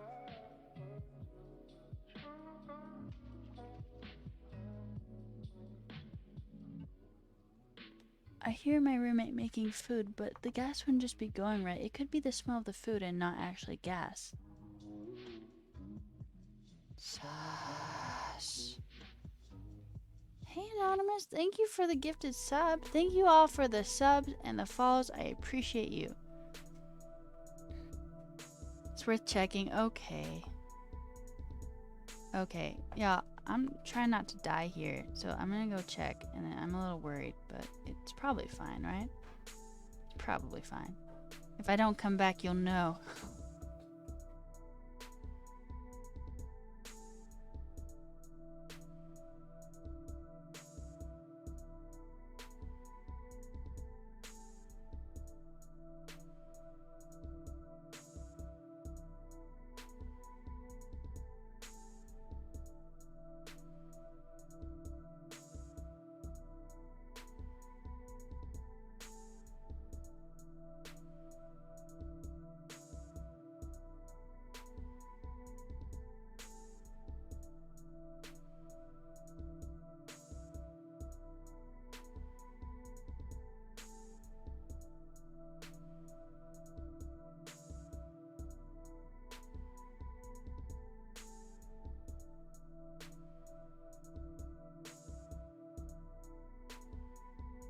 I'm not dead. Apparently, wrong one. Whoops. Okay, thank you. Apparently, my roommate had it going a little bit before, like, it ignited, and I totally smell it. So, I'm not dead though. But you know when, like, you like are aware of something suddenly, and then like your body's like, oh, I'm definitely dying now. Yeah, my lungs are like, I can't breathe. You know, it's like, no, it's not. Yeah, it's fine. What's the ghost need the oven for? That means there's a ghost in Paiute. The ghost needs to make chicken, damn it. The ghostly chicken. The soul of the chicken that got slaughtered. Woof. The party data, you would have to have people engage with the app, so like promote it and shit, you know?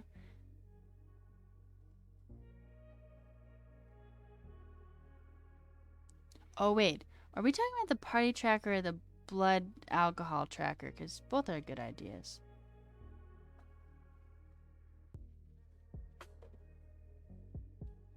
I don't know either. TBH. I don't know. Ruthie's lungs are like... Yep. You had an ad still? Wait, is the ad over? I don't even know. Time is like... What is that called? Like, give or take or whatever? I don't know. There's a better way I'm trying... What? I don't know how to say what I'm trying to say. What inspired me to make a talking interactive dictionary? Well, I think it's... Okay, wait a second. Let me just think about how to say words and things. So, in college, I think you've heard this, Dom, but I'll say it again. In college, I worked for like 6 years with a tribe in southern Utah, USA, to try and preserve their language. Initially, when we started, it was just learning it, and it was really like not organized and shit, and like we didn't know what we're doing. And eventually it became a, oh, we probably should preserve this because there are like 20 people left, if that speak this. And then we're trying to figure out what would be like the best way to indicate, okay, well, this is preserved, this and whatnot. And people in the tribe, there's actually a lot of preservation efforts of this language, but they're all written down, and they're all written down in different alphabets. And so people in the tribe would read them and be like, I don't even know how to fucking read that, and not even like tap into those resources because of that. So I also wanted to preserve the sound of the language. And so the idea of the talking dictionary is that you can look up terms, you can hear them from the elder, since we recorded her for like 4 hours a week for 4 or 5 years. And you can also see how it's spelled, but the spelling doesn't need to be an obstacle because now you can hear it, you know what I'm saying? Okay.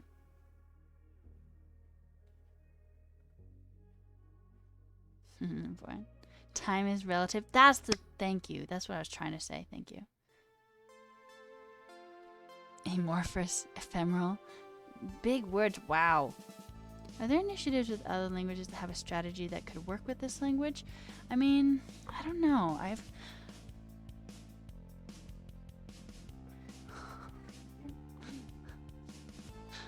just like looked over and my brother's just standing there like, just like watching me. What? And then I was like, and then he's like, nothing. Anyway, I think that there's like the Master Apprentice language program, and that's like a way to learn it and try and preserve it. And then I made a really long document of other like online maybe talking dictionaries for Native American languages, and I have that in a document, and I was trying to draw on them for inspiration. Most of them weren't really to my liking, but there are other preservation efforts.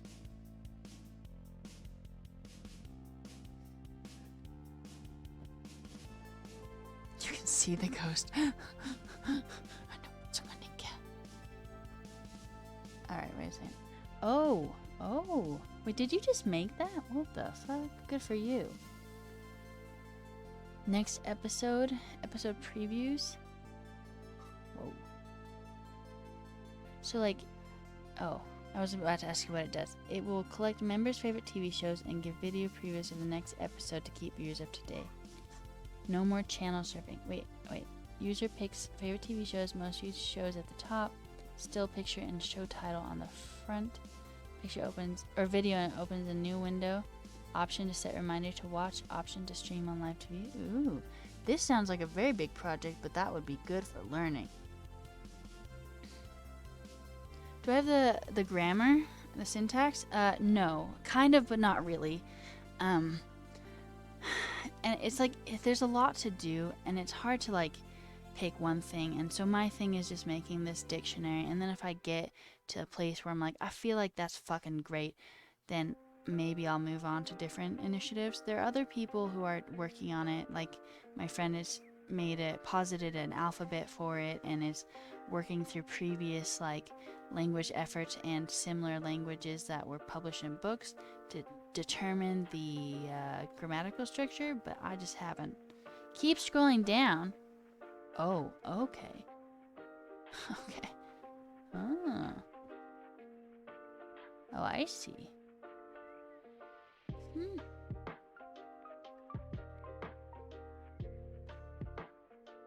Wait, what do you mean something like living with them or interview based? What do you mean? You're waiting for a Rickroll at the bottom.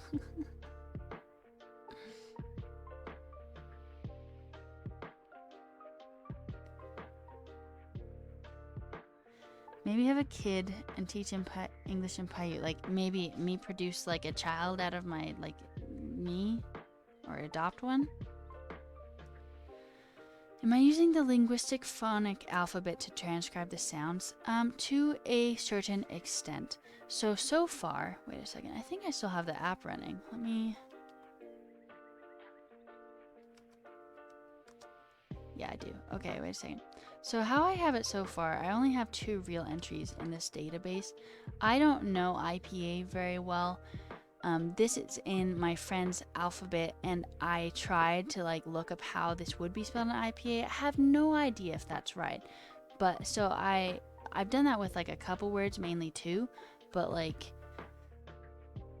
I have a space for IPA, so I don't know if that's what you're asking, but I'm glad you love it, Janae. I love it too. I feel very passionate about it. A human translator. You know, if I do have children, I don't know if that's going to happen, but like, I feel like it would be really cool to teach them this language. The problem is I would have to be proficient in it, and I'm totally not. No, you're totally good. You're totally good, man. That's how babies grow. That kid's how I met your mother. A lot of ideas, and you're too enthused about. Plus, these already exist. You need to be original. I don't know. I don't feel like you should be that original. I speak several different languages to varying degrees of proficiency. Wisconsin. How about you? IP, IPA, beer brewery, 100 Ash Project. Ooh, you should do that. People would like that because aren't people who go to breweries like, isn't it like a hobby of theirs or something? Like they, I don't know. And then you can review it and shit. Spanish is your native language? I speak Spanish. Probably the best out of all the languages except for English at this point. Where are we from up in here? I want to hear where y'all are viewing from. Or originally from, depending on where you're from. A tapped API? Ooh, look, you even have an API. California, Minneapolis, okay. Ontario, Tijuana. Cherokee territory, nice. Chicago. Do you speak Cherokee, Janae? San Diego, okay. Peru. Ooh, where in Peru? I lived in Peru briefly. We live in Vermont, nice. Is there an aggregator for small batch brews that are available? Yeah, what strain said? Arizona, now, born and raised in Juarez. Oh, okay. DC. You can say hi? Nice. Wait, y'all, this is how you say hi in Paiute. Mike. Now you can say hi in Paiute. Kansas City, Uruguay, Lima. Okay, I lived in Trujillo for 6 weeks. Are there native languages more structured or better preserved? Some of them are, like Cherokee, for example, and Navajo, definitely. And it depends on the other ones. Some of them are gone, which is really, really sad to me. I'm very upset by it. Pero estás en Texas. Colombia. I lived in Barranquilla for 6 weeks. Minneapolis also. Mike. So like, it's like Mike, but with a at the end. Mike. Hi in Paiute. Sup. Indonesia. Aku pernah tinggal di Indonesia. Di Bogor. I lived in Indonesia as well.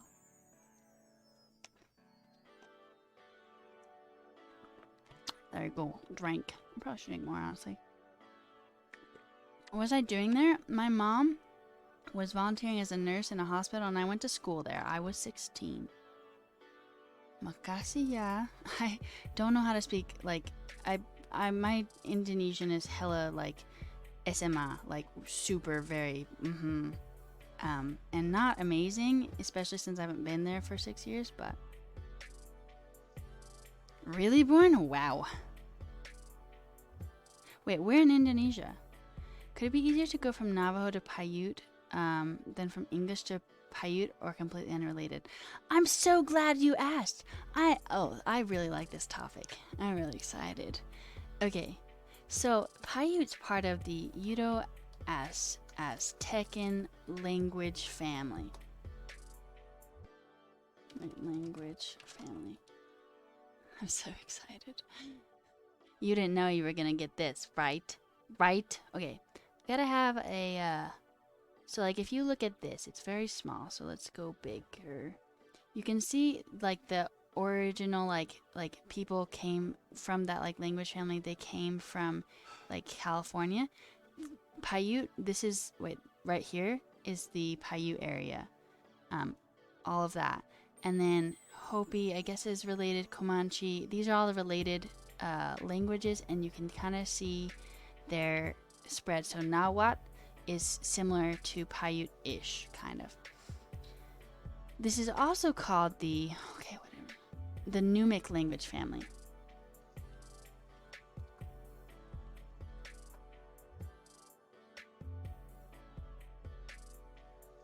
So you can kind of see the distribution a little bit.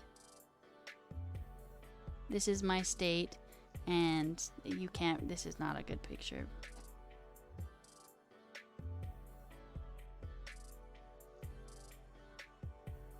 Hello? Guess we could look at this one. Nope. Never mind. You basically saw what it is. It's being very unhelpful right now. Paiute. Maybe this one. It's too small though. Okay, no, it's too small. I give up. Anyway, but if you look at the like Navajo specifically is in a completely different language family.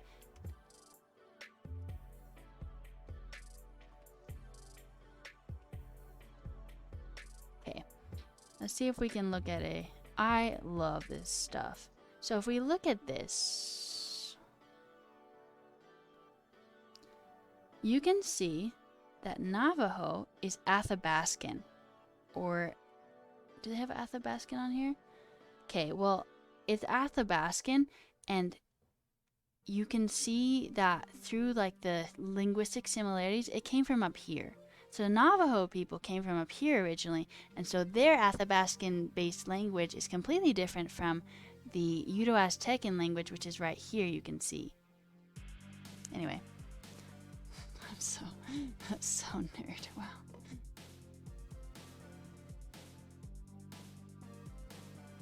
Didn't hear about how I moved around the world a lot when I was younger. It's fascinating. I haven't really talked about it, honestly. I remember most of it, though. Just brainstorming. Okay, well, I just got excited. I apologize. I haven't used it yet, Born. What is a Weibo? And a senior dev for PayPal. Hot damn. I have been all over the world. Congrats. Thank you. I've been very privileged. This is kind of cool, right? Thank you. I appreciate you saying that because, oh look, this is the Athabascan. You see this? Wait, okay. Come back. Hello? Okay, look at this. I can't like, okay. So you see the Athabascan and you see right here how the Navajo is the same language family? And you see the Uto-Aztecan and you see how it goes all the way down like into Mexico and shit?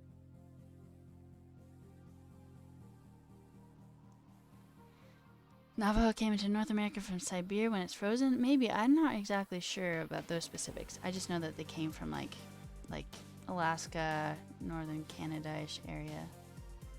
Beer calls because they're drunk. Or an app where you can make custom beer calls. Ooh, yeah. They moved a long way. And I think that's what's so interesting about language families is you can see migrational patterns through like following them. It's fascinating. I'm not even ashamed of it. I think it's still fascinating. Did those languages ever mix? I don't know. I know a decent amount, but I don't know that much. So, thank you for all the follows, all the subs, hanging out with me, and listening to me rant about language distribution. And what I think is so interesting is, you know how there's so many people in like California now? Look at how many tribes are from, like, a lot of them are dead and gone, and it's very upsetting and wrong. But it seems like people have always liked living in California. ¿A qué hora voy a dormir? Ya es tarde. A las 11, 12. Muy tarde. Creo que no está muy bien, pero the Spaniards and English wiped them out. Yep. Genocide.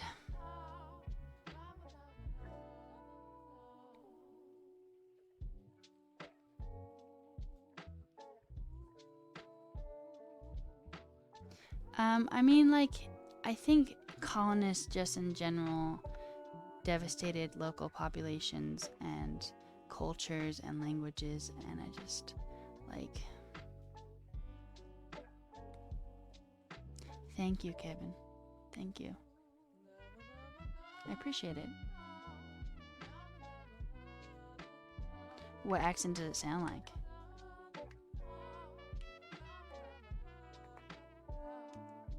OPSEC. It sounds like tech. Like DevOps. Very neutral. Okay. Yeah, my Spanish is from a lot of places. So Colombian, really? Well, I did. That's basically where Spanish clicked for me. So. Hey, CTHU. My accent is Spanish born.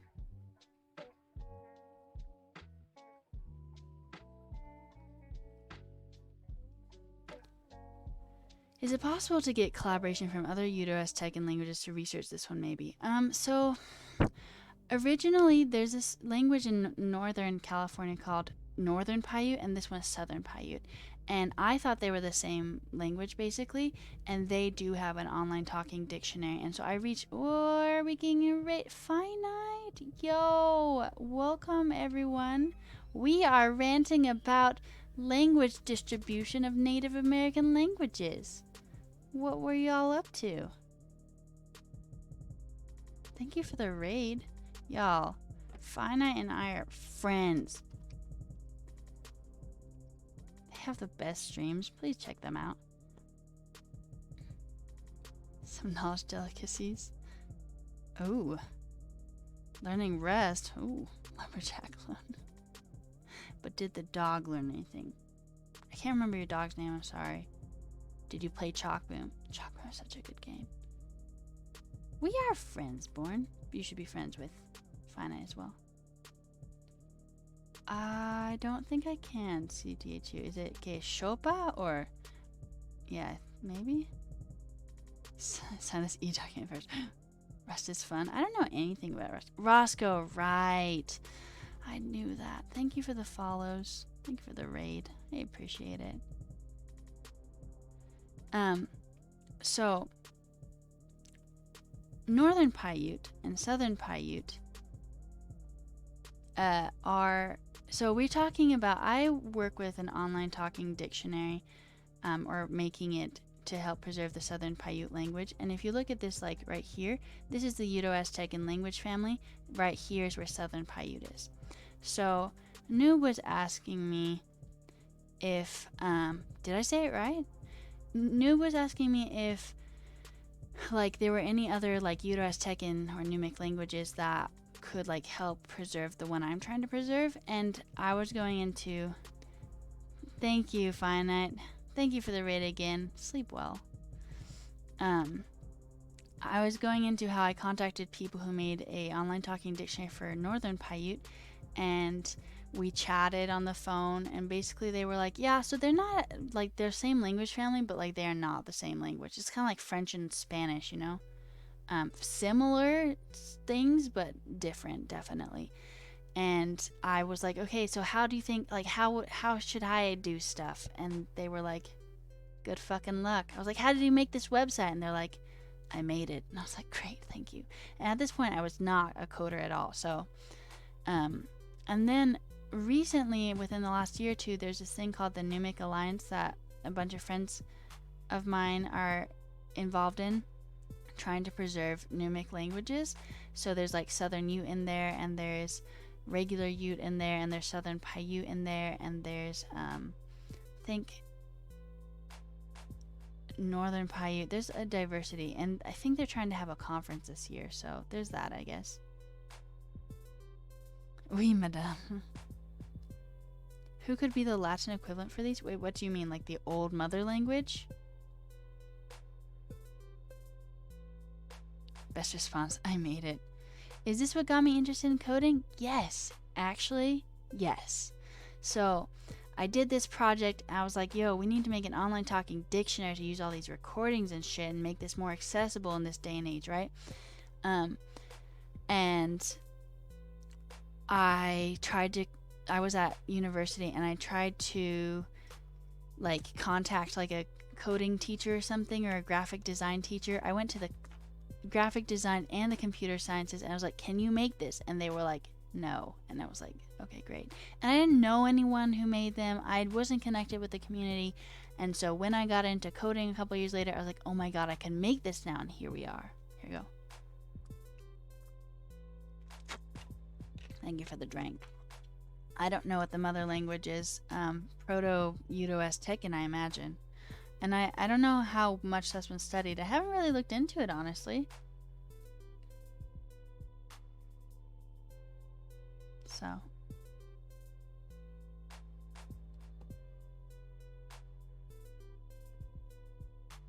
Are y'all like weirded out yet at how nerdy I am about this? Yeah, and one thing I've worried about is that like I stream it on stream and people think it's cool, but I don't want people to think I'm doing it because I want attention like on stream or whatever. Like I'm not doing it because that, and I don't want it to be construed that way. Like I really think that languages are so important and I don't want them to be lost, and I can't save them all or maybe any of them honestly, but at least I can do this, right? Hey Meep, thanks. Thank you, I'm glad you enjoy this. Do I know how to speak the language, or is it just for the love of it? Mostly for the love of it. I've picked up a decent, well, not a decent amount. I've picked up some. Like I can say "Pasi jueguen panian," which means let's go gambling. I do not gamble, but the elder who we recorded does, and she said that a lot. And I can say like "Mike ahadoenia," which means hello, how are you? Or "Anupitonika," which means there's a ghost. So they're like things I can say, and I think I'm getting a tiny bit of the grammar, but I haven't like studied it for at least 2 years, because while I have been making the online talking dictionary to preserve it, I haven't been sitting down for 4 hours a week with the elder like I used to. So it's 11 p.m. no ghost talk. Do I ever shop on Amazon? Yes. Are there languages that could be similar overseas, like Philippines or Asia, Australian, Aboriginal, Siberia, Mongolia? I'm not sure. I feel like I don't know. I don't know how far back it goes. I should research. These are great questions. I feel like maybe like Russia area, because of like the what's the strait, the Bering Strait, maybe, but I think, I don't know. I know you're trying to be helpful. I just don't know all of it for other reasons. Yes, I enjoy all y'all's attention. You hang out with me. I'm a little attention whore, I guess. No, I'm not taking that way. See? I'll like try and like think about it, noob. I'll try and look at more into like the language history. And the thing is, like, a lot of the Udo's tech and language family has been wiped out, and a lot of it isn't that well preserved. But Nahuatl in Mexico is, and so they probably have done a lot of like research into it. I mean, people haven't said that mantra. I just don't want people to think that, you know? I don't want people to think that. My email, ruthreed.dev@gmail.com. Or you can Twitter me or whatever. Whisper me.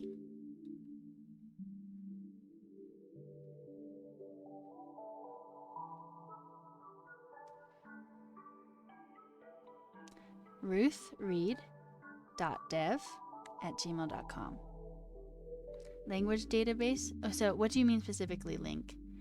That's kind of what I'm trying to make here, kind of, like with, at least with this language, you know.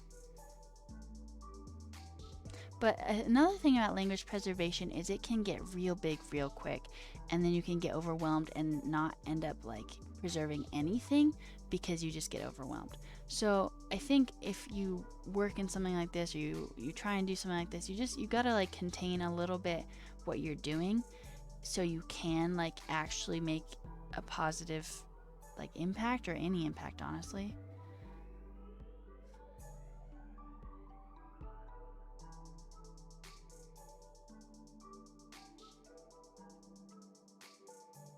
Oops, I never clicked the right one. It's fine. Everything is fine.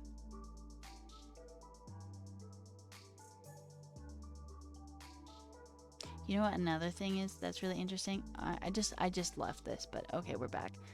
I've showed this on stream before. This website is the coolest fucking website ever. I think alphabets are so cool. And there are different writing systems here for like languages, past languages, current languages, etc. And constructed scripts for constructed languages, or other like another script for like English, for example. And and you can just go look at the alphabets and like, holy fuck, look at these. Oh my god. Ha. Ooh. Like Mongolian is written fucking vertically, and it tells you shit about it, and then it shows you what it is, and it gives you a... Oh, did we get ads? Oh my god, I was ranting. Good night, Kevin. I ate refried beans, yeah. Did we get ads? Okay. If it's ad time, you know what time it is as well.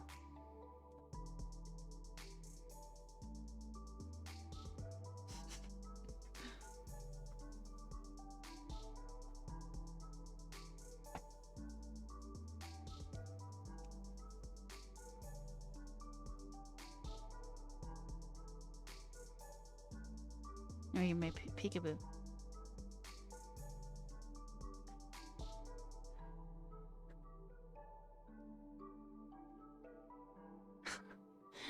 I'm gone.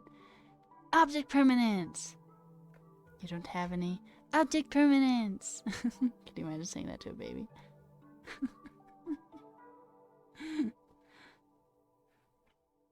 See you, noob. Thank you for chatting. I appreciate having you.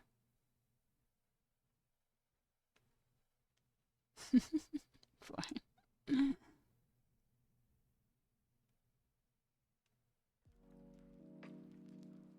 It does look like witchcraft, doesn't it?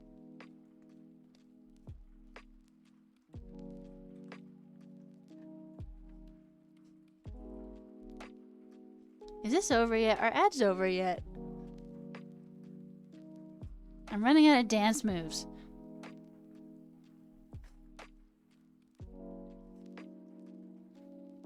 Okay, thank you. Okay. I haven't seen it, Wisconsin. I do not have my Gmail open. You never got an ad, so you just enjoyed that beautiful, beautiful display of dancing and amazingness? Someone's $100 project, aggregate dance moves for Rufio to use on stream. Okay, but actually, like, that's a good idea, though. Thank you, Meep. I know it is. I know it is, because I'm a god. We're all gods here. Did you know that? Did you know that? I mean, clearly, like, I'm, like, the top god. Because... of course I am. Blackmail Rufio. Yo. You cannot black me with something I put willingly out on the internet. Good night, Jest.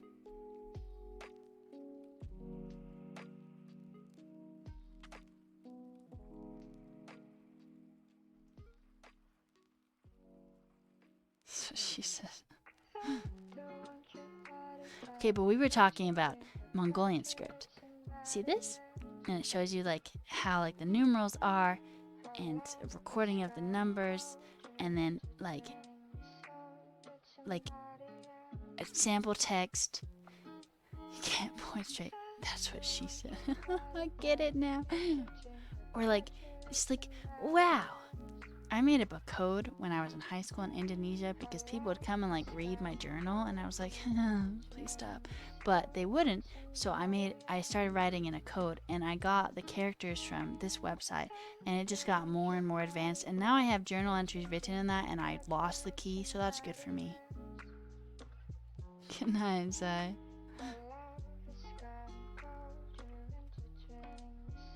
Did you know you can rent a tuba?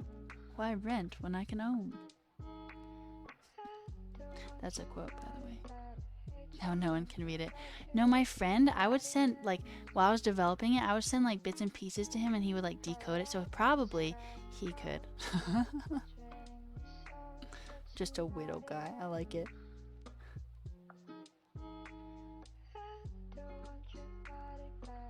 Check my email. Well, that seems like effort, doesn't it? On behalf of everyone here? Well, that's scary. What does it mean? What does it mean? Wait. Wait, I don't see anything. From you. Sending secret coded messages and lost art. Can you imagine like how bomb that would be, like writing in like the script to your friend and like being able to read it?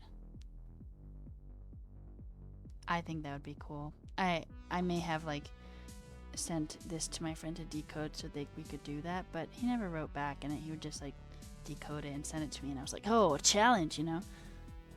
Anyway, this is the coolest site ever. It's really cool. Such a language nerd. Yes, that should be it. You thought this was learning Rust with Lumberjack. Pranked. You thought that, didn't you? Instead, it's language ranting with Mellow Rufio. Sounds like it's hidden in the console log.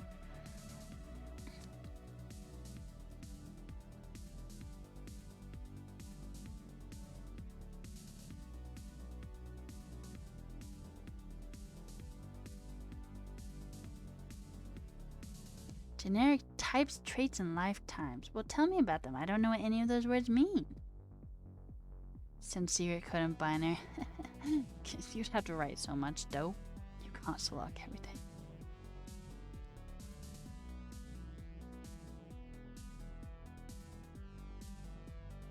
Oh, wow. All right. Oh my god. Wow. Thank you. Yeah, Born just sent me a gift card. Yo. Thank you. I appreciate that. That's really nice of you. Oh my god. Wow. That's a lot of money. I appreciate it. Seriously. Thank you. Maybe now we can get better lighting and shit. That would be exciting. I specifically look up DMCA free music mantra. I do see the birds. Did you choose that? Oh, y'all. Look at this. Oh. Thank you. That's so sweet. Birds. They're really beautiful though. I like this one. I like rainbow birds. This one has a pride flag. Thank you, Toucan. So I think they stream music and then they just can't monetize their videos afterwards, or it gets muted. I don't know. Hey Dom, thanks for hanging out. Good night. Cool if I use the music of the tribe? Well, probably not, because a lot of it is like kind of like sacred, you know? I have some recordings, but I don't know if I can share them, you know?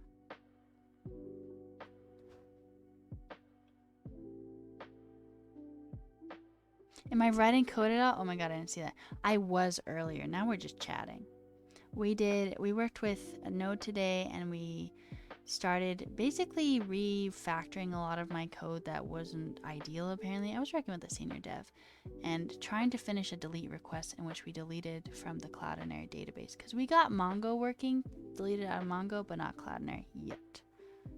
Your music? Wait, Instagram? Did you write this music? Is it your music? Like, your music? Did you write it? Yeah, MongoDB. And that's not the hard part, even though it has been very hard while I've been developing this. Display your audio stream so people can hear music. Say another VOD. Well, if you figure out how to do it, CHX, please let me know. Well, I don't know. What does that mean, Born? Like, can I play it if you, like, played it but you didn't write it? Thanks, Mantra.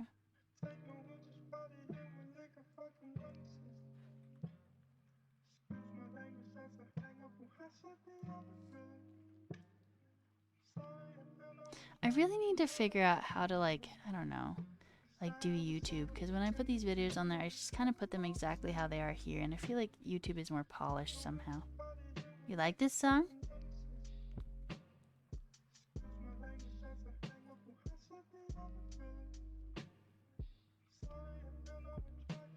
I don't know this one. That's what this song, or the song you broke into pieces, was. We'll play it after this song since Wembo really likes this song. I don't know this song. I know Billie Eilish music though. Oh really? You just listen to DMCA free stream beats?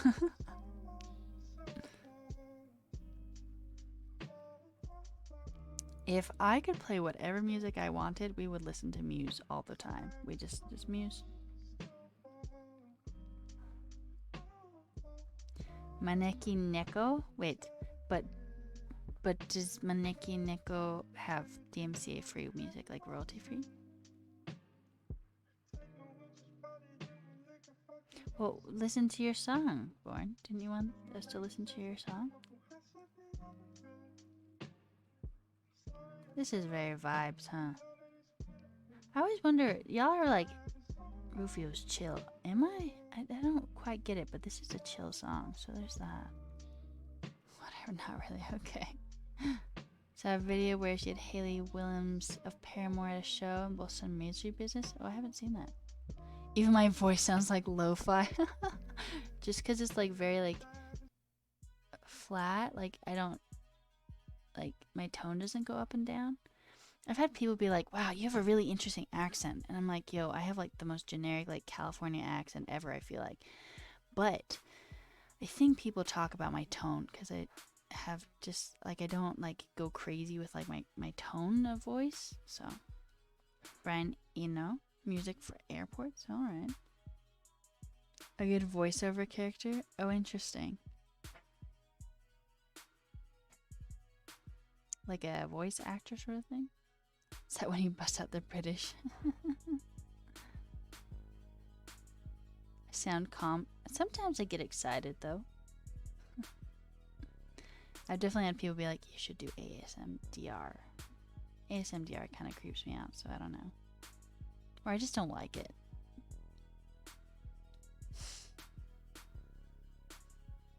I was Meep. So, an hour ago, we got off. If you look at this VOD later, you'll see Peter Boyer.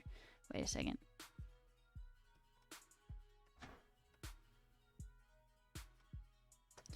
You'll see Peter Boyer on stream. Why didn't it shout out? Okay, well, Peter Boyer on Twitch. Anyway, we were doing that earlier, but now we're just chilling. Hey, Moshi, thanks for the subscription. I appreciate it. I do not know what that is.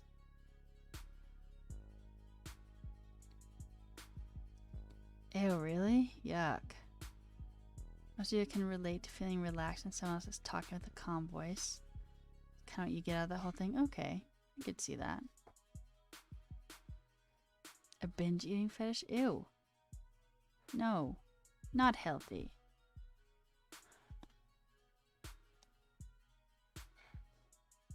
Well, I mean, to be honest, some people watch people sleep on Twitch and I just...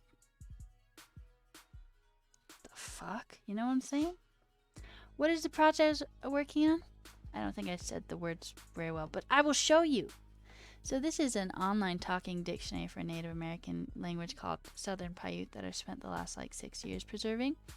And so the idea is that people didn't know how to read it, and we also wanted to preserve the sound of the language. This is like a shortened version. And we did that by recording the elder and chopping it up into, like the recordings up into words and sentences and phrases. And then you should be able to like look into this database where then you can click this and be like, oh my god, I have no idea how to say that. And this is where I pause my music. Wait a second. Then you're like, oh my god, I don't know how to say that.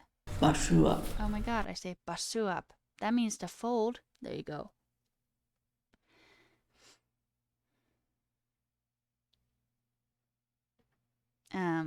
So that's the project. We were doing the delete request today for the entries, so. People do sleep on Twitch, yes, and people watch, and it's weird. You probably do need to download Zoom, Born, but I'm not a huge Zoom person, so I don't know. Maybe other people do. Wow, crazy, there's 19 more hours in the stream. Lol. As if.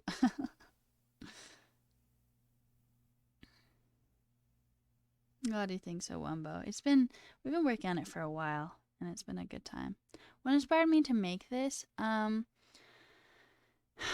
Well, my ancestors came into my state in the United States and murdered all of the native people, basically. And I can't fix that or change it. And I just think it's awful.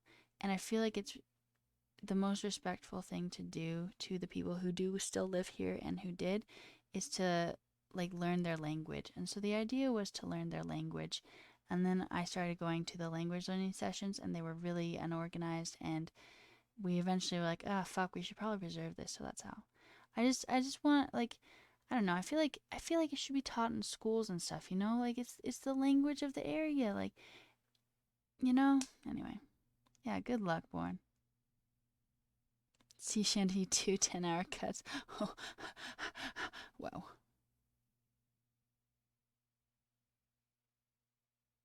What kind of setup am I using cam-wise? I think if you look in my About section, you should be able to see everything. I can't remember what my cam's called, but I know I do list it there. Is my project open source? No, but I've been thinking about making it open source. This has been like the project that I've learned on, and I've kind of been wondering about like, when is the point where I'm just like, you know what, I've learned probably enough. I should probably open this up to other people, you know? Because I've had a lot of people who've been interested, and, you know, it does make like real change. Or hopefully it will. Oh, I didn't ever turn back on the music. Sorry.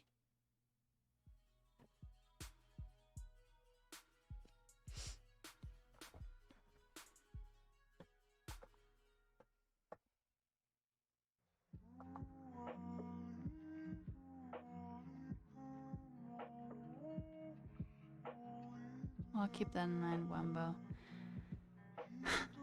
I mean, like, so people have been like, well, when do you think you'll be done with this? And I don't know. And then I'm like, well, should I be done with this, or should we try and expedite it with like reaching out to more people with it? I think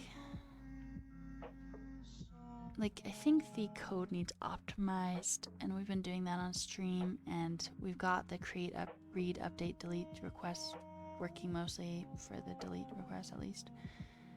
Mostly working. I don't have anything in the alphabet page. Oh, you know what, Wumbo? I have been meaning to refactor the whole front end in React. It's not in React right now. It's just Sass and HTML and shit. Code away for it. Yeah, no, there's a way to do that, Stingerton. You just do this. But another thing I need to do is I need to figure out authentication. Because basically anyone can get to this page, and we probably don't want that to be a thing. I'm really smart, as they say. Who's talking about me and saying that I'm smart or shit? It doesn't, Wumbo, and that's what I need to do. Like, I need to add verification or authentication. It's not secure, but I mean, I'm going one step at a time, you know? I know it is. I know. To be fair, this is a local host, but... my 3K followers. We're not quite at 3K, but yo, we have it, like, wow.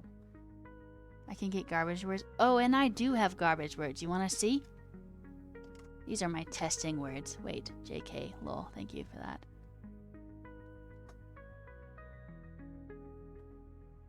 Backhanded comment stream. Rufio, you're much smarter than everyone says. Lol. That was funny. Yeah, so I think we had like one and another one, and then we deleted them, and I'm not sure exactly what else. There are other ones in the database, and I can't remember where they are, because a lot of them I just were like keyboard smashed, and now I can't remember what I keyboard smashed. So yeah, so there are only 2 real words in this database so far. Right now, there's mostly just a bunch of testing stuff where I'm seeing if I could like actually create them or read them or update or delete them, you know? We just barely figured out updating. Organize words into categories. It would be kind of cool if you could like, this is supposed to say verb, by the way. Like if you could click on this and it would do that, that would be cool. Or like there are words and there's sentences and phrases, and that would be cool to separate them into that. And then someone else who's watched my streams, Will, they suggested that I do like a list of all the entries in the database, and I don't have like a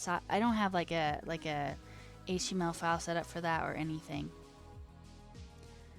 A way for native speakers to verify words. So the thing, like, that's a good idea, except for that none of them speak this language. Only the really old people who don't know how to do, like, technology. And so what I've done for verification purposes is once I've cut a word or sentence or a phrase into like its little bit, I'll play it for the elder and be like, what does this mean? And she'll be like, what? And then I'll be like, you hear this? What does this mean? And she's like, this, I think. And then we'll like go over it several times, and that's how I get the meaning of it. A lot of times when I try and get these words, sentences, or phrases in isolation, it doesn't work that well. And she's just like, I don't fucking know, bro. Because she never learned it formally. And yeah, so. But most people, they don't speak this. There's actually not a huge level of interest in the tribe. Like, there's a sort of amount, but I don't know. It's not cool, I guess. It'd be super easy to loop through entries and make an all words page. Yeah, and I haven't done it yet. It's not been on the top of my priority list, but it also fades from memory if you never speak it with anyone. Exactly. And that's why it was really good for us to do it with this elder. She's turning 80 this year because she was taught by her grandmas and then didn't use it for 40 years and then tried to help preserve it. And so she's lost a lot, but like she still has a lot. So she talks about how there's Paiute and then there's the real Paiute, which is the Paiute her grandma spoke. She doesn't speak that Paiute. So like the authentic, original, like Southern Paiute language is gone. It is. And I can't change that, but I can preserve what is left, which is her kind of like bastardized version, you know? Yeah. Could also link to YouTube videos of people conversing. Yeah, I think that would be a good idea. I think it'd be really cool to have like a repo of sorts, so you could click in the nav bar like resources like language learning lessons, if any. I've made 3, or like, you know, just resources. Congrats, Warren. It is a shame. It's and I'm afraid that like even with all that I and other people have done, like it's just gonna die, you know? And that would be a huge loss. And the last people who are speaking it are really close to like dying. A new cam, what's wrong with mine? It's 1080p. I mean, you can if you want to, but or you can if you want to. I don't know. And then like I've had a lot of like crises where I've like just like broken down and been like, wow, like despite all I and other people have done, like this language is going to die. It's not 1080p. That's what the internet told me it was. But like ultimately I can do my best to help preserve this language, but it is in the hands of the tribe. Like it is their choice, it's their language, you know? Sun will eventually explode and it will be long gone by then. As will literally everything else. How do you know what it is? Yeah, sure. I mean, I think the repo is public. I just, like, you can access the code and everything, but I haven't, like, I guess, accepted contributions. I don't know. But yeah, feel free to look at it. Maybe Sinkerton, maybe. I don't know. I'm kind of worried about with like the Paiutes because there are actually 5 bands in this tribe. So this is not the tribe doing this. This is a specific band, and a lot of them want it like access to it restricted to like just their band, and that worries me. And I also don't know who legally owns the recordings, which actually has turned out to be a big problem because they like basically fired one of my friends who's working on the project with them and said like he had to give back all his resources and everything he had done with this project and he couldn't have access to any of it.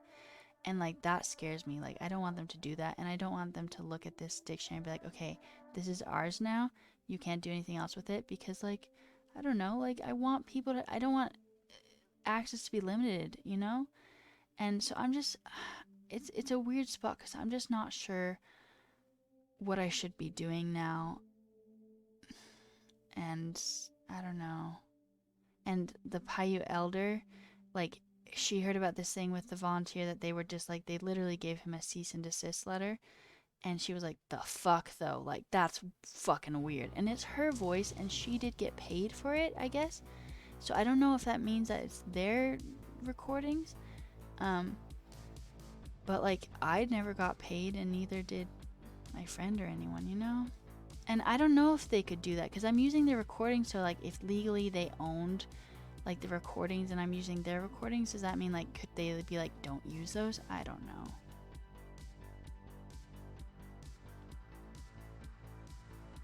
So, and I'm just afraid that like once I show this to them, they don't know the progress I've made on this yet, except for the Paiute elder. I showed it to her recently, and she's like, I don't know what that means.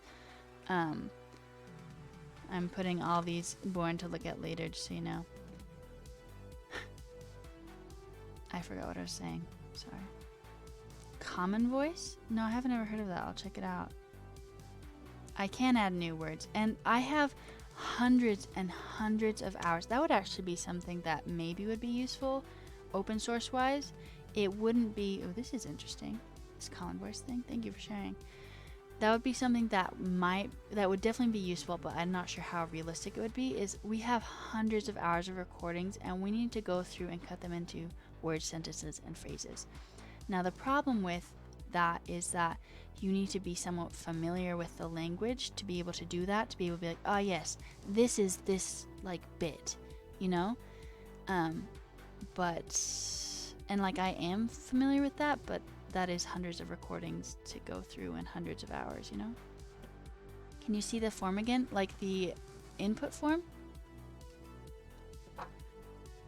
I own the code, no one is paying. I tried to send them a contract and they never said anything to me, so I just started this. Yeah. Alright, porn. Oh. I'll check it all out. I don't know. I don't know what I should do. What do you guys think I should do? I don't know. And I don't want them to be like, wow, this is our language and you're restricting access to it, because I'm not trying to restrict access. I just don't want them to restrict access, and I don't want and also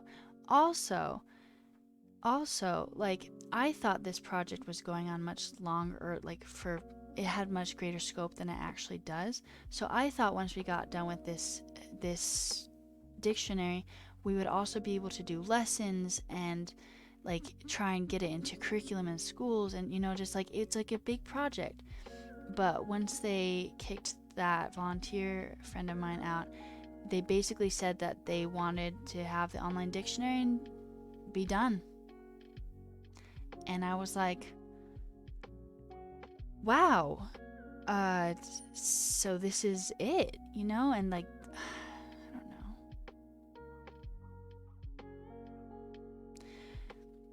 And they can't be super excited about it in the way that like they haven't seen this yet. I've shown them the wireframes, but I don't know. You gave me a bird cage, love it. Right, if it's their language, no one can force them to preserve it. Sad they'll be lost, but that's their choice, right? And yes, but it's just like, it just kills me. Like, I really don't want it to be lost. And, you know, the elders put in all this work, and I put in all this work, and it's just like, I don't know. I think they do feel possessive to an extent, and that makes sense. Like, it makes sense why. You don't find it strange considering the genocide and such? Right. Yeah. And like, that's why it's like, I don't know what to do at this point, because, yeah, I am a white person and an outsider, you know? It's not my language. But they did pay the elder for all the recordings, you know? I don't know. I think. Who's behind the aggressive moves? The band council. So basically my friend showed them, like, made this Excel spreadsheet of all the past attempts to like preserve this language and how they were written and what their alphabets were, and then started like putting in the words that they all had and like comparing them with one another and showed it to them, and they just did not like that. And I think it's because he had kind of gone ahead without them, and I don't know, they just didn't like it. I don't know. You added a word? Thank you. I appreciate that. Wait, how did you add a word? So, I don't know. Maybe we'll end up making this and then they'll just... I don't know. Ads. Okay. Thank you.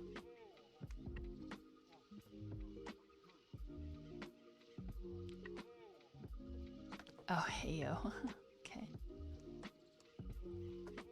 Wait, did you do it in the hosted version?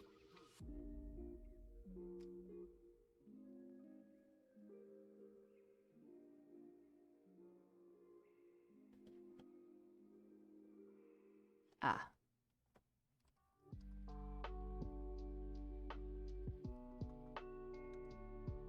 Wait a second.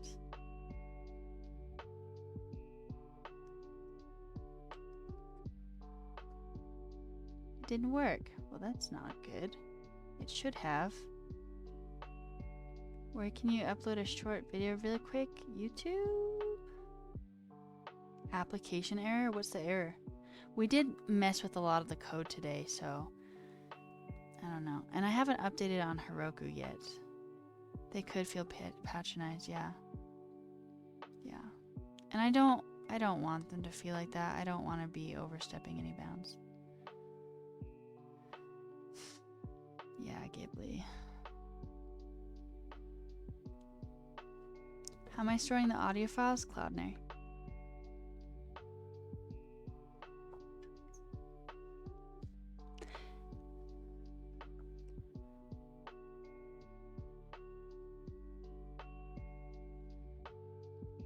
Another thing about this is there are different like dialects and accents.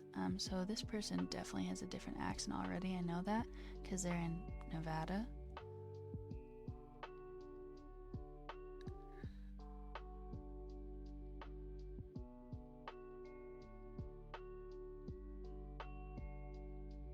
But it's not a very big community. I'm surprised I haven't heard of this person.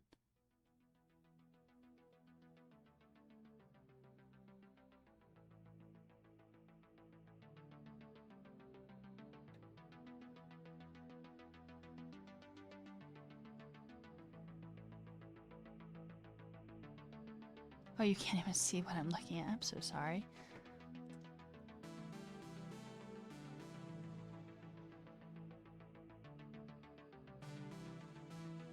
Right.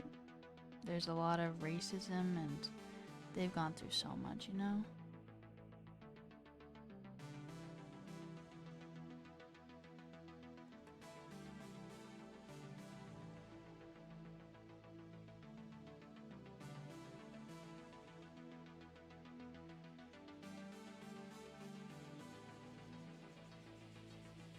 Let me see if they mention anyone I know.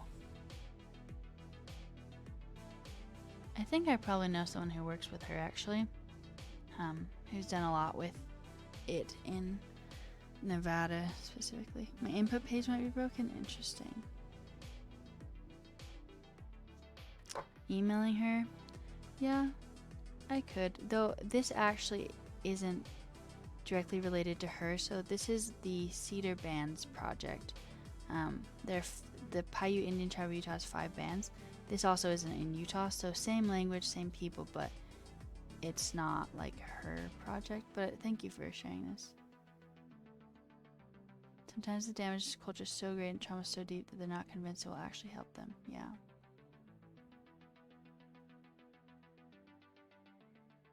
Right, Stingerton.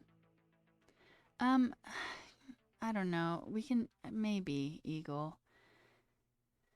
What would the petition be for? For like making this open and whatnot?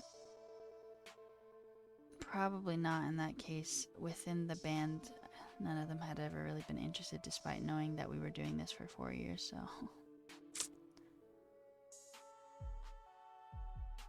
But thank you for sharing this with me and for the problem solving and thinking over it. It's just something I've been thinking about a lot, and I just don't know. I don't know. I see a conflict coming, and I'm not sure what to do about it. Change the leadership's mind. Well, the thing is, the elder we worked with, I call her my Paiute grandma. I talked to her recently. She's like, "Don't even tell them about it. Don't." And I was like, "Really? Like, why?" And she's like, "Just don't. They're being weird. They're being like possessive, and like I don't like them at all." And it's like literally her voice and her language, you know, like it's theirs, but like it's hers.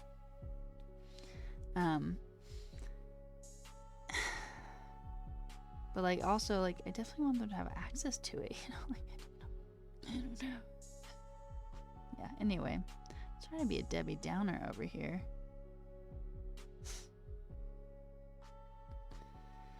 But I'm thinking what I'll do right now is I'll try and like finish it and be like, look, here's this, and also look into like the legality of the recordings. I don't know. They didn't ask me to build this. We tried to find someone to build it, and then I was like, we found someone who made an SPA, and they weren't allowed to like input anything into it or anything like that. And so I told them I was making it. They're like, cool story, nice. I don't know, Mantra. I don't know. Well, like I have a landing page, but I'll have to think about like contributions and whatnot, like what needs to be done still, etc. Born, no. The concern is the rights to the recordings.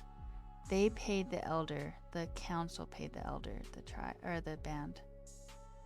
But then the elder was like, yeah, don't give it to them. And they didn't give her access to the recordings. I had a bunch of them, and so I gave them to her, but she didn't even like see any of the fruits of her efforts. It's like, that's fucked up. They may hold the cards.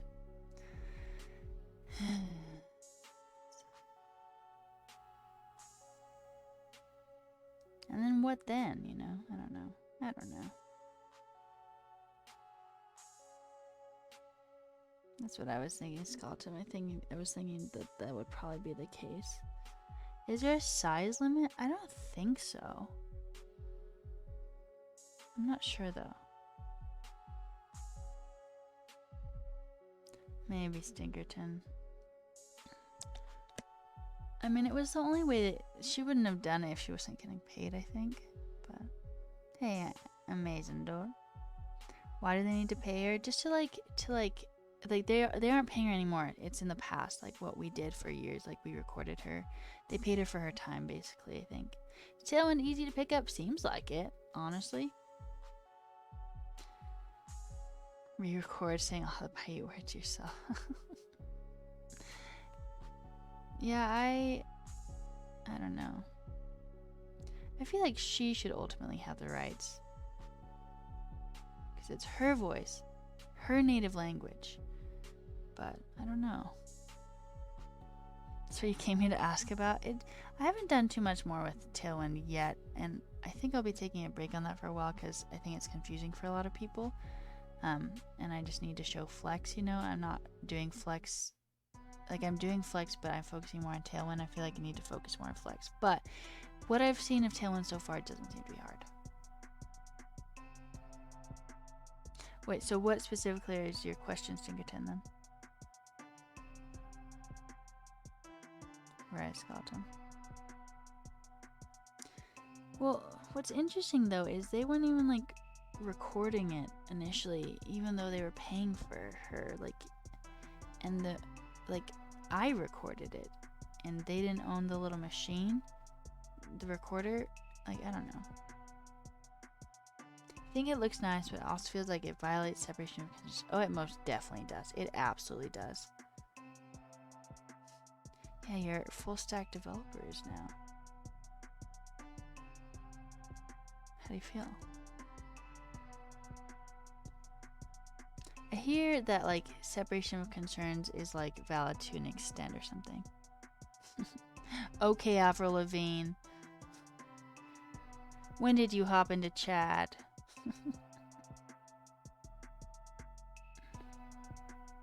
Why is my nose so itchy? It's itchy every stream. It needed to happen, I guess. There you go. Well, so Stingerton, do you know Flex?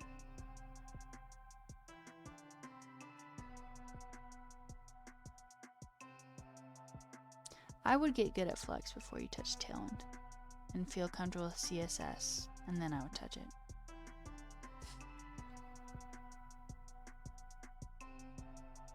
Yeah. Because it's just like an add-on to both of those things, you know? I need to learn CSS Grid, TBH, but also, have you met anyone who legitimately uses that? Like, I hear it's good, but also like, you know?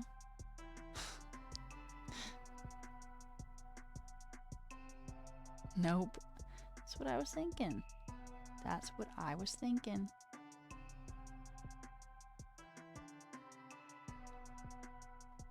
But I kind of want to, it seems useful. I kind of want to. Be nice, y'all. Be nice. We are chill and friendly with one another, right?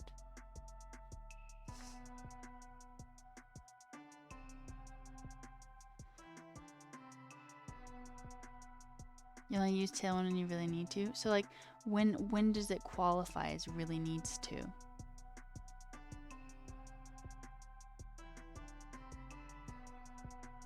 I don't like this song.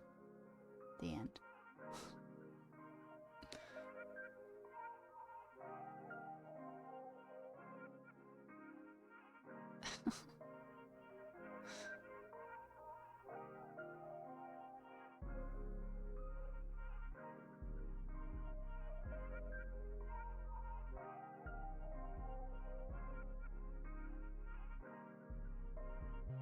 Alright, it's getting pretty late for me. I think we should wrap it up and raid, unless y'all have any lingering questions.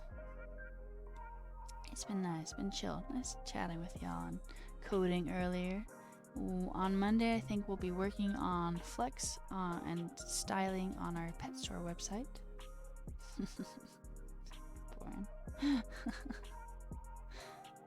Does anyone have anyone particularly like to read? I saw someone who was coding on a smartphone, and that seems like unnecessary pain, but you know. Thank you, Stinkerton. So much game dev. So much game dev. Well, this one is React.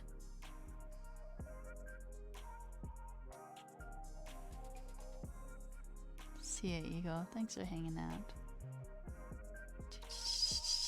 Fuck, I don't know who to... I don't know. Thank you, Stinkerton. I appreciate it. Hopefully, shit won't go sideways, but we will see, right? This person is coding for the first time. How does that work? That would be difficult, wouldn't it? I don't think I would code for the first time on stream, TBH. Who this person?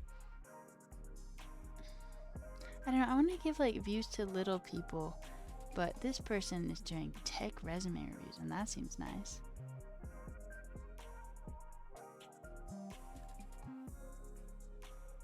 No, I don't want to destroy confidence. I want to build them. It's so hard when you have just one viewer to get more viewers. Honestly, like that was me for literally months. And I think when people see you only have one viewer, they're like, oh, you know, you just need people to give you a chance, you know?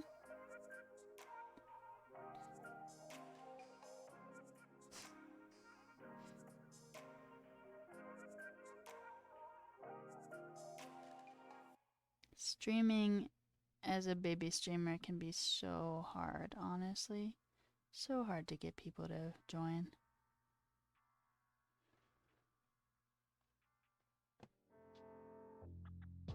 Oh, Erend's going. We could raid Erend again. But Erend has 11 viewers, not 1. Best way to stream is to not care. I care. Am I doing it wrong? This person... Let's do what I'm doing. I'm afraid you want to stay here, but I have to go clean an apartment tomorrow, and it's already 10:16, so I think I gotta go. Even though I do like chilling with y'all. You know I do. I don't know who to raid, motherfucker.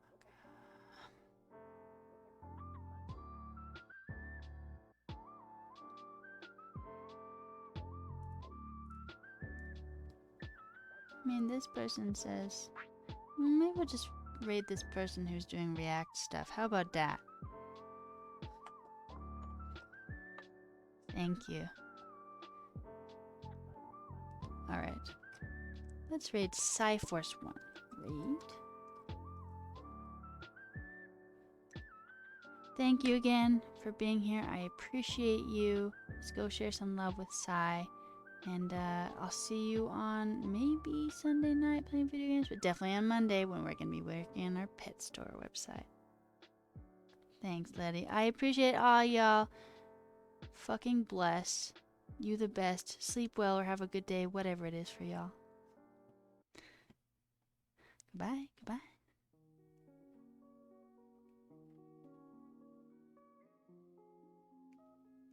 DoorDash with $0 delivery fees for just $4.99.